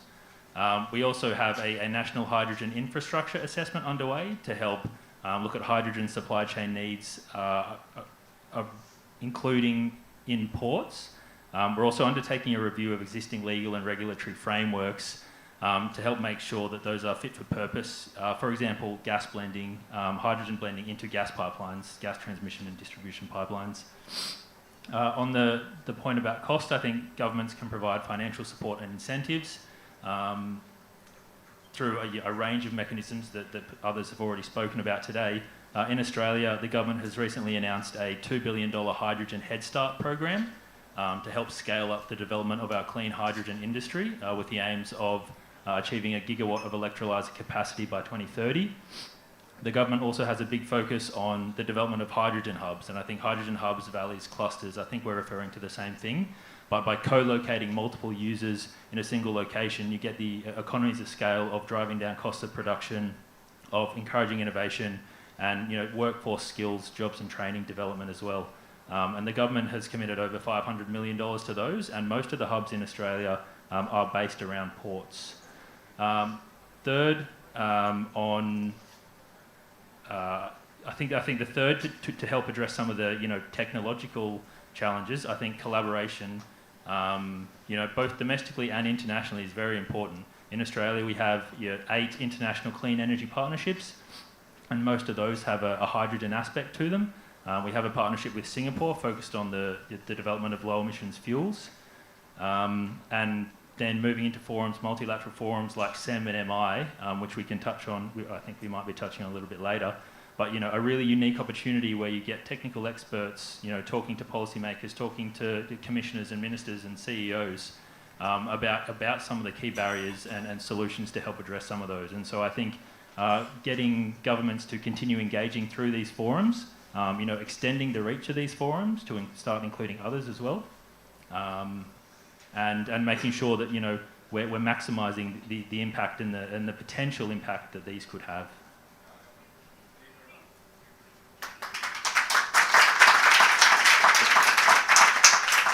Thank you very much, Niall. I think, Patrick, when you spoke for the ports and harbours, you called also for governments to step in and recalled the important role of governments, and now you've just set out some very good examples of how you're approaching that in Australia, what you're doing in terms of both building the right regulatory framework, including on blending, so what is the regulation for hydrogen and the decarbonised gas, what's the certification of green and clean hydrogen, what is the infrastructure needs, and what's the approach to financing, and how do we best build hubs. So interestingly, those are some of the same issues that we are grappling with in Europe and that are currently addressed either in legislation that has just been adopted earlier under the leadership of Commissioner Simpson, or legislation that is going through our legislative process to make sure we have the best regulatory framework to, again, incentivize and facilitate the development of hydrogen markets, and in recognizing the role of ports as an essential infrastructure there. I think we have just about 5 minutes left before the second panel looks to the innovation aspect. So maybe just one quick question to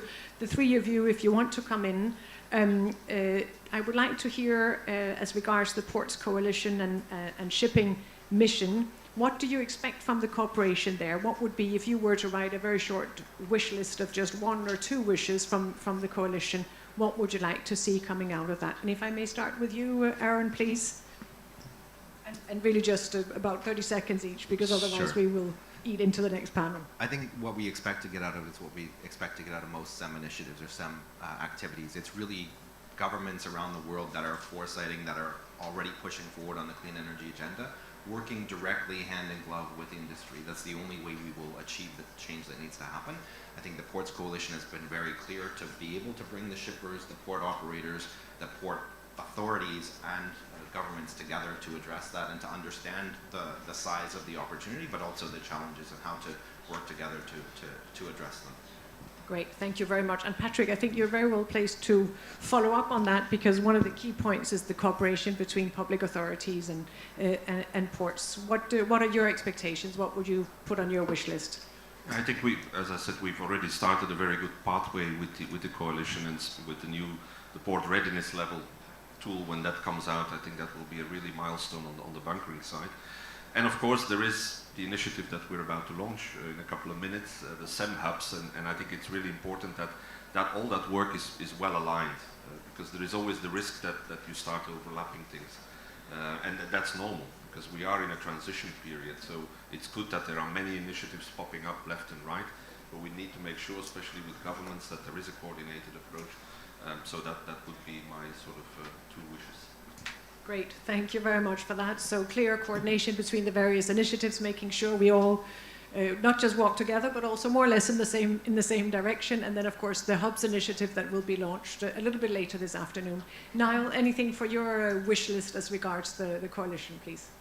I think broadly with any MI and CEM initiative, it's a really unique opportunity where, and I was speaking about this before, you get technical experts coming together with industry and industry peak bodies and policymakers and ministers and CEOs. And I think we just need to make sure that we're making the most of that opportunity and really maximising the impact and the benefit that has, because it's very accessible. And I think just making sure that we're streamlining collaboration where we can to really maximise and push those forward. Thank you very much for that, which I think is a very nice invitation for all of us to make the most of the days we have here in Goa together under CEM and MI. So thank you very much to our 3 panelists, and I have the honour of passing the baton on to Rosalinda, who will be chairing the second panel. Thank you very much to the 3 of you.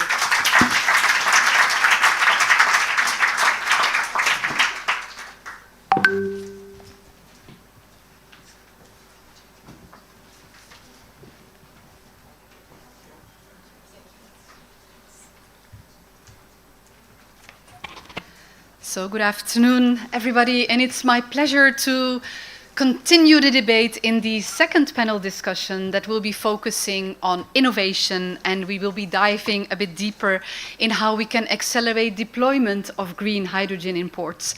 We have an amazing panel lined up for you with representatives from the shipping sector, from the renewable energy sector, and the shipbuilding sector.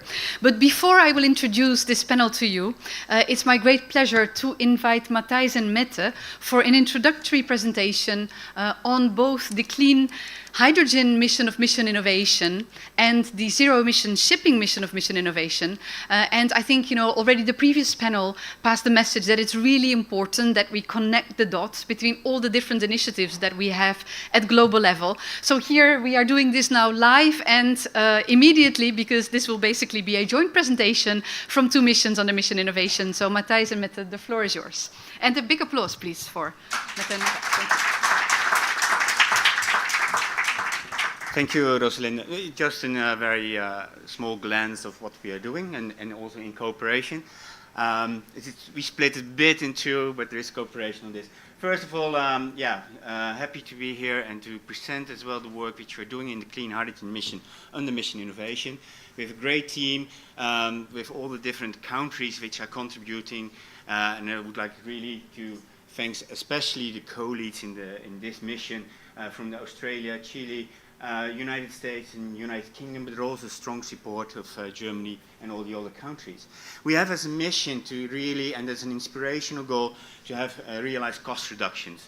That we are aiming at the $2 to euros per kilogram by 2030, but it's from the production to the end use. We published in Pittsburgh, and it's not too long time ago, an action plan. We 3 pillars are, and we think it's very important to realize the global hydrogen economy. That's to invest in research and innovation, to invest as well in demonstration, especially by hydrogen valleys, but the third one as well is knowledge exchange. We have to do it together, and we have to share experiences. And we said already, especially in the ports, what is happening there we should really share with each other. Hydrogen Valleys is the focus. We have a website, a platform, and I invite you to visit that. And there are some reports as well. It's also a knowledge platform. And in this report, which was also presented in Pittsburgh, Going Global, there are some examples of hydrogen valleys, and one of them is Europe's Hydrogen Hub in Rotterdam. And you see some big figures about more than €1 billion of investment, but it's a really big one, but you have also smaller ones. But what are the characteristics of a hydrogen valley?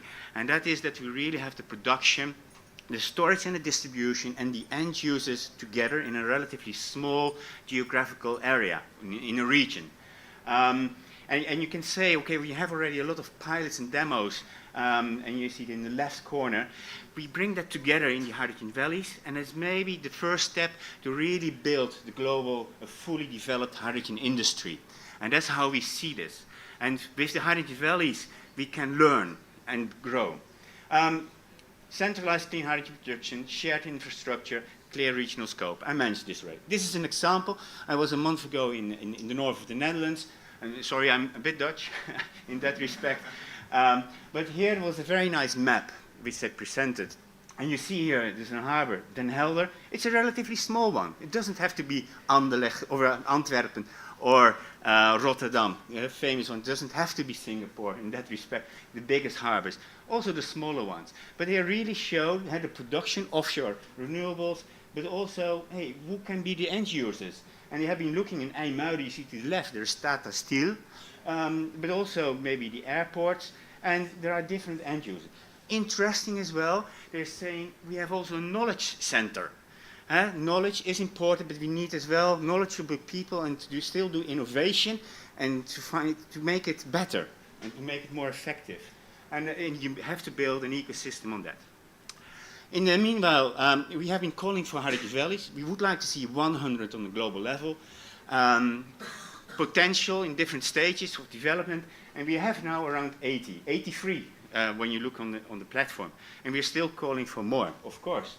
But you get an idea, and you see it's really a global reach out. Of course, the center is still in Europe, but in the United States, Canada, Australia, but Chile, Brasilia, you see this is taking up, calling hydrogen hubs.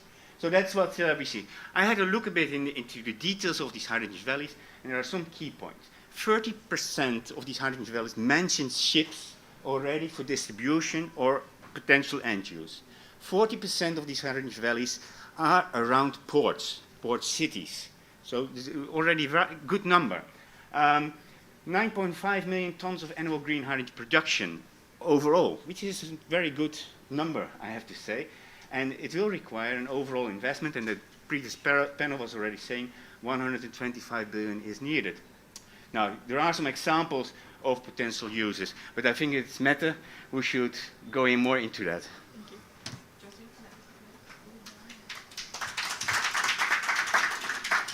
That's a co-production shoot at the end, not now. Yeah. Thank you very much, Matthias. So I am here from Denmark, going to explain a little bit about the mission innovations, the zero emission shipping mission. And you just have to say it fast 10 times, then you remember it. But it's the zero emission shipping mission.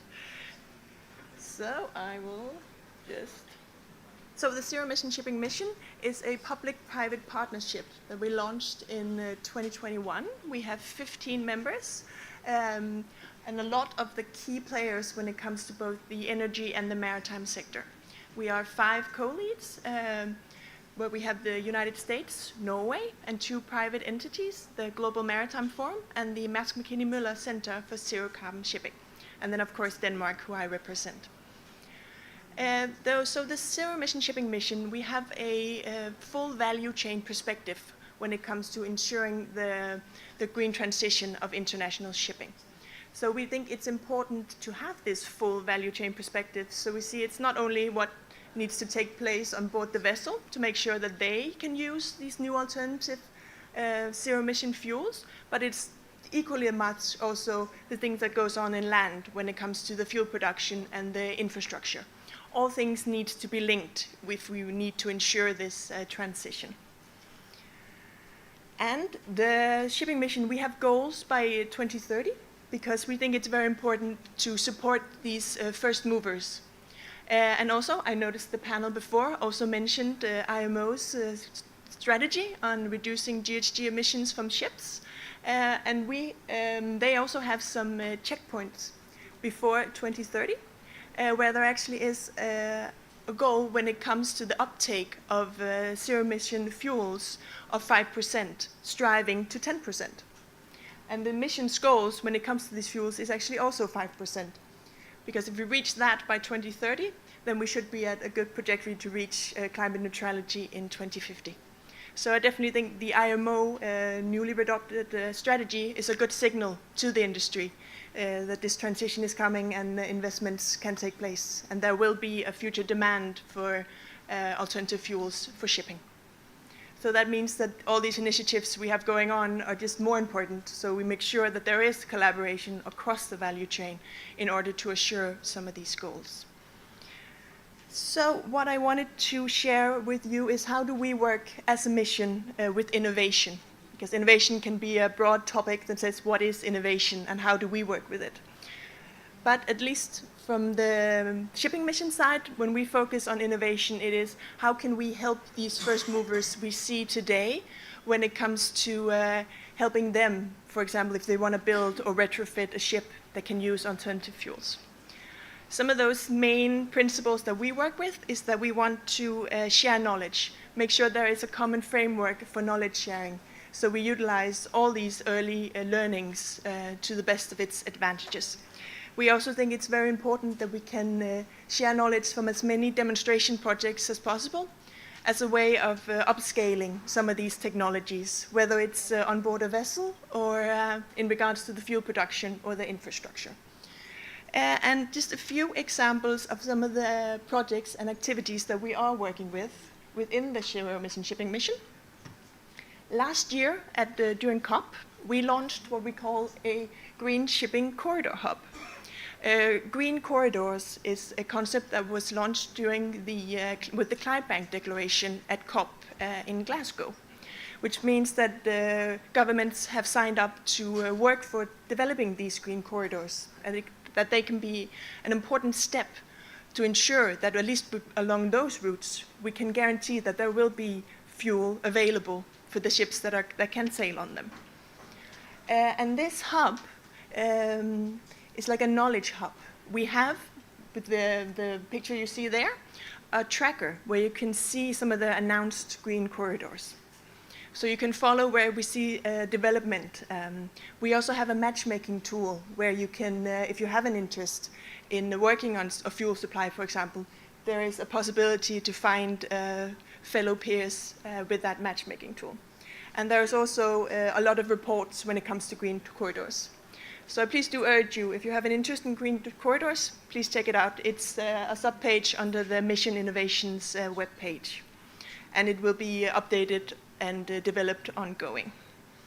So that's just one example of some of the things we are working with within the shipping mission. Another example is a study that we are ongoing right now that we will also hopefully present at COP later this year. It focuses a bit more on the supply study in ports. And it's our co-lead Global Maritime Forum that's spearheading that work alongside Rocky Mountain Institute. But that's also an opportunity where we can share knowledge when it comes to fuel supply at ports, which is also what we are focusing on here today. So the last thing I just wanted to highlight is that there are a lot of projects going on today. We do see a lot of ships being built or retrofitted to use some of these new alternative zero-emission fuels. And it's across the globe. It's not just focused on one specific region. We, for example, see that there is the upcoming methanol ships. We have a representative in the panel in a little bit that can perhaps elaborate a little more on some of those projects. We also see ammonia fuel vessels being undertaken. There is a study that I've highlighted here, which is a retrofit of a bulk carrier that's going to sail from Europe to Brazil, to the United States, and back to Europe.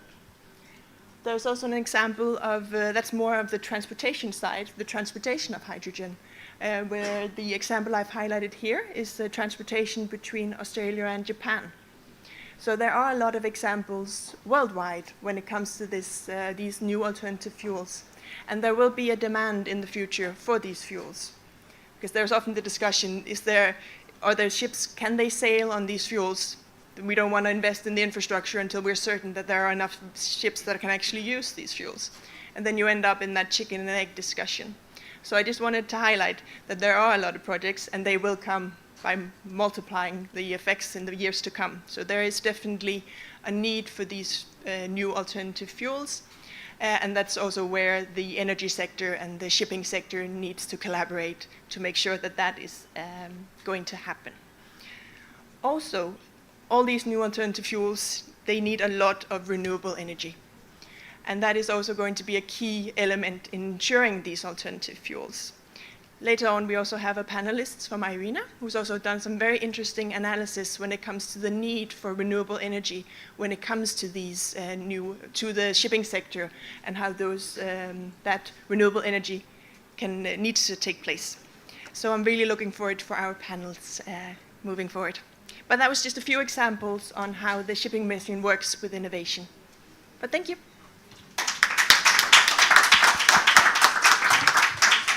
Thank you very much, Matthijs and Mette. So you can see it was a very good joint presentation, and the linkages, I think, are absolutely clear, in particular when you look into the hydrogen valleys and the potential of hydrogen valleys for ports and the shipping sector. So now it's my big pleasure. They have been very patient, so I would really like to invite our first panelist to take the floor. This is Roland Rouge, Director, Innovation and Technology Center at the International Renewable Energy Agency, IRENA. A big applause for Roland, please.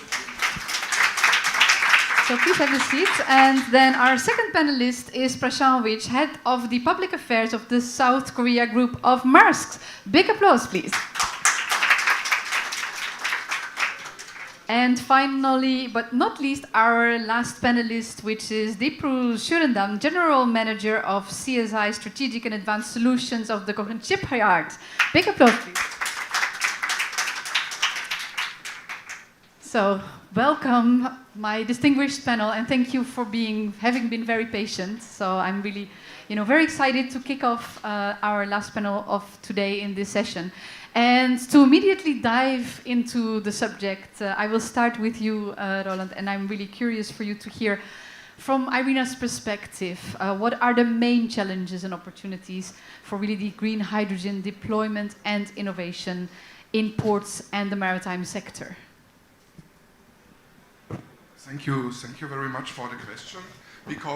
Before we go into the challenges, I think it would be nice also to acknowledge that there have been some achievements. No, IRENA very much welcomes, let's say, the new legislation of the International Maritime Organization, which they have basically revised their strategy, and the target is now to come to net zero by 2050, which is a huge improvement to the 50% they wanted to achieve in their earlier strategy.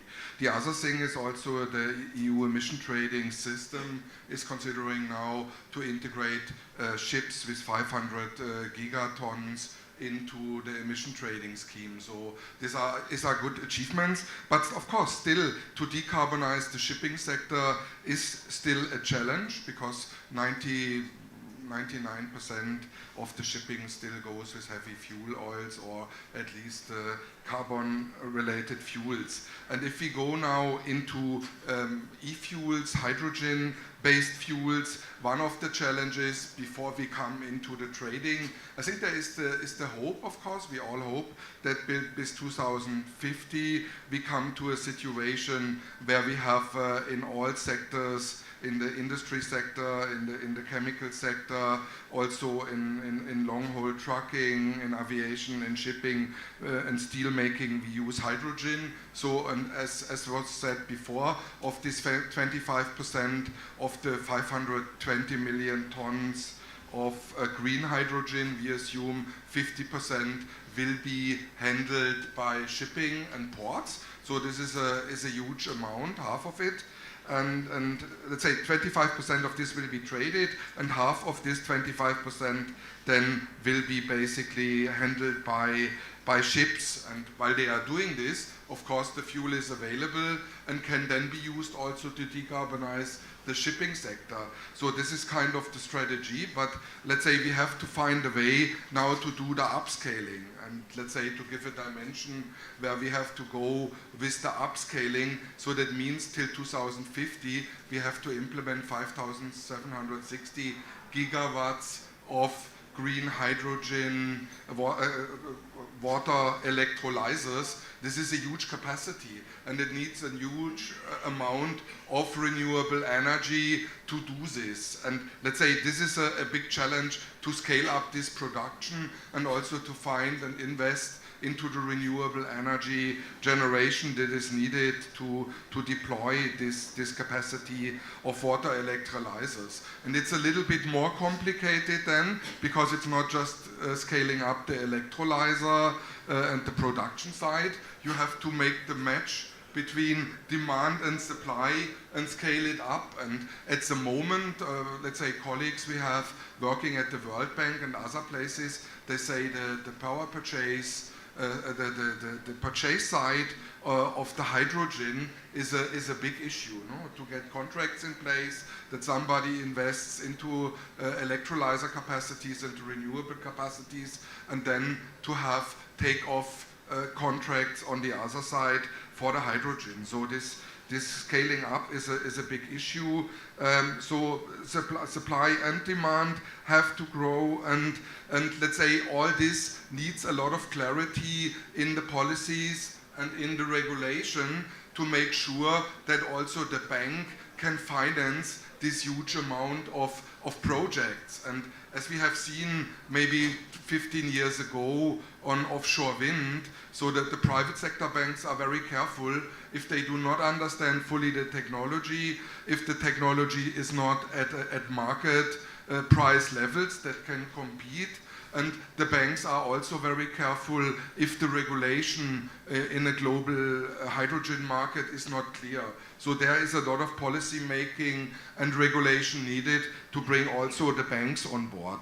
On the side of technology maturity, which is the third challenge, we have seen improvements. The leading shipping industry from Wärtsilä to MAN, they are able to have technologies, multi-fuel engines that can use heavy fuel oils as of now. They can use ammonia and they can use also methanol. But then to produce these fuels is not so easy, no? So you have to see the challenge with ammonia. Ammonia is toxic, and it is very clear from the Seafarer Union side, but also for passenger ships. This is not going to be the solution very easy. So the solution that really the innovators and technologists and leading companies see is till 2040 it will be likely methanol, because methanol is easier to handle and is not as toxic.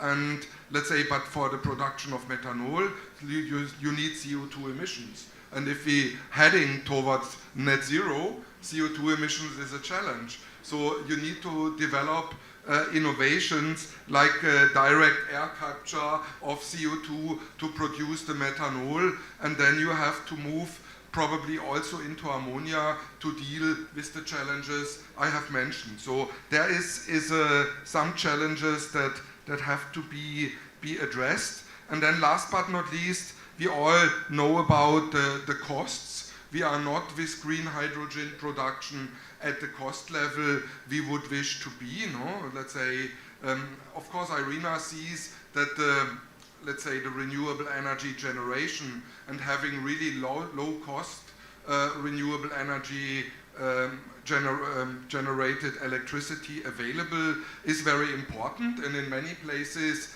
we see with very low prices at a level of 2.5 US dollars for kilowatt hour, we come to a price which can be competitive for the gray hydrogen production. But this is a very extraordinary places, and the big problem is that the capex of the water electrolyzer has to halven in the next year. So this is a very important part and a part for the innovation to make sure we are coming to where we want to be. And let's say the continuous research and development on this technology together is a thing we have to face together. And I think the Clean Energy Ministerial has a job to do there, but also other initiatives like IRENA, and so they have to find ways to head in this direction that we make the economics working for these challenges. Thank you. Thank you very much, Laurent. Roland, that was very good. I mean, good you spoke about, opportunities, but also many challenges. I would like to move to Prejean, because you mentioned the challenges with the different fuels, also the challenges with the costs. So Maersk is one of the biggest shipping companies in the world, and I think you have a very strong commitment to greenhouse gas emission reduction and real high ambition to decarbonize the shipping sector. So I'm really curious to hear from you, what is your strategy to decarbonize your operations, and how are you dealing with all these challenges that we heard from Roland? Thank you, Linde. I think clearly Roland touched upon the IRENA's work on the hydrogen, right? And there are, of course, a bunch of opportunities, and then, of course, a lot of unfinished work, right? So challenges in that context. I think from a Maersk lens, and before I get into Maersk, right, I mean, let's just talk about shipping industry. We emit about 1 billion tons of greenhouse gas emissions. That's about 3% of the global greenhouse gas emissions. When we've been looking at this for a couple of decades, right, and we've been working with energy efficiency measures, and then realized after working on it for 15 years that it can never take us to net zero. In 2018, we actually decided to set ourselves a target, a net zero target of 2050. Did we have solutions? Did we have answers to all the challenges? Did we know the pathway? No. But I think by virtue of us and our leadership really setting this ambition, we actually started to manage to get faster, collaborate, create an ecosystem, bring like-minded peers on board, have dialogues at a much more rapid pace. And that sense of urgency is what creeped in. In 2022, 4 years later, we actually managed to anticipate the 2050 net zero target to 2040. So we managed to anticipate this by 10 years simply out of what work went 4 years, not just by ourselves, but actually by the ecosystem stakeholders within shipping. At that time, and Mette spoke about the chicken and egg, we believe we've busted the chicken and egg situation. By virtue of actually placing an order for a green methanol vessel that was delivered last week. Over the weekend, we bunkered the first methanol vessel, which is now underway. She's on her way to Copenhagen, where we will have a name giving, and then she's going to be out at high seas. We've managed to actually demonstrate that there's a clear demand signal from our side, right? And now what's important is, since we've actually today have 25 vessels on order, and more than 150 vessels today in global shipping are on order on green methanol alone. And that's the new building playbook, right? In addition to that, we have retrofits. For our young vessels, we are actually working on piloting retrofits and being able to fit engines and make the necessary retrofits to be able to fuel green methanol. So I think one of the things that's also important to mention is that Maersk is agnostic of fuels that we use. It's just, as Roland mentioned, green methanol is what has been the one where there was a clear pathway for us, and we decided to go with that. 5 years, 10 years down the line, we probably would look at, there are pilots with engines happening at this point, as we know, around ammonia and so on. What's most important, and where I think all of us in the room can come together and say that we need to achieve net zero. That's what we need to collectively beat, right? Independent of what we burn in the engines, as long as, of course, there's a life cycle approach to it, and we can do that. So we've really gone with speed over perfection. We want to make sure that we are collaborating, we are co-opting here. We are not competing with anyone in the industry here on this one. We want to make sure that whatever knowledge we have, we'll put it out in the public domain for making sure that people can, our peers can learn and can make and can ensure that they don't make the same mistakes, right? So that's really how we approach this. One of those things that we are looking at now going forward is also the focus on the regulatory agenda, right? And that's something which we've been working on, and probably a big part of you all in the audience would know that a couple of weeks back at the IMO MEPC 80, we've actually had a big step in the right direction. And that, I think, is what is a great starting point. We need to, of course, keep the momentum on that.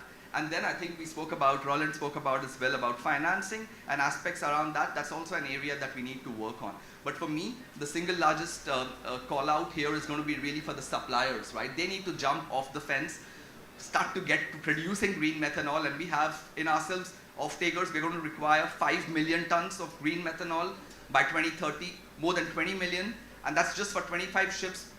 By 2030, 5 million tons, right? If you're talking about 150 ships, that's the playbook today.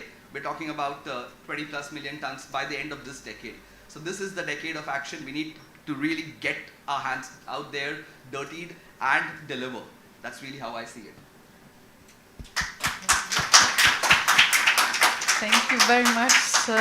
That was very, very inspiring. I loved how you said, that you busted the chicken and egg situation. I mean, you just went for it. I mean, this is really the first time that I hear this being said so clearly. So really, congratulations. And I think, you made a very clear call on the suppliers. You made it very clear, what your needs are. So I think this is really very, very impressive trend that you are setting for the entire sector. I also love the fact that you refer to, your willingness to share your knowledge and your experiences. I think that is extremely valuable. So now I'm really happy to move on to our last panelist, Deepu. You are basically representing the biggest shipyard in India. And I'm really curious to hear from you how you are approaching the use of hydrogen-derived fuels such as methanol and ammonia. And if you could share, your current perspectives, your strategies, and how are you going to deal with the green transition of the maritime sector, which is basically the common goal for all of us. Thank you, Rosalinde. Good evening to all. Myself, Deepu Surendran. I am from Cochin Shipyard. It's a public sector shipyard under Government of India. As a leading shipyard in India, we are working with a lot of green shipping initiatives for domestic as well as for international clients. In domestic shipping, basically for the inland waterways and near coastal shipping. One of the notable project which we are working with is Kochi Water Metro project. That is one of its kind of project. It is a battery hybrid vessels. First phase, it is 23 vessels. We are constructing that. 9 vessels already delivered, and that project is already gone on in Cochin. It is for seamless transportation between various transport systems like water metro, rail, road transport, and water metro to the islanders around Cochin city. And completing that total project, it is envisaged 75 vessels. It is all with fast charging LTO batteries, and it will be charged from the shore, and finally from green grid it will be charging. And and similar projects we are working with for Inland Waterways Authority of India for deploying these type of battery hybrid vessels in various waterways across India. And another significant project which we are working on is a pilot project. It is hydrogen fuel cell powered ferry project. This vessel is actually for demonstrating the fully indigenous technology, including the PEM fuel cell technology, which is indigenously made.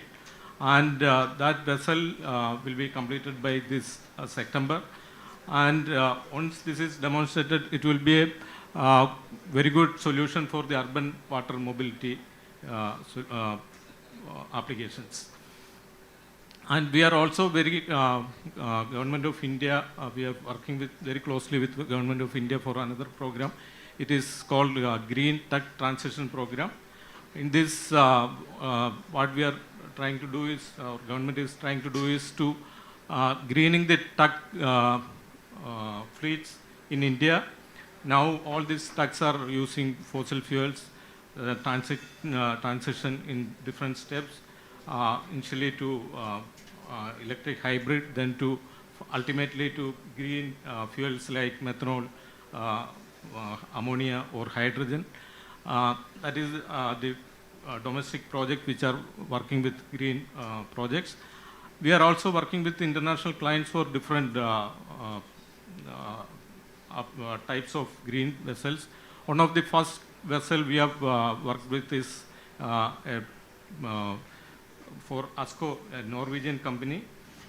It is called Autobarge. It is a ferry for transporting Euro container trailers across Oslo fjords. And these vessels are funded by, partly funded by the green funding of Norway for zero emission shipping in the Norwegian fjords. And these vessels are delivered last year. 2 vessels we have delivered. This is completely operated in battery, and it will be autonomous, completely autonomous by 2024. And another project which we are working with is for a Cyprus owner, that is 2 numbers wind farm support vessel, CSOB. These vessels are basically with methanol based dual fuel engines, and that we have 2 numbers contract already signed with these owners. And another project which we are working is with the Samskip. It is also a Norwegian owner. That is a feeder container ship for short sea applications for working in European waters. And these also 2 vessels that will be finally operate with hydrogen fuel cells. And these vessels also got funding from Norway's Innova. And from this project, what we foresee is for short sea or for short duration shipping, this will be a mix of battery hybrid or battery operated plus hydrogen fuel cell vessels. And for long duration shipping, it will be a mix of vessels which will be deploying with green fuels like methanol, ammonia, or hydrogen. And but we are facing a lot of challenges since it is the initial stages of transition. A lot of challenges are there. The technology maturity is a big challenge, and policies and regulatory things are getting frozen only, and then of course and its infrastructure and the initial cost capex for these type of vessels. These can be resolved, and we can achieve this target of zero emission only through collaborations and the collective effort of all the organizations, countries, and all stakeholders in the marine sector. Thank you. Thank you very much, Deepu. That was very, very comprehensive. And indeed, thank you very much. I think it's very clear that there are all kinds of different solutions, also depending on the distances. And I think there are also a few common challenges still to be solved. So I think we can basically conclude that there's a positive wind that is blowing in our sails for the future. Before we go to the closing remarks from our Danish minister, I will just ask for the panelists one final question with very short answers, like 30 seconds. But if you would have kind of like a magic wand and you could make a wish for 2030, what would you wish for? Where would you like us to be in 2030? Very shortly, Roland.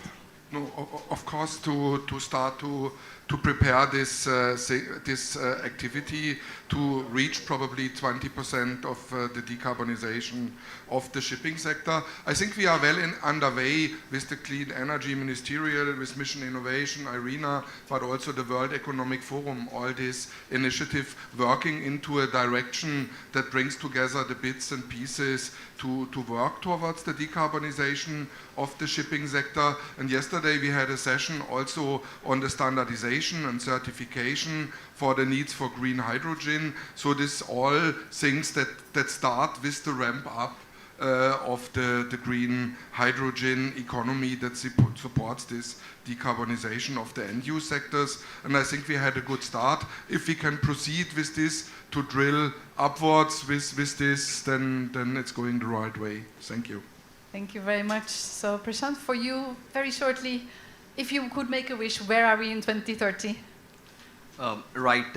I think, Linda, while I speak about 2030, my eye is actually on 2050, right? And that's where we want to get to net zero, and that's where we make sure that we address the 1.5 degree challenge that we have at hand as the planet. In that context, then I think the CEM and MI have been doing some great work, right? And it's only half done. There's of course a lot of more work that requires to be done.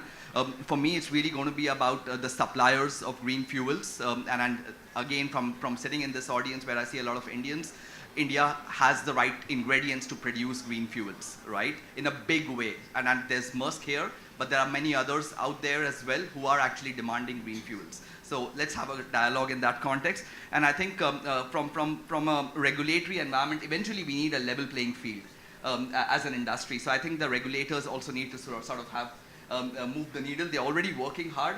We know it's moving in the right direction, but they need to also rev up. Those are my top two wishes. Very good. And Deepu, for you, your wish? Yeah, I think getting the infrastructure ready and the cost of fuel for alternate green fuels will come down so that more owners are coming with alternate fuel green shipping. And this can be achieved together through collaborations and collective effort. We can achieve this ambitious goal for zero emission shipping to ensure a future, sustainable future for the maritime sector and the planet. Thank you. Beautiful. Thank you very much. I think we can all subscribe to the wishes of our panelists. And now it's my great honor to invite on the stage the Minister for Development and Cooperation and Global Climate Policy in Denmark, Mr. Dan Jurgensen.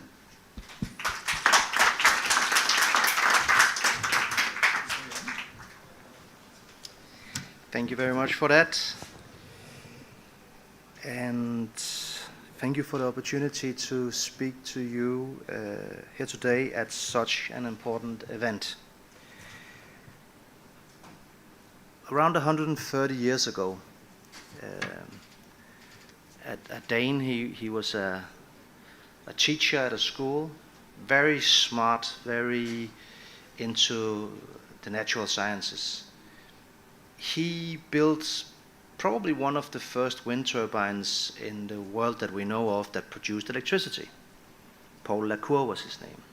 And that, of course, made him quite famous. Until today we talk about his name. But what many people don't know is that the reason he did it was not to create electricity as such. He actually had an electrolyzer in his basement. So he wanted to make hydrogen. He wanted to find a way to store the energy. So sometimes if people say that a vision for a totally green maritime sector or aviation sector is science fiction, it's something for the future. Well, no, it's not science fiction, it's actually just science. We've known how to do this for more than 100 years. Now, of course, getting it up in scale and down in price, that is a huge challenge. But if we look at where we need to go, if we look at the potential that we have exploiting the natural resources of energy from solar, from wind, hydro, really there's no reason for us not to be optimistic. Now, in Denmark we've decided that we want to take the next steps. So we were the first country in the world to build an offshore wind farm back in 1991. At that time many people shook their heads saying that is a very expensive way to create energy. And it was. And we had to subsidize it a lot and there was a lot of problems. But I think today not only are we, but a lot of people around the planet are quite happy that we did those things. Because today offshore wind can compete in price with coal most places in the world. This is not only because of Danish technology and Danish companies, but it started in Denmark and we've worked together with others to make it happen. Now, what are the next steps to take? Well, I think if we are to decarbonize our societies, we have two major problems with renewables. One is, of course, the storage problem. What do you do when the sun is not shining or the wind is not blowing? You haven't had the opportunity to store the energy for when the sun were actually shining and the wind were actually blowing. Second, how do we use renewables to decarbonize the hard-to-abate sectors, shipping being a very, very important one? And here, of course, there might be technologies that we don't really see as feasible today that in 10 years might be, who knows? But I think it's fair to say that hydrogen can and will play a major role. Imagine that. We take, for instance, in Denmark, the exploitation of the wind, make it into electricity, make the electricity into hydrogen, make the hydrogen into liquid fuels that you can put on a container ship. It is not, again, something that we might be able to do. It is something that we are doing. It is something that are happening now. In Denmark we have a strategy that will mean that we will reach a capacity of 6 gigawatt of electrolyzers in 2030. 6 gigawatts, is that much? Well, compared to the need of the whole transport sector on the planet, obviously not. But compared to our size as a country, it actually is quite a lot. 6 gigawatts of electricity, if we use that to just supply normal homes, that will equal more than 6 million European homes on average. 6 million. Now, being a small country, that is a lot. It also means that we need to rethink how we organize our production, how we organize our grids. So we've had to make new legislation. We've had to make it possible to have direct lines from one renewable facility to a electrolyzer factory, going outside of our collective system. But the most ambitious project that we have engaged with is 2 energy islands. So one is already there in the Baltic called Bornholm. Another one will be an artificial island, either an island made of sand and concrete and other things, or a platform. We haven't decided on that yet. But the idea is that instead of having one offshore wind farm that is extremely expensive to connect to shore, we have an island, and then we have what equals 5 or 6 or 10 offshore wind farms connected to this island. The island is then connected to shore or to another island or another country, or there will be electrolyzer facilities on the actual island. Huge endeavor, very big investments, but we are doing it, and we do believe that working together with other European countries, this will be a big part of the future. Now, there's no doubt that there are extremely important decisions that has to be made in the years to come. Decisions that has to be made before the technology is so developed that the scale is there and the price is there. That is the core of the problem.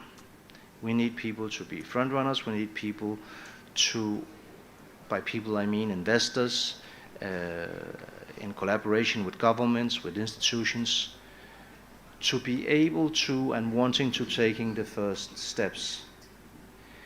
Now, there is a bit of a what comes first, the hen or the egg discussion here, because I think many ministers and decision makers will have been in the same situation as I have when I spoke to my Ministry of Finance in Denmark, wanting to have subsidies for this. I said, well, but if there's no demand, well, there will be demand as soon as we have supply. But I think everybody in this room knows what I'm talking about. But this is why it's so important that we have international collaborations, that we show not only ministries of finance, but also the institutional investors out there on the global markets, that this is actually happening. I'm sure you are all very well aware also of the important decisions made by IMO a couple of, was it last week or the week before? I would have wished for it to be even more ambitious, but having said that, this is a huge step forward. We will now for certain have a carbon neutral maritime sector. You all know Maersk, the big Danish container ship company that have decided that they themselves want to take the first steps. Now, first ships that are already being built, this is methanol, but in the future they will for certain also be a part of the solution with the hydrogen-driven economy, and many other companies are doing similar things. Listen, we need to remind each other why it is that we are doing these endeavors. We're doing them because if we don't, the consequences of climate change will be a catastrophe. My portfolio, I serve as Minister for Development Cooperation and Global Climate Policy. It's not a very normal portfolio. I think most ministers of climate policy are also ministers of energy or environment. I used to be that myself, but we created this portfolio because our Prime Minister recognized that, listen, climate change is already here now. It's not something that might happen in the future. It's here now, and the effects are here now. And you cannot really deal with any of the more traditional development policy issues and problems and challenges without at the same time tackling climate change.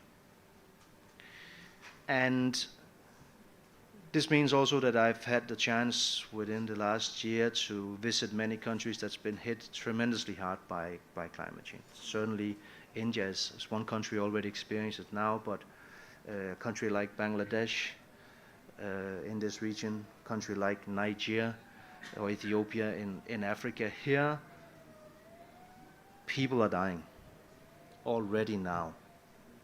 So we are in a hurry. We need to do more, and we need to do it because the future of our planet is at stake. Now, the very, very good news is that even if that had not been the case, even if there had not been such a thing as climate change, the things that we need to do would still be sensible to do. They would still be sensible to do.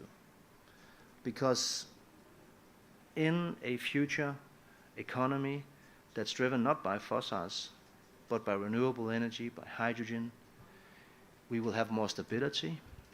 We will have actually an abundance of energy, even in countries that are now struggling to supply electricity to their people. Because we have, for instance, wind. We have, according to the IEA, enough wind to supply the entire planet's consumption 18 times over. That's just wind. So, Excellencies, colleagues, friends, thank you so much for taking this very important discussion. Denmark aims to be at the forefront of this development. We are there with very good partners, and we are looking forward to continuing the collaboration. Thank you. Thank you very much, Minister, for these very inspiring words. And that brings us also to the end of our very, very interesting discussion. I think it's very clear to conclude that we have frontrunners, that we are doing the right thing, and that is very, very clear that we need to stop talking about chickens and eggs, but we just need to continue our collaboration and the global collaboration that is so important to drive things forward. So thank you very much again, and I wish you a lovely evening, and let's just do it. Thank you very much.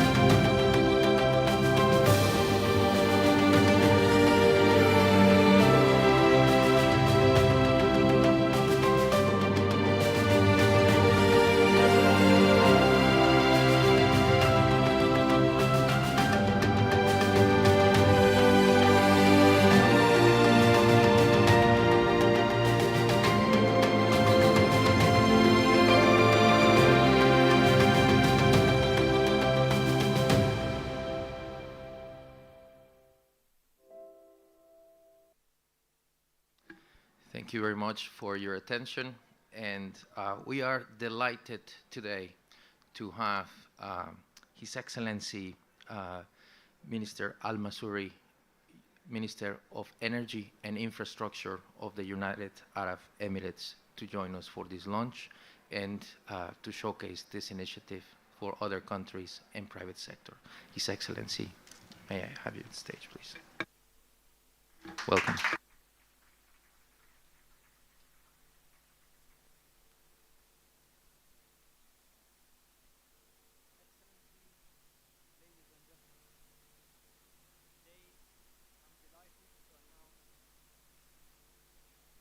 Okay, sorry. Excellencies, distinguished guests, ladies and gentlemen, today I'm delighted to announce the launch of an unprecedented initiative that will revolutionize the maritime industry and solidify the United Arab Emirates' position as a trailblazer in the transition to a sustainable future. The Clean Energy Marine Hub makes a significant milestone in our journey toward low carbon economy. Allow me to highlight some key points that underline the importance of this transformative initiative. It is a game changer for the global maritime industry, bringing together governments and industry for the first time to de-risk investments and accelerate production of low-carbon fuel at the unprecedented scale. By combining industry experts with government support, we have designed a framework that supports the development and deployment of low-carbon fuel and technologies for shipping. As we embark on this journey, it is crucial to emphasize the need for planning and coordination among different sectors. By integrating renewable power generation and strategically locating low-carbon facilities near ports, we can enable maritime sector to access clean energy sources efficiently. In another groundbreaking move, the United Arab Emirates is proudly establishing the first maritime decarbonization center in the Middle East region, and the fourth globally in collaboration with DNB. The center will help turn the United Arab Emirates into a global hub for maritime decarbonization technologies and implement following in the footsteps of established centers in Singapore, Denmark, and Norway. The center will serve as a knowledge hub, fostering global collaboration and positioning the United Arab Emirates at the forefront of maritime sustainability decisions, including the upcoming COP28. We aim to align with the decarbonization ambitions set by the International Maritime Organization and become a beacon of innovation and advancement in this field. Distinguished delegates, through such initiative, we demonstrate our unwavering commitment to spearheading sustainable development. We recognize the importance of local and global collaboration with like-minded governments and the private sector to produce, transport, and deliver low-carbon fuel that benefit all of us. Low-emission hydrocarbon will play a significant role in these initiatives and contribute to our vision to sustainable maritime sector. Earlier this month, we launched the National Hydrogen Strategy with an aim to turning the United Arab Emirates into a leading and reliable global producer and supplier of low-emission hydrogen. The strategy also aims to reduce emissions in hard-to-abate sectors, including maritime transportation, by 25%, of course including all of the sectors, by 2031. Ladies and gentlemen, the contribution of maritime sector in global economy has increased over the last few years. In the United Arab Emirates, the sector is a key economic pillar, annually contributing to around 24.5 billion US dollars to our GDP. As a country with futuristic vision and boundless potential, the United Arab Emirates has scored high in several competitiveness indices related to the maritime sector. It was ranked third in the transport services, trade, and bunker supply index, fifth as a key competitive maritime hub, and 13th globally in the port performance and efficiency index. The challenge of decarbonizing the maritime industry requires a global response. The Clean Energy Marine Hub initiative will go a long way in addressing the challenges and setting new standards for sustainable shipping. Let us seize this opportunity and work together. Unleash such collective potential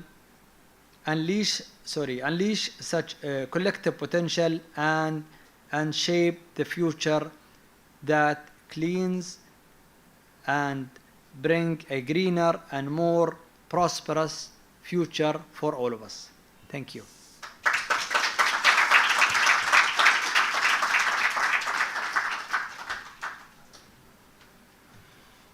Thank you, Your Excellency, for your remarks, but also because of the support that the UAE, together with Canada, provided when the concept phase of this initiative was key to drive it forward to the day, as today we reached the launch. Now, as you know, we have 5 countries in this initiative, and if I can ask for your attention from the Minister of Panama, who pre-recorded the video. Thank you. Greetings from Panama on this Clean Energy Ministerial meeting this year. We are very excited about the launching of the Clean Energy Hub initiative. Without any doubt, this is going to be a turning point in the sustainable initiatives around the world and the connection between the energy and the maritime industries. Greetings to everyone, and expect to have great results in the short, medium, and long term.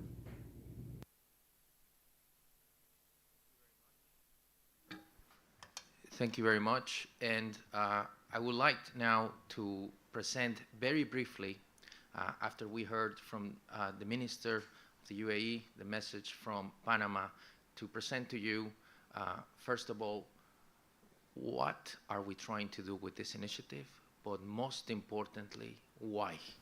Why is this initiative here, and why are we working together with the private sector and the public? So this initiative is the link between the energy and maritime sectors. And our main focus is to de-risk investment, to transform the energy and maritime value chain. Here are the facts, though. 60,000 this represents.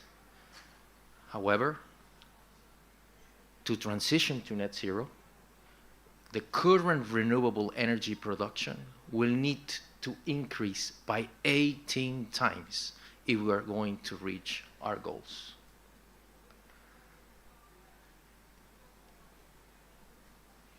What does this mean?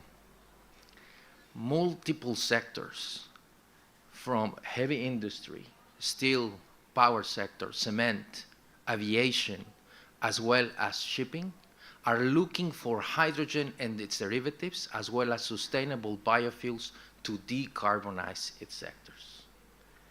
And just as an example, we expect that the concentration in the global demand for hydrogen by 2050 to be 90 to 95% across non-maritime sectors, leaving shipping with a share of 5 to 10% of global hydrogen demand by 2050.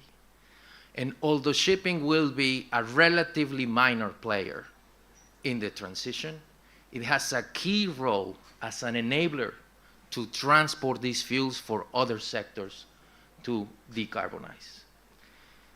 People from the maritime community know very well these numbers. Shipping represents from 80 to 90% of global trade, but it also moves 36% of energy products, current energy products, by sea.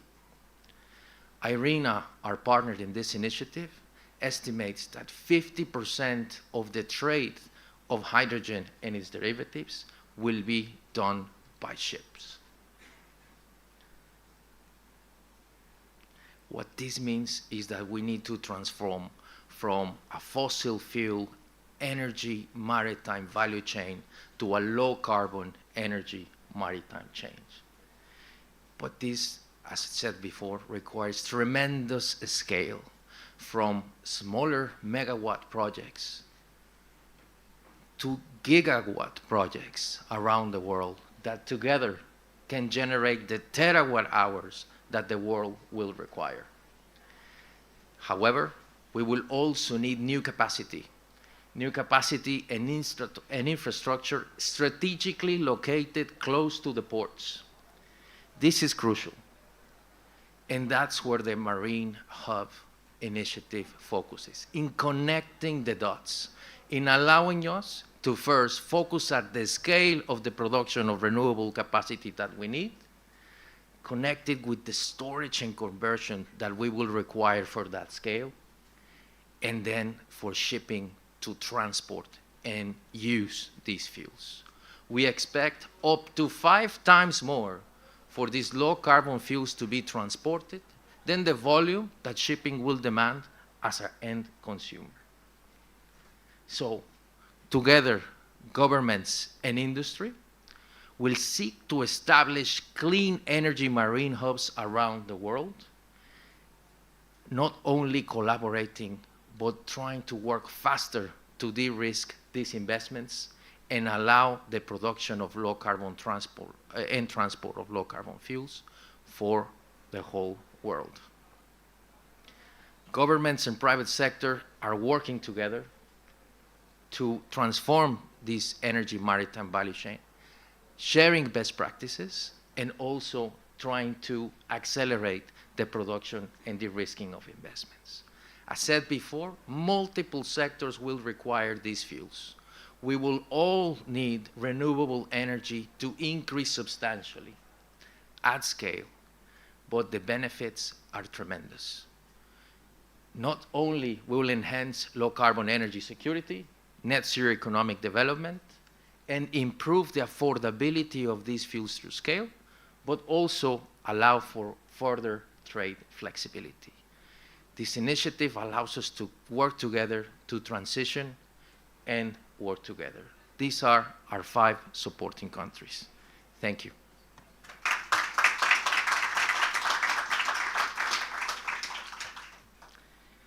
Now, may I ask, ICS has been a leading convener for this initiative together with IAPH. May I ask Secretary General Guy Platten to provide his remarks. Thank you. Welcome. Thank you, Nelson.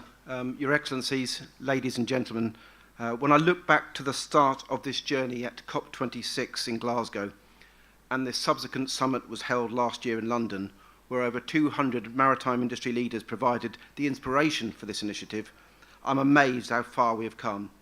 I'm so very grateful for the leadership of His Excellency Minister Al-Mazroui of the United Arab Emirates, who along with Canada, Norway, Panama and Uruguay understood that whilst it's important to focus on decarbonising individual sectors, we also needed an initiative that provided an overview to enable us to plan and, importantly, de-risk the creation of a maritime value chain in order to transport the new fuels that the world will produce and use.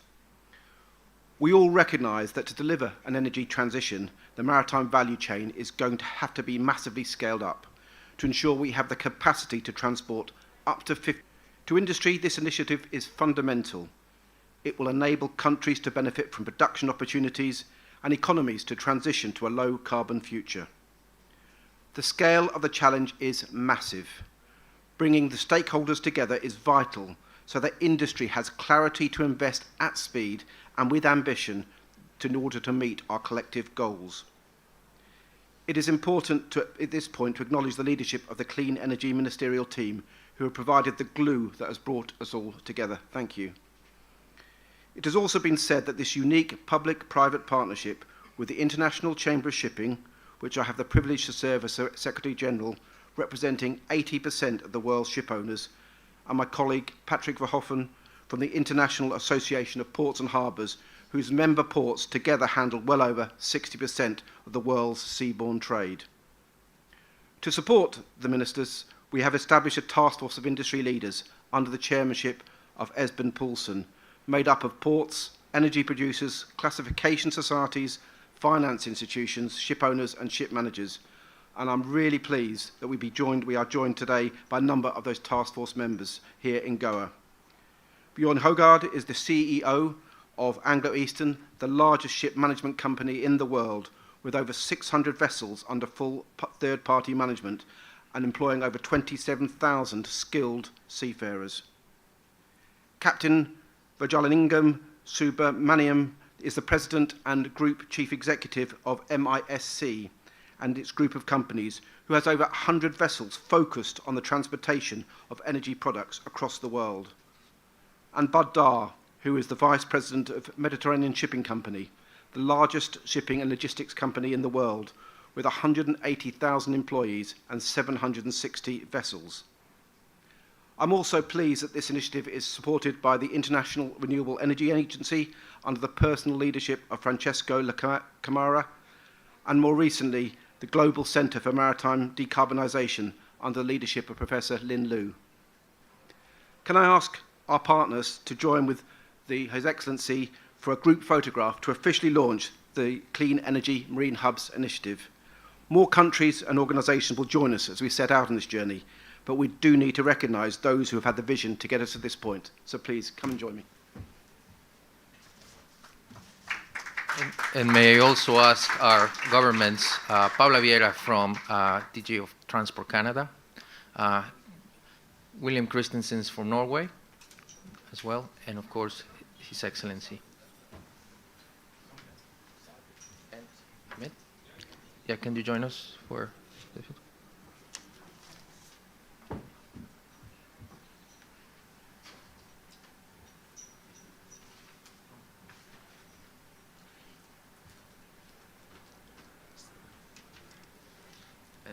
And we welcome as well Clean Energy Ministerial Jean-François Gagné.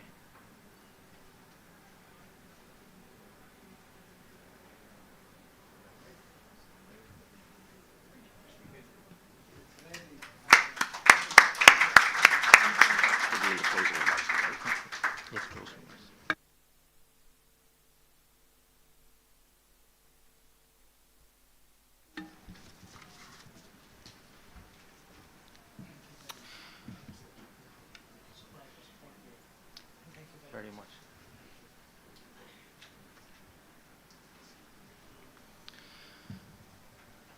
Well, now that the initiative is officially launched and we're part of the Clean Energy Ministerial community, I of course have to congratulate and be very grateful for the work that the Clean Energy Ministerial has done under Prasoon and Sarbojit particularly, and all together the governments that have participated with industry in co-shaping this initiative from concept to reality. So thank you very much. We will now transition to a deep dive discussion, a quick deep dive discussion into two big elements that this initiative focuses: the scale of the challenge that we have ahead, and second, the transformation that is required across the value chain. May I ask Stuart Neal from the International Chamber of Shipping, our moderator, and the first panelist to join us, please. We will have the slides on. You can find your seat. Thank you. Please.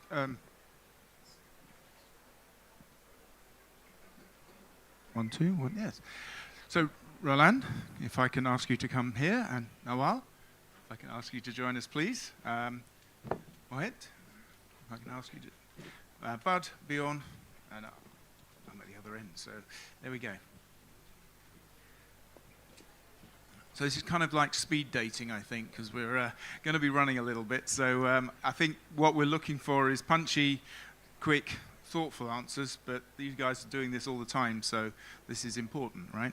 So I think we've heard that they're talking about quite a large issue here, and it's the scale that we're talking about. And Roland, you guys look at this at the International Renewable Energy Agency.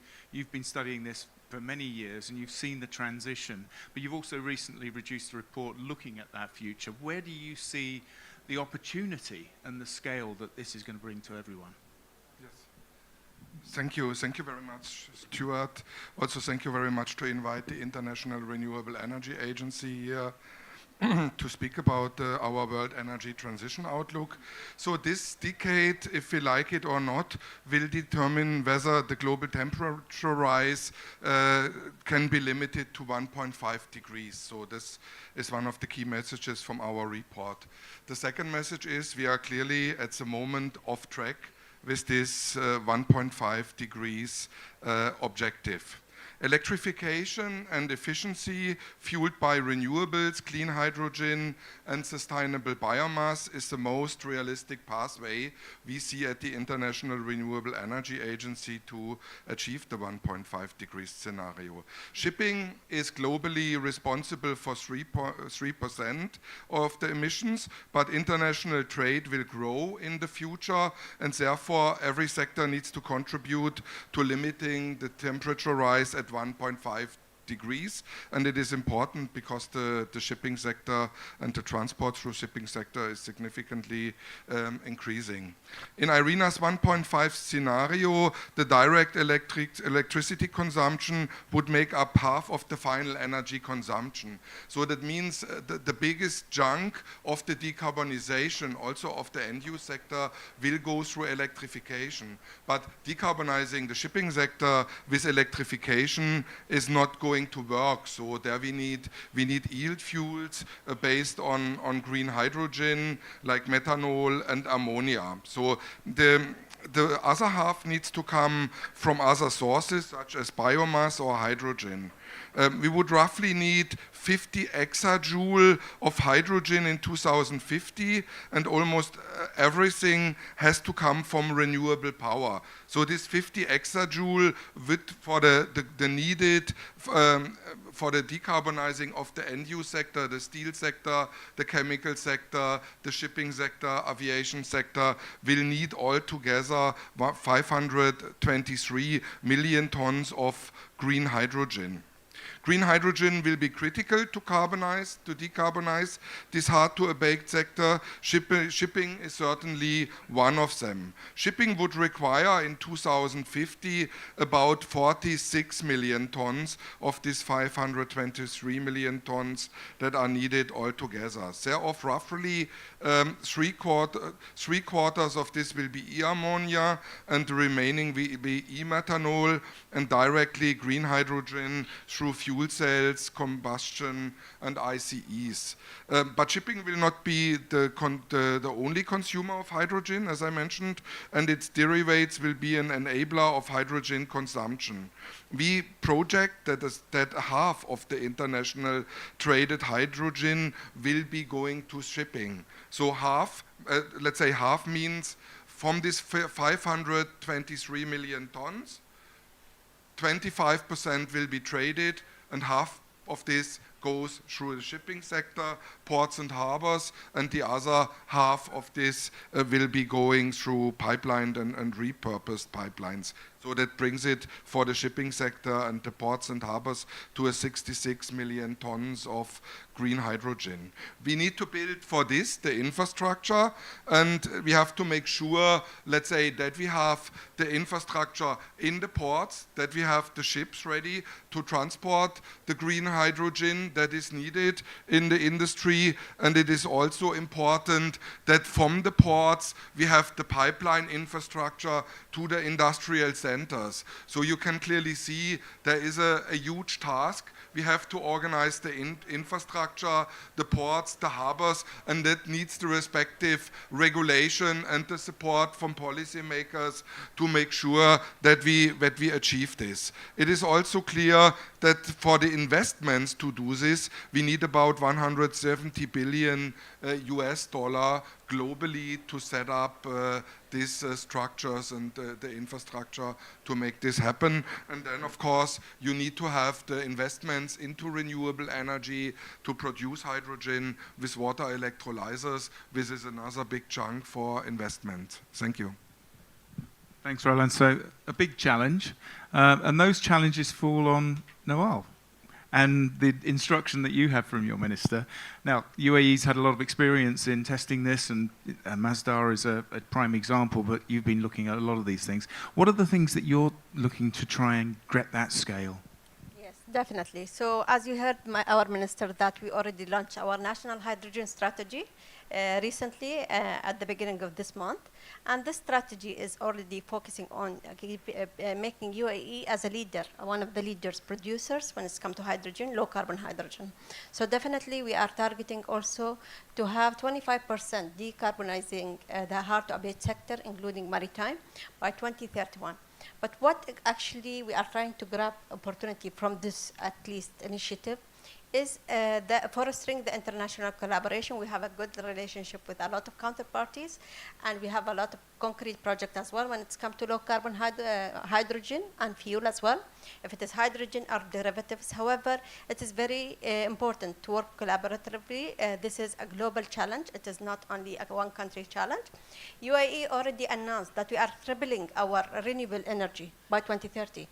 So this is also an ambition from our country to showcase and to talk the walk, are they saying? So this is very important to showcase that we are capable to do, and others as well. Second thing, the other opportunity, I think, in my opinion, it is the R&D and the scaling up the production. As you heard from today's speakers, that the quantity is not there, the demand is huge. And this is why we have a lot of projects going on.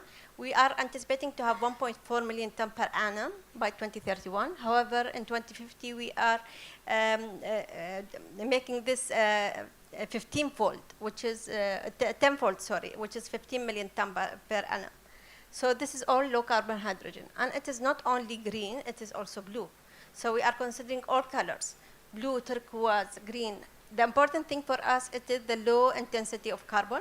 It is not this one, because definitely we need time till we reach the scalable, affordable green hydrogen in place in quantity that's required. This is from my side. Thank you. No, so you're hitting the ground running, as it were, and that's great. And so, Mohit, I'm just going to hand the question to you, because NTPC have got pretty good challenge ahead of you as well, from moving from a coal provider or user before, and now under your leadership of the renewable side and looking at these challenges and these opportunities. Is the transport there for you? Do you see that supply chain to support you as a company exporting these new fuels? Well, good afternoon, and thanks, Stuart, for having me here. For the people here, I must say I'm a new convert to maritime. It started in the morning, so. So we had a meeting with the people sitting in the room here. And so yes, it's a challenge. It goes without saying. But what we are definitely very keen on, and we want to work forward with, is the fact that for us at NTPC, we have a very unique advantage, if I may say, at least for methanol to start with.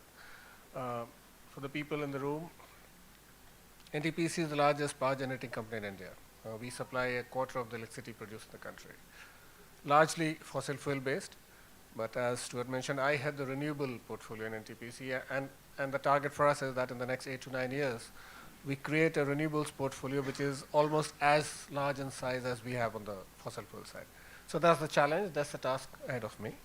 But what the opportunity I was talking about is that the amount of carbon dioxide we produce as NTPC, for us it's a circular economy route which we're looking at, that we capture the carbon dioxide and blend it with the green hydrogen which we're producing using the renewable power to produce green methanol. And there, if I can say, opens the doors for us for the entire maritime industry. So as we're discussing in the morning, if I may say so again, so methanol is something we understand could be the first step for the shipping industry to move forward. Part of it, as I understand, will be used by the shipping industry, and a larger part, of course, will be transported as fuel for other industries to use. So we feel that going forward, if we're looking down a pathway for production of methanol and then subsequently ammonia as well, so using this route can help us move quickly. And you said Naval hit the ground running. We can do that for you as well, because we have the resources in terms of the land requirement, we have the resources in terms of setting up large capacities of methanol production. So yes, supply chain is an issue, which is why we've already tied up for 1 gigawatt of electrolyzer capacity to produce not only, I mean, this is not the only thing we're looking at, we're looking at other challenges, other opportunities as well. So this is what we are looking at. But I'm actually more concerned on the other side. And incidentally, this is where I like to probably refer to the discussions we're having earlier in the day. You said the technology on the vessel side, or the technology on adoption of methanol as a fuel on the vessel side has moved forward. I must say that it is on us, people like us, who can actually provide fuel in the quantities you need at potentially the right price for you as well as for us to move forward. So I'll not get into details of the challenge on the maritime side, but I feel the energy, maritime convergence can happen quickly. Thank you, and thank you for that. You've been a convert to the shipping industry, and I think beyond you're a shipping man. You're not an energy man, and one of the things in our task force discussions you've been passionate about is this scale, and what is it that we look at, and so from you, what are your requirements? Yeah, so thanks for that, Stuart.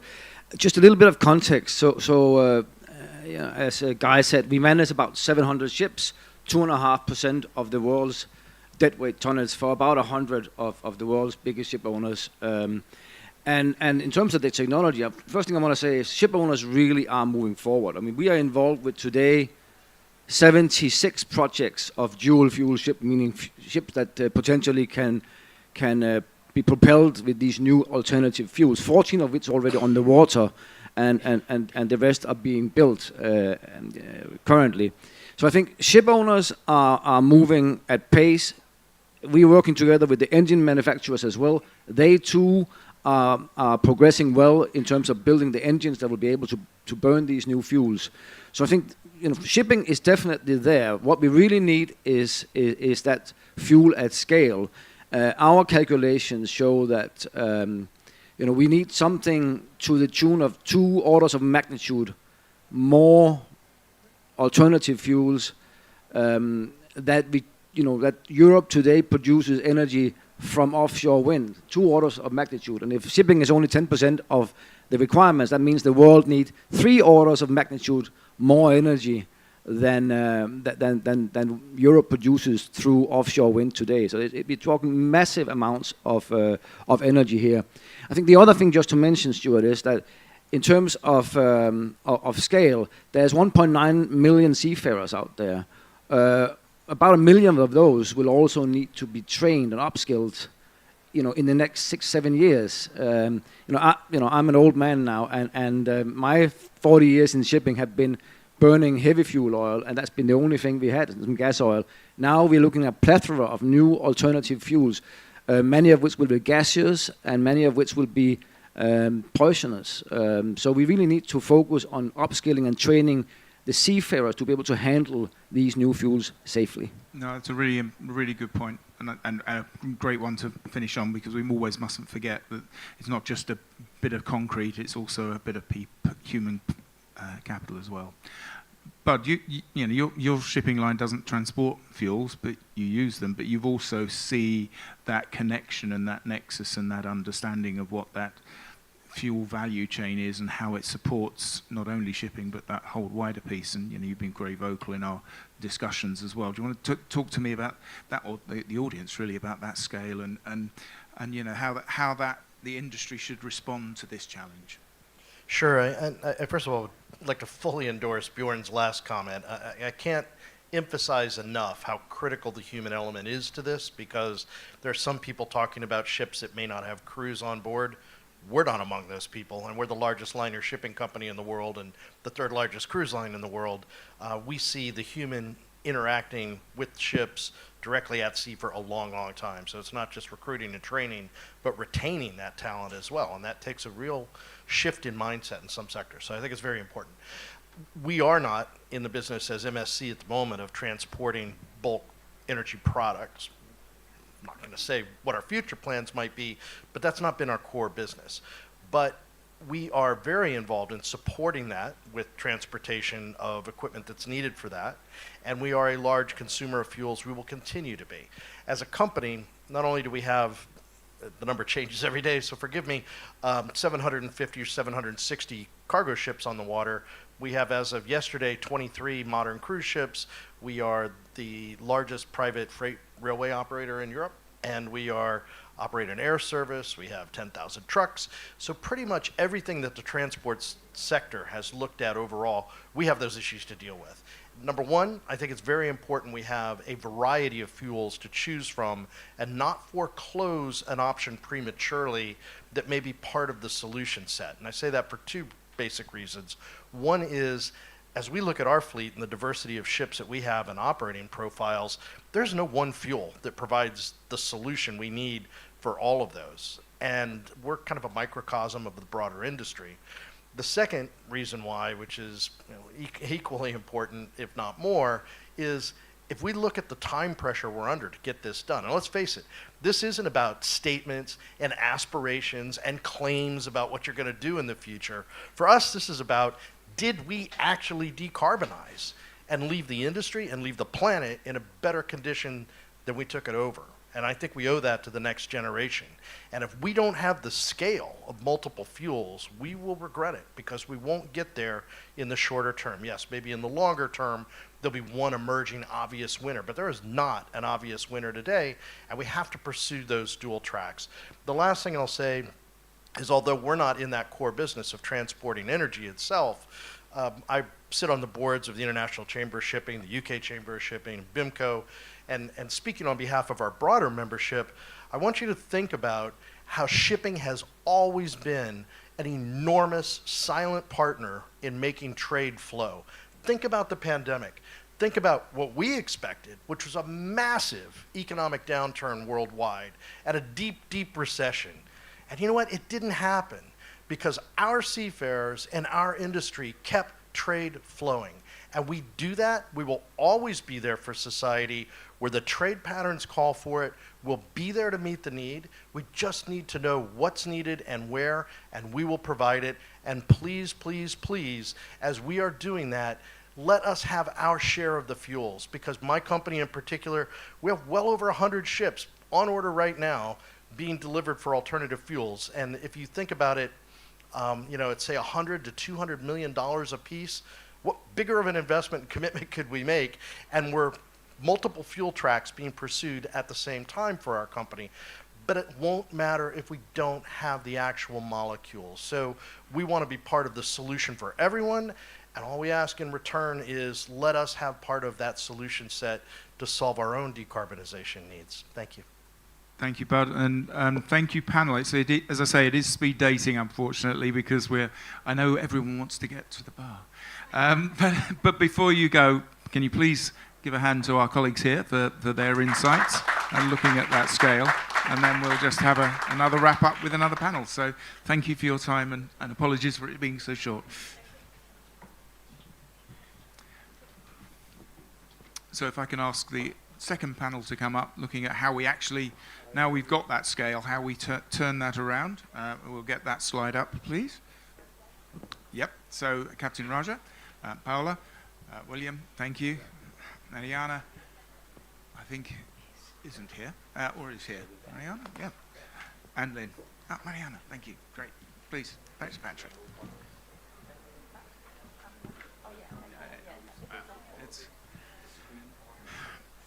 Okay, so again, a bit more speed dating, unfortunately, but hopefully you're getting the real crux of what we need to do, which is the important bit, and obviously this is the start of a journey. So, Captain Raja, your company transports the existing fuels and are looking to the future. So, from a perspective of someone that actually has to do it, where do we start, and why? Can you pass the microphone, please? Easy one.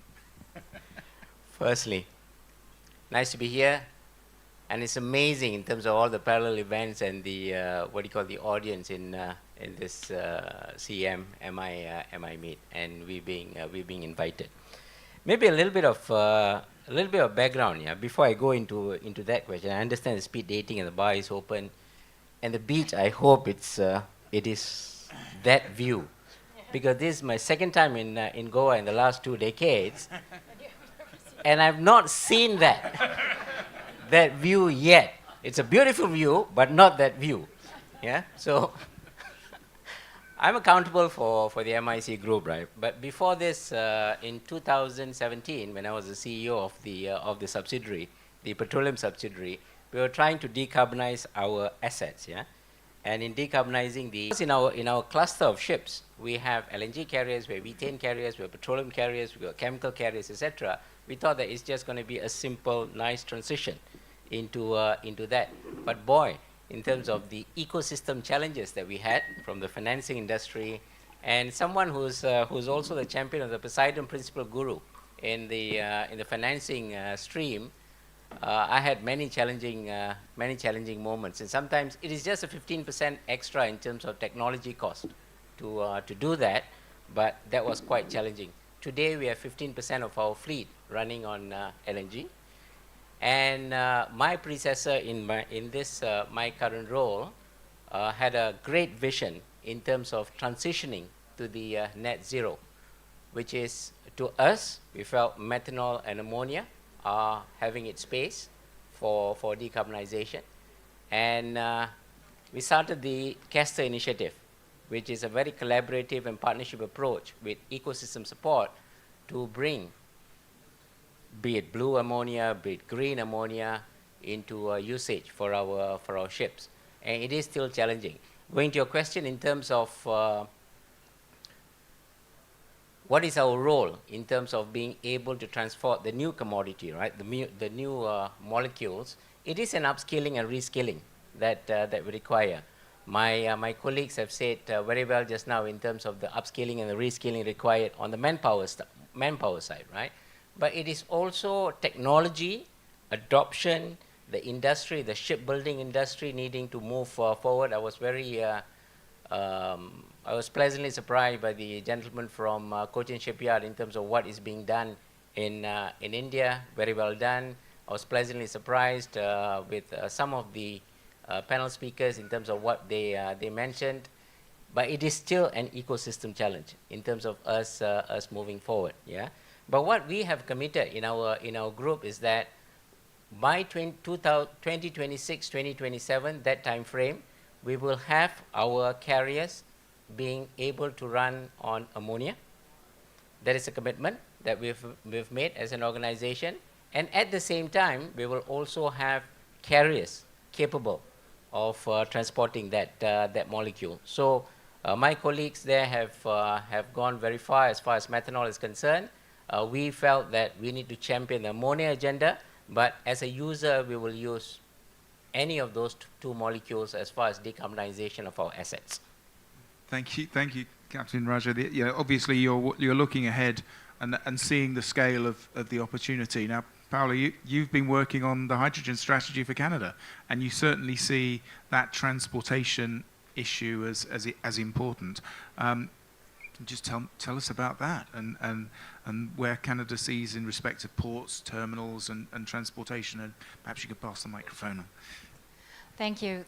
Thank you all. I'll try to keep it brief. But yes, having been one of the architects, or lead architect of the hydrogen strategy for Canada, certainly as we were developing the strategy, we were looking first at domestic use. So a lot of talk about hubs and establishing hubs where production and local end use would be co-located. Fast forward the invasion of the Ukraine. And all of a sudden, Canada is looked to as a supplier of choice of hydrogen to markets around the world. And we have a very vast country. We had projects being started all over the country. And then all of a sudden, the interest became in our coasts. Because the reality of trying to move product to coast is an immense challenge, given our geography. So just 1 year ago, 1 year ago this month, actually, we signed an agreement with Germany. At that time, as we were negotiating that agreement, we had about 7 projects on the East Coast. By the time we were signing, there was 15 projects being proposed for the East Coast. Today, we have about 26. So certainly, industry is listening. But even saying that we have 26 projects in various stages of planning does not mean that 26 projects will go forward. But then there is still the need to move that product, and none of our ports are ready. That is just the basic reality. Our ports are not ready to move vast volumes of either hydrogen or its derivatives to markets around the world with whom we are making arrangements. So as we look to prepare our ports, all of our ports are different. Some of them are being repurposed, so existing port assets being repurposed. Some of them are being built specifically for that. But you are now starting to get that idea that the co-location of production or conversion of hydrogen at port where it's going to be moved is actually the most strategic way to do this. And that's really where now we're starting to see a lot of the projects becoming much broader, where you're actually getting production or conversion at port. But even with that, when you think of all of the projects trying to get off the ground at the same time, not all will succeed, but even if a number of them, even if a fraction of them, the labor requirements for these vast projects, the equipment and materials requirements, we are still in a supply chain challenge. We are still in a pinched supply chain. The reality of that. The training, we talked about the training that would be required. As we look at getting our ports ready, and we are committed, Canada is very committed to getting this, we are working with industry. We are trying to streamline regulatory processes. But the reality is, we are also looking at our regulations. We're looking at our liability regimes. Moving small volumes of ammonia is not like moving vast volumes of ammonia on a regular basis. So our safety and security regimes at port, our liability regimes at port, the training that is required from port operators, the labor required to build out these projects. I mean, the list goes on. So yes, committed, but that is the beauty of initiatives like this. We are not going to do it alone. We should not be doing it alone. The idea of partnerships with countries that may be more advanced in certain aspects of this, maybe not every aspect. I don't think any one country has all the answers. Us all working together, there's no end to the potential of what we can achieve. Thanks, Paula. And you've obviously given us a very long shopping list of what we've got to work on from now going forward. Now, William, you know, Norway has an awful lot of pilot projects. You've invested a lot of things to try and unlock those challenges. You've done that. Now, can we scale that? Is it going to be large enough to supply Norway, to supply Europe, or where do we need to go from this? Well, thank you. Well, first of all, said Norwegian government has primarily been focused on decarbonizing shipping vessels, but we also realize that challenges concerning transport of clean fuels. We have a large and complete maritime industry, which will be considerable actors in both converting shipping to clean fuels and transporting the same fuels. So, but I should probably briefly explain the Norwegian policy and what we have done actually. So, the Norwegian government has an ambition to reduce greenhouse gas emissions from domestic shipping and fishing vessels by 50% by 2030 compared to 2005. And we have a tailor-made approach to the various shipping vessels and ports to enable clean fuels projects. So we have for many years supported electrical charging facilities in ports in Norway, servicing power to ships while docked and power to ferries and other vessels. So we have many electric ferries. Furthermore, the company Norled has successfully launched one of the world's first ferries that run on liquid hydrogen. So that's actual project that we have that's up and running now. And there's also additional ferry under construction with gaseous hydrogen, and there's many more. And for those of you who attended the last session here, you heard the Indian shipyard manager that talked about the Norwegian ships they were building. So we are also promoting clean fuels in deep sea transport internationally through the IMO. We're very active there. When it comes to clean fuels for other purposes, the Norwegian government is supporting projects in industry and for other uses. For example, we support the development of 5 hydrogen hubs located along the coast, and that's interesting because it's the maritime industry that's actually benefiting from this. So and these projects, they cover both the production and the usage side. So we think this provides very useful learning. And we also support hydrogen projects for the metal industry. And all these projects are public-private partnerships where these private partners then receive grants from the government. And we in 2022, we actually we issued grants for approximately 200 million euros. So our experience tells us, now I'm coming to the point you're making. Our experience tells us that we need to proceed step by step, from smaller to larger scale, learning and implementing changes as we proceed, because it's very complex. This has been highlighted already. Moving from domestic to international projects is even more important. This is even more important. International projects adds a lot of more complexity to pilot and demonstration projects. So in this respect, therefore, it would be wise, we think, to start with the countries and industrial partners that are already engaged in projects that aims for large-scale transport and clean fuels, as well as use of those fuels in the vessels. So trying to profit from what's going on in the different countries that are most advanced and trying to set up a demonstration pilot project that actually shows that this works. There's a lot of initiatives.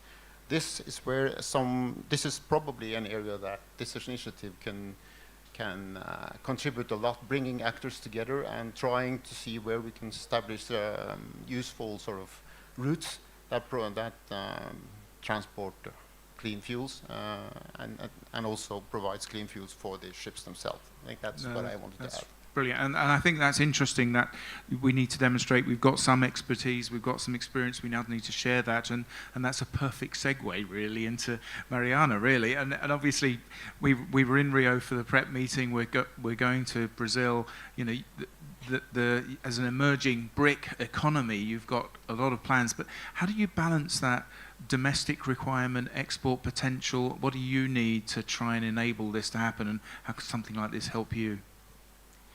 Thank you. Good afternoon, everyone. And well, first of all, it is really, really important to say that Brazil is really keen to join this initiative from CEM. And so we have 6 members now. Yeah. Excellent. Thank you very much. Good announcement. My minister is going to kill me because I have just sport, but he's going to announce it tomorrow. Yeah, but actually, no one tell anyone. No one will tell him that. So, actually, we see we are really ambitious about the importance of ports infrastructure in terms of the energy transition, and you know that Brazil now is really pursuing to have a national policy for energy transition, and we have already been setting some domestic policies to address hydrogen, for example, production in the country, and also sustainable biofuels as part of our national strategy. So it is really, really important to say that we still have ports infrastructure in our country that leads with traditional use of ports. So now we need to bring new perspective to that. And during these initial months of the new government in Brazil, we have been trying to engage our local partners. And by that, I mean that we were involving different ministries, and one of them is the Ministry of Ports and Airports in Brazil, they are responsible for developing all the national policies for that, because we need to perform better in terms of maritime sector, and also to provide new scales for hydrogen productions and other infrastructure that is going to be needed to this process. So Brazil now has $30 billion for hydrogen projects being announced in the country, but we have been the first hydrogen hub that is going to be developed at the Pecém port, which is located northeast Brazil, and we do see room for discussing with further details with them all the ports infrastructure that's going to be needed. So initially we have some ambitions for domestic level and to produce hydrogen to have embedded low carbon products, but we also see room for exportation, and that's why the maritime sector is going to be hugely important in this process.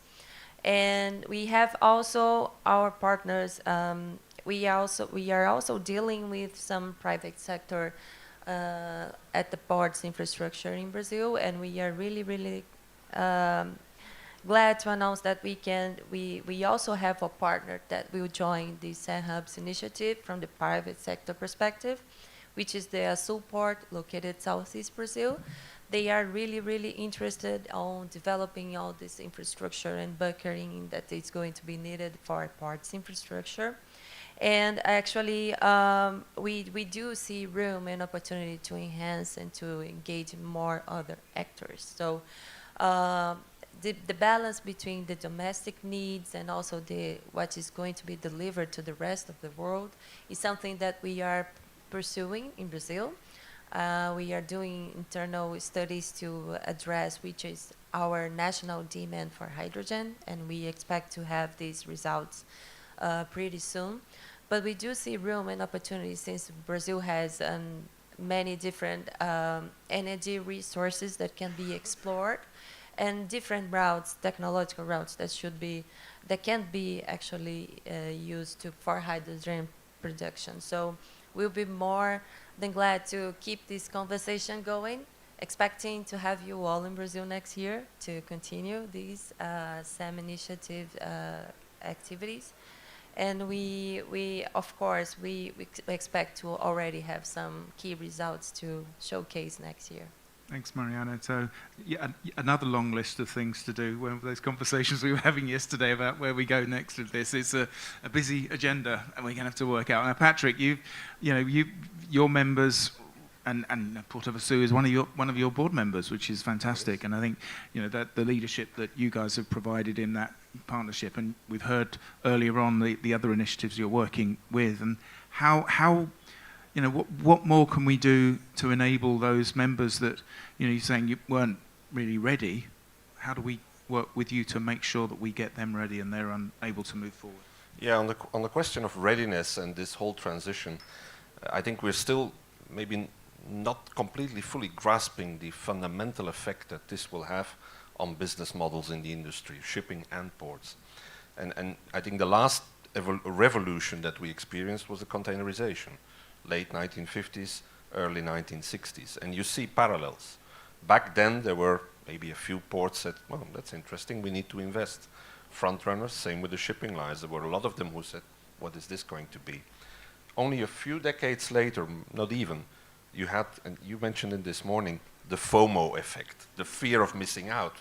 Every port wanted to become a container main port. And I think we're probably somewhere sort of half in between that situation, where most ports realize today this is important. This is going to change our business as we know it. And you have front runners, Port of Açu, Port of Rotterdam, Singapore, Antwerp, there's several out there already, but many are still sort of in that phase like, where do we start? How do we begin? Our infrastructure is based on fossil, petrochemical clusters and so on. How do we transform that? How do we go about there? I think that's sort of the stage that we are in. Different than containerization was completely left to the market.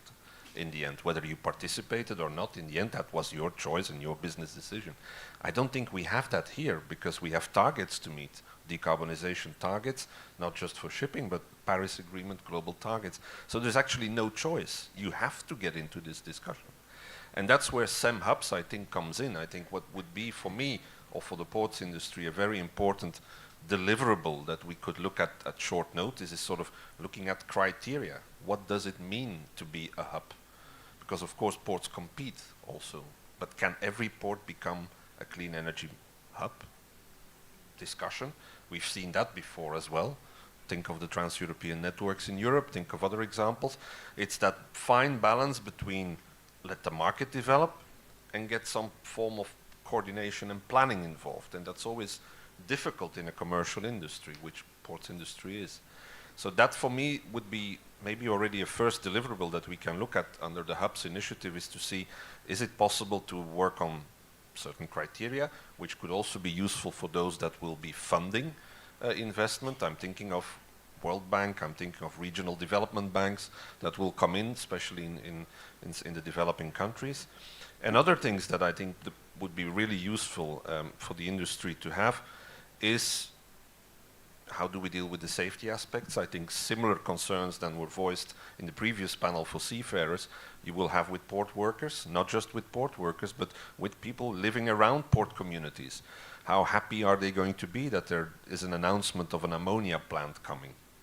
Serious concerns, which have to do with planning procedures, with permits, stakeholder engagement. I think that's a whole process that we will see coming ahead of us if we need to build that capacity in that infrastructure to make sure we can handle the 50% by 2050. That's a huge task ahead, which we should also focus on. Stakeholder engagement, planning procedures, permits, things like that. And of course, there's also an element of regulation there. How do you deal with safety aspects? And I think third element, and that's exactly what Hubs is about, it's about capacity building. It's about learning from each other, learning from the front runners that are already out there today, that are already investing, building overseas partnerships with ports. I'm thinking ASU, Antwerp, Rotterdam is with the neighbors, with PSM, so competition plays a role, of course, but there are overseas partnerships being developed. How do we learn from that? How can we create the capacity building that is needed for people, for the investment, for the infrastructure? So I think that's my shopping list that I would add to all the other shopping lists. Yeah. So Lynn, you kind of look at these things from a global decarbonisation perspective of just shipping, but as the work that you've been doing with your team has really looked at this broader perspective, and from all, you're relatively new in terms of being in this partnership. Can you give us those sort of things that from all this shopping list, where do we prioritise? Because we've got a lot of work to do, we need to move forward. And what I will do, and I haven't really got time, but I've seen Paula's writing an awful lot of things down, and she's very, very focused on COP, and it links into sort of other things. So I'll just come back to you. But Lynn, can I ask you, what would you see as from the private sector side, where do you see those priorities? Thanks, Stuart. I mean, I think today's discussion, there was a lot of focus on fuel production.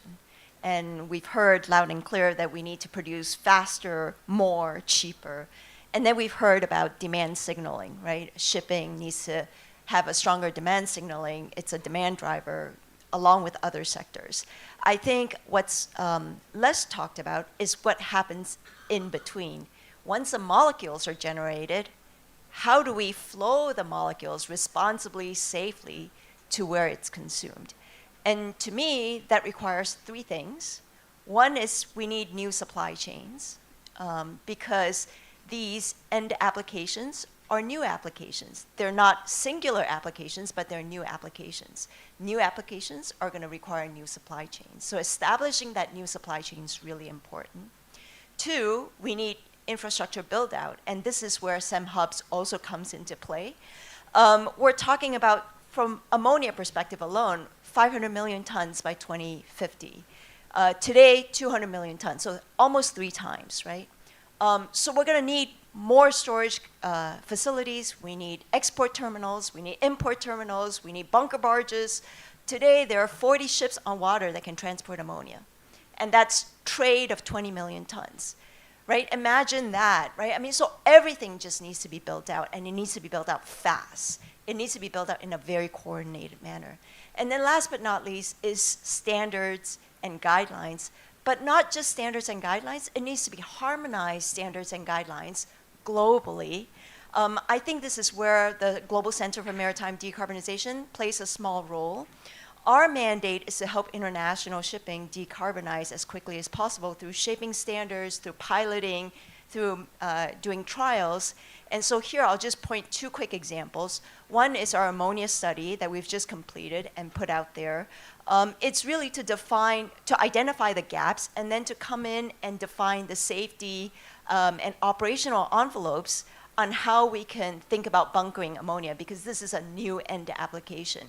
So the next thing we want to do with these safety guidelines is to kind of push this towards standards development organization so that these guidelines can become draft technical references that can be potentially adopted in many places. And along those lines, we're going to conduct a ship-to-ship ammonia transfer pilot, and we want to do this in different ports so that we can build up ecosystem confidence, familiarity, capacity, and so when ammonia is available, we can do the bunkering pilot. Along those lines, we have a pilot on biofuels as well, and that's really to iron out and to increase the transparency and the integrity of the supply chain. So these things are really important, and all these moving parts need to come together alongside, having the fuels there and having the demand signaling, so that all these different pieces can come in tangent so that we can work together. And this is where the CEM hubs play a really, really important role, because by co-locating the users, by co-locating that with the suppliers, I think you really de-risk and you can move forward faster, cheaper, and safer. Awesome. Thanks, Lynn. I can see Paola's list getting longer and longer and longer. To try and summarize very quickly on where we move towards COP in 1 minute. Okay, so a lot to do. The more members, the better. So welcome any other countries that want to participate. But I think it is important, having launched a few CEM initiatives, having been part of the CEM family for a while now, I think one of the most important things is to develop a work plan. And not just about the plan, but tangible outcomes. So we've talked about a definition. Developing a definition of what is this, so that anyone who wants to play in this sandbox knows what they're playing, the game that they're playing. But I think we also need a roadmap. I've made a list of about 20 different themes that are going to be required, challenges, issues, barriers, call them whatever you want, that are going to have to be tackled. That, to me, is then the very appropriate landscape for developing a roadmap, a blueprint to how clean energy, clean shipping hubs has, kind of the rules of engagement, the recipe by which to bake the cake. And I think that could be a very tangible thing that we can do and potentially launch at the next CEM in Brazil, committing all countries that are partnering in the private sector to work towards something like that. Another thing that I think will be important is to really showcase this at CEM. And certainly Canada, working with many of the partners here and other partners internationally, is looking at having some announcements at COP. But I think we really need to give some thought to how we bring this to even a greater audience, and the importance of this role of the transportation system as really the catalyst to the energy transition and ensuring that clean energy commodities get to markets that very much need them. So big list of things to do, but I think it is tangible, and I think that we need to get going. And I think we have agreement from the members that everybody's willing to roll their sleeves up and contribute their expertise and their time. But I would like to see in a year from now that we have something tangible to put forward. So that's a challenge to all of us. So going back to Guy was saying, it came up in Glasgow 2 years ago with our meeting then in London when we convened. This is great movement, but we need to keep that momentum going. So I'd like to thank the panel for their insights, their thoughts, and their joining, which is great. We're just going to finish off with, Nelson's going to finish off, but please put your hands together to thank the panel for their insights.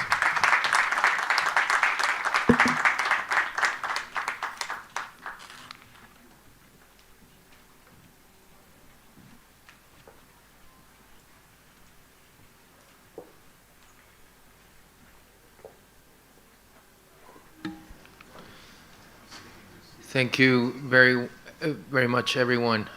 Very interesting insights and a great discussion of really high level. It's a wealth of knowledge that we had here. We'll just have a couple of things to share with you first. First of all, let me ask our COP28 team that is here, that are organizing this major climate conference in December in the UAE, our plans for the maritime sector, the connection with energy for COP28, and if I ask Rama to please share it with us.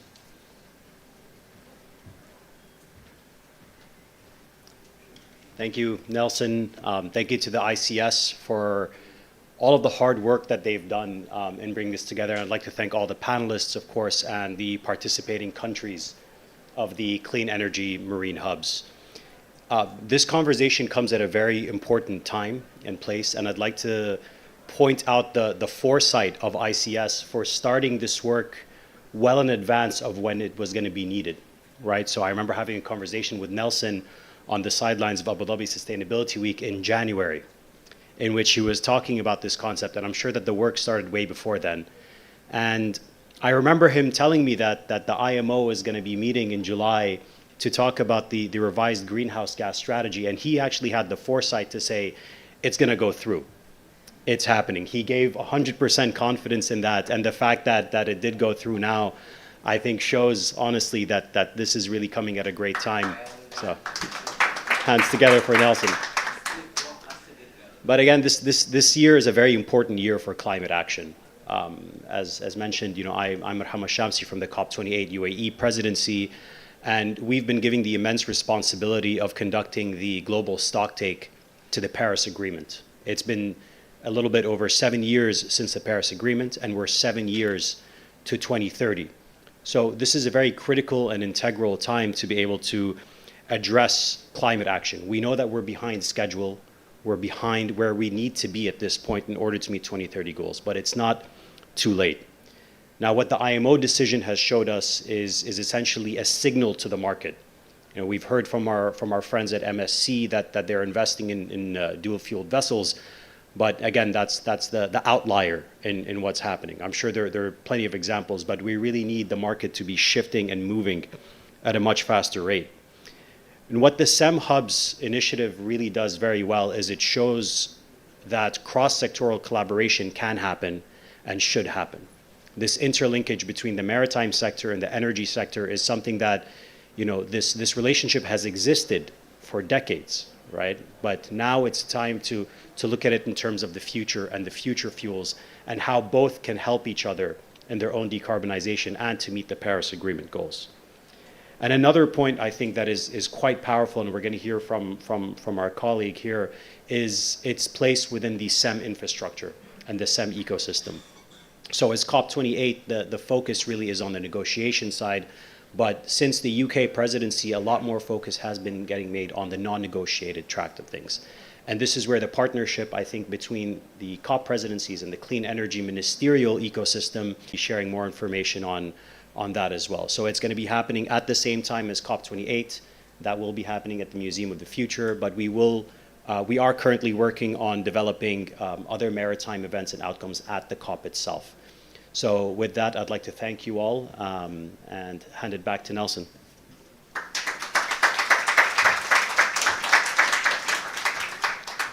Thank you very much, Rama. We're very excited of taking action and convening again, but with a purpose. Large industry gathering, just as we did for COP26 now, on the 10th of December, hosted by ICS, convening across the sectors, the leaders of the industry, and take forward our key messages at that conference. Lastly, but not least, let me thank the Clean Energy Ministerial because it believed in the concept. It kept us in line by when we were co-shaping this on the process, and allow for this first of its kind initiative from the public and the private really working together since the start of the process and now through this launch. You can see Jean-François Gagné, who is now the new head of the Clean Energy Ministerial, the high-level interest and presence across the industry. You heard from the governments really committed to participate in joint efforts, and we're really excited that CEM will be our umbrella for working together in this initiative. So if I can ask Jean-François Gagné for his closing remarks. Thank you. Thank you very much, Nelson. And if you're excited, you should know how I am excited, both about what I've heard today, but also all the work that's gone into this. In order to achieve the clean energy transition, we need to look at all steps of the energy value chain. We need to look at the production, we need to look at the transportation, we need to look at the end use. And the existing energy transportation infrastructure has had decades to actually set itself up, and it's proven efficiency and become commercially viable. We don't have that luxury. We actually need to set up a completely different infrastructure in an insane short time. And the maritime sector has always been key to the global economy and a very highly efficient transportation mode. But it also needs its own sets of solutions that also have their own supply chain challenges. And so Stuart was showing a little bit on that the list is probably very long now, but probably still just started. But we're very confident in what is being set up today, because the world as we know it today was actually discovered mostly by navigators. And so we have full confidence on the maritime sector's ability and ingenuity to actually take us to where we need to go. And so the CEM is extremely pleased to support Canada, the UAE, Norway, Uruguay, and Panama, and Brazil, as they launch this new initiative to fast-track the transformation of the maritime energy supply chains. We're also welcome and very excited of the overwhelming response of such a broad set of representatives from the private and the public sector to our invitation to be part of this transformative journey. This coalition of the willing, ready to act together as pioneers so that the transition to clean fuels can be scaled up on a fast-track timeline, is exactly the perfect example of what the CEM framework is about. And I actually very much welcome the COP presidency's recognition that there are fora to set ambition and there are fora to act upon them. And the CEM really is trying to position itself as the tool for that ambition to be both set in a positive but realistic expectation of what can be done, but also as a means to energize further ambition as we make progress based on global leaders' initial stakeholder. So I think with this, the only way I can think of ending this concluding remark is to wish all of us fair winds and following sea. But I pledge the CEM Secretariat's support and companionship throughout this voyage where no one has gone before. Thank you very much.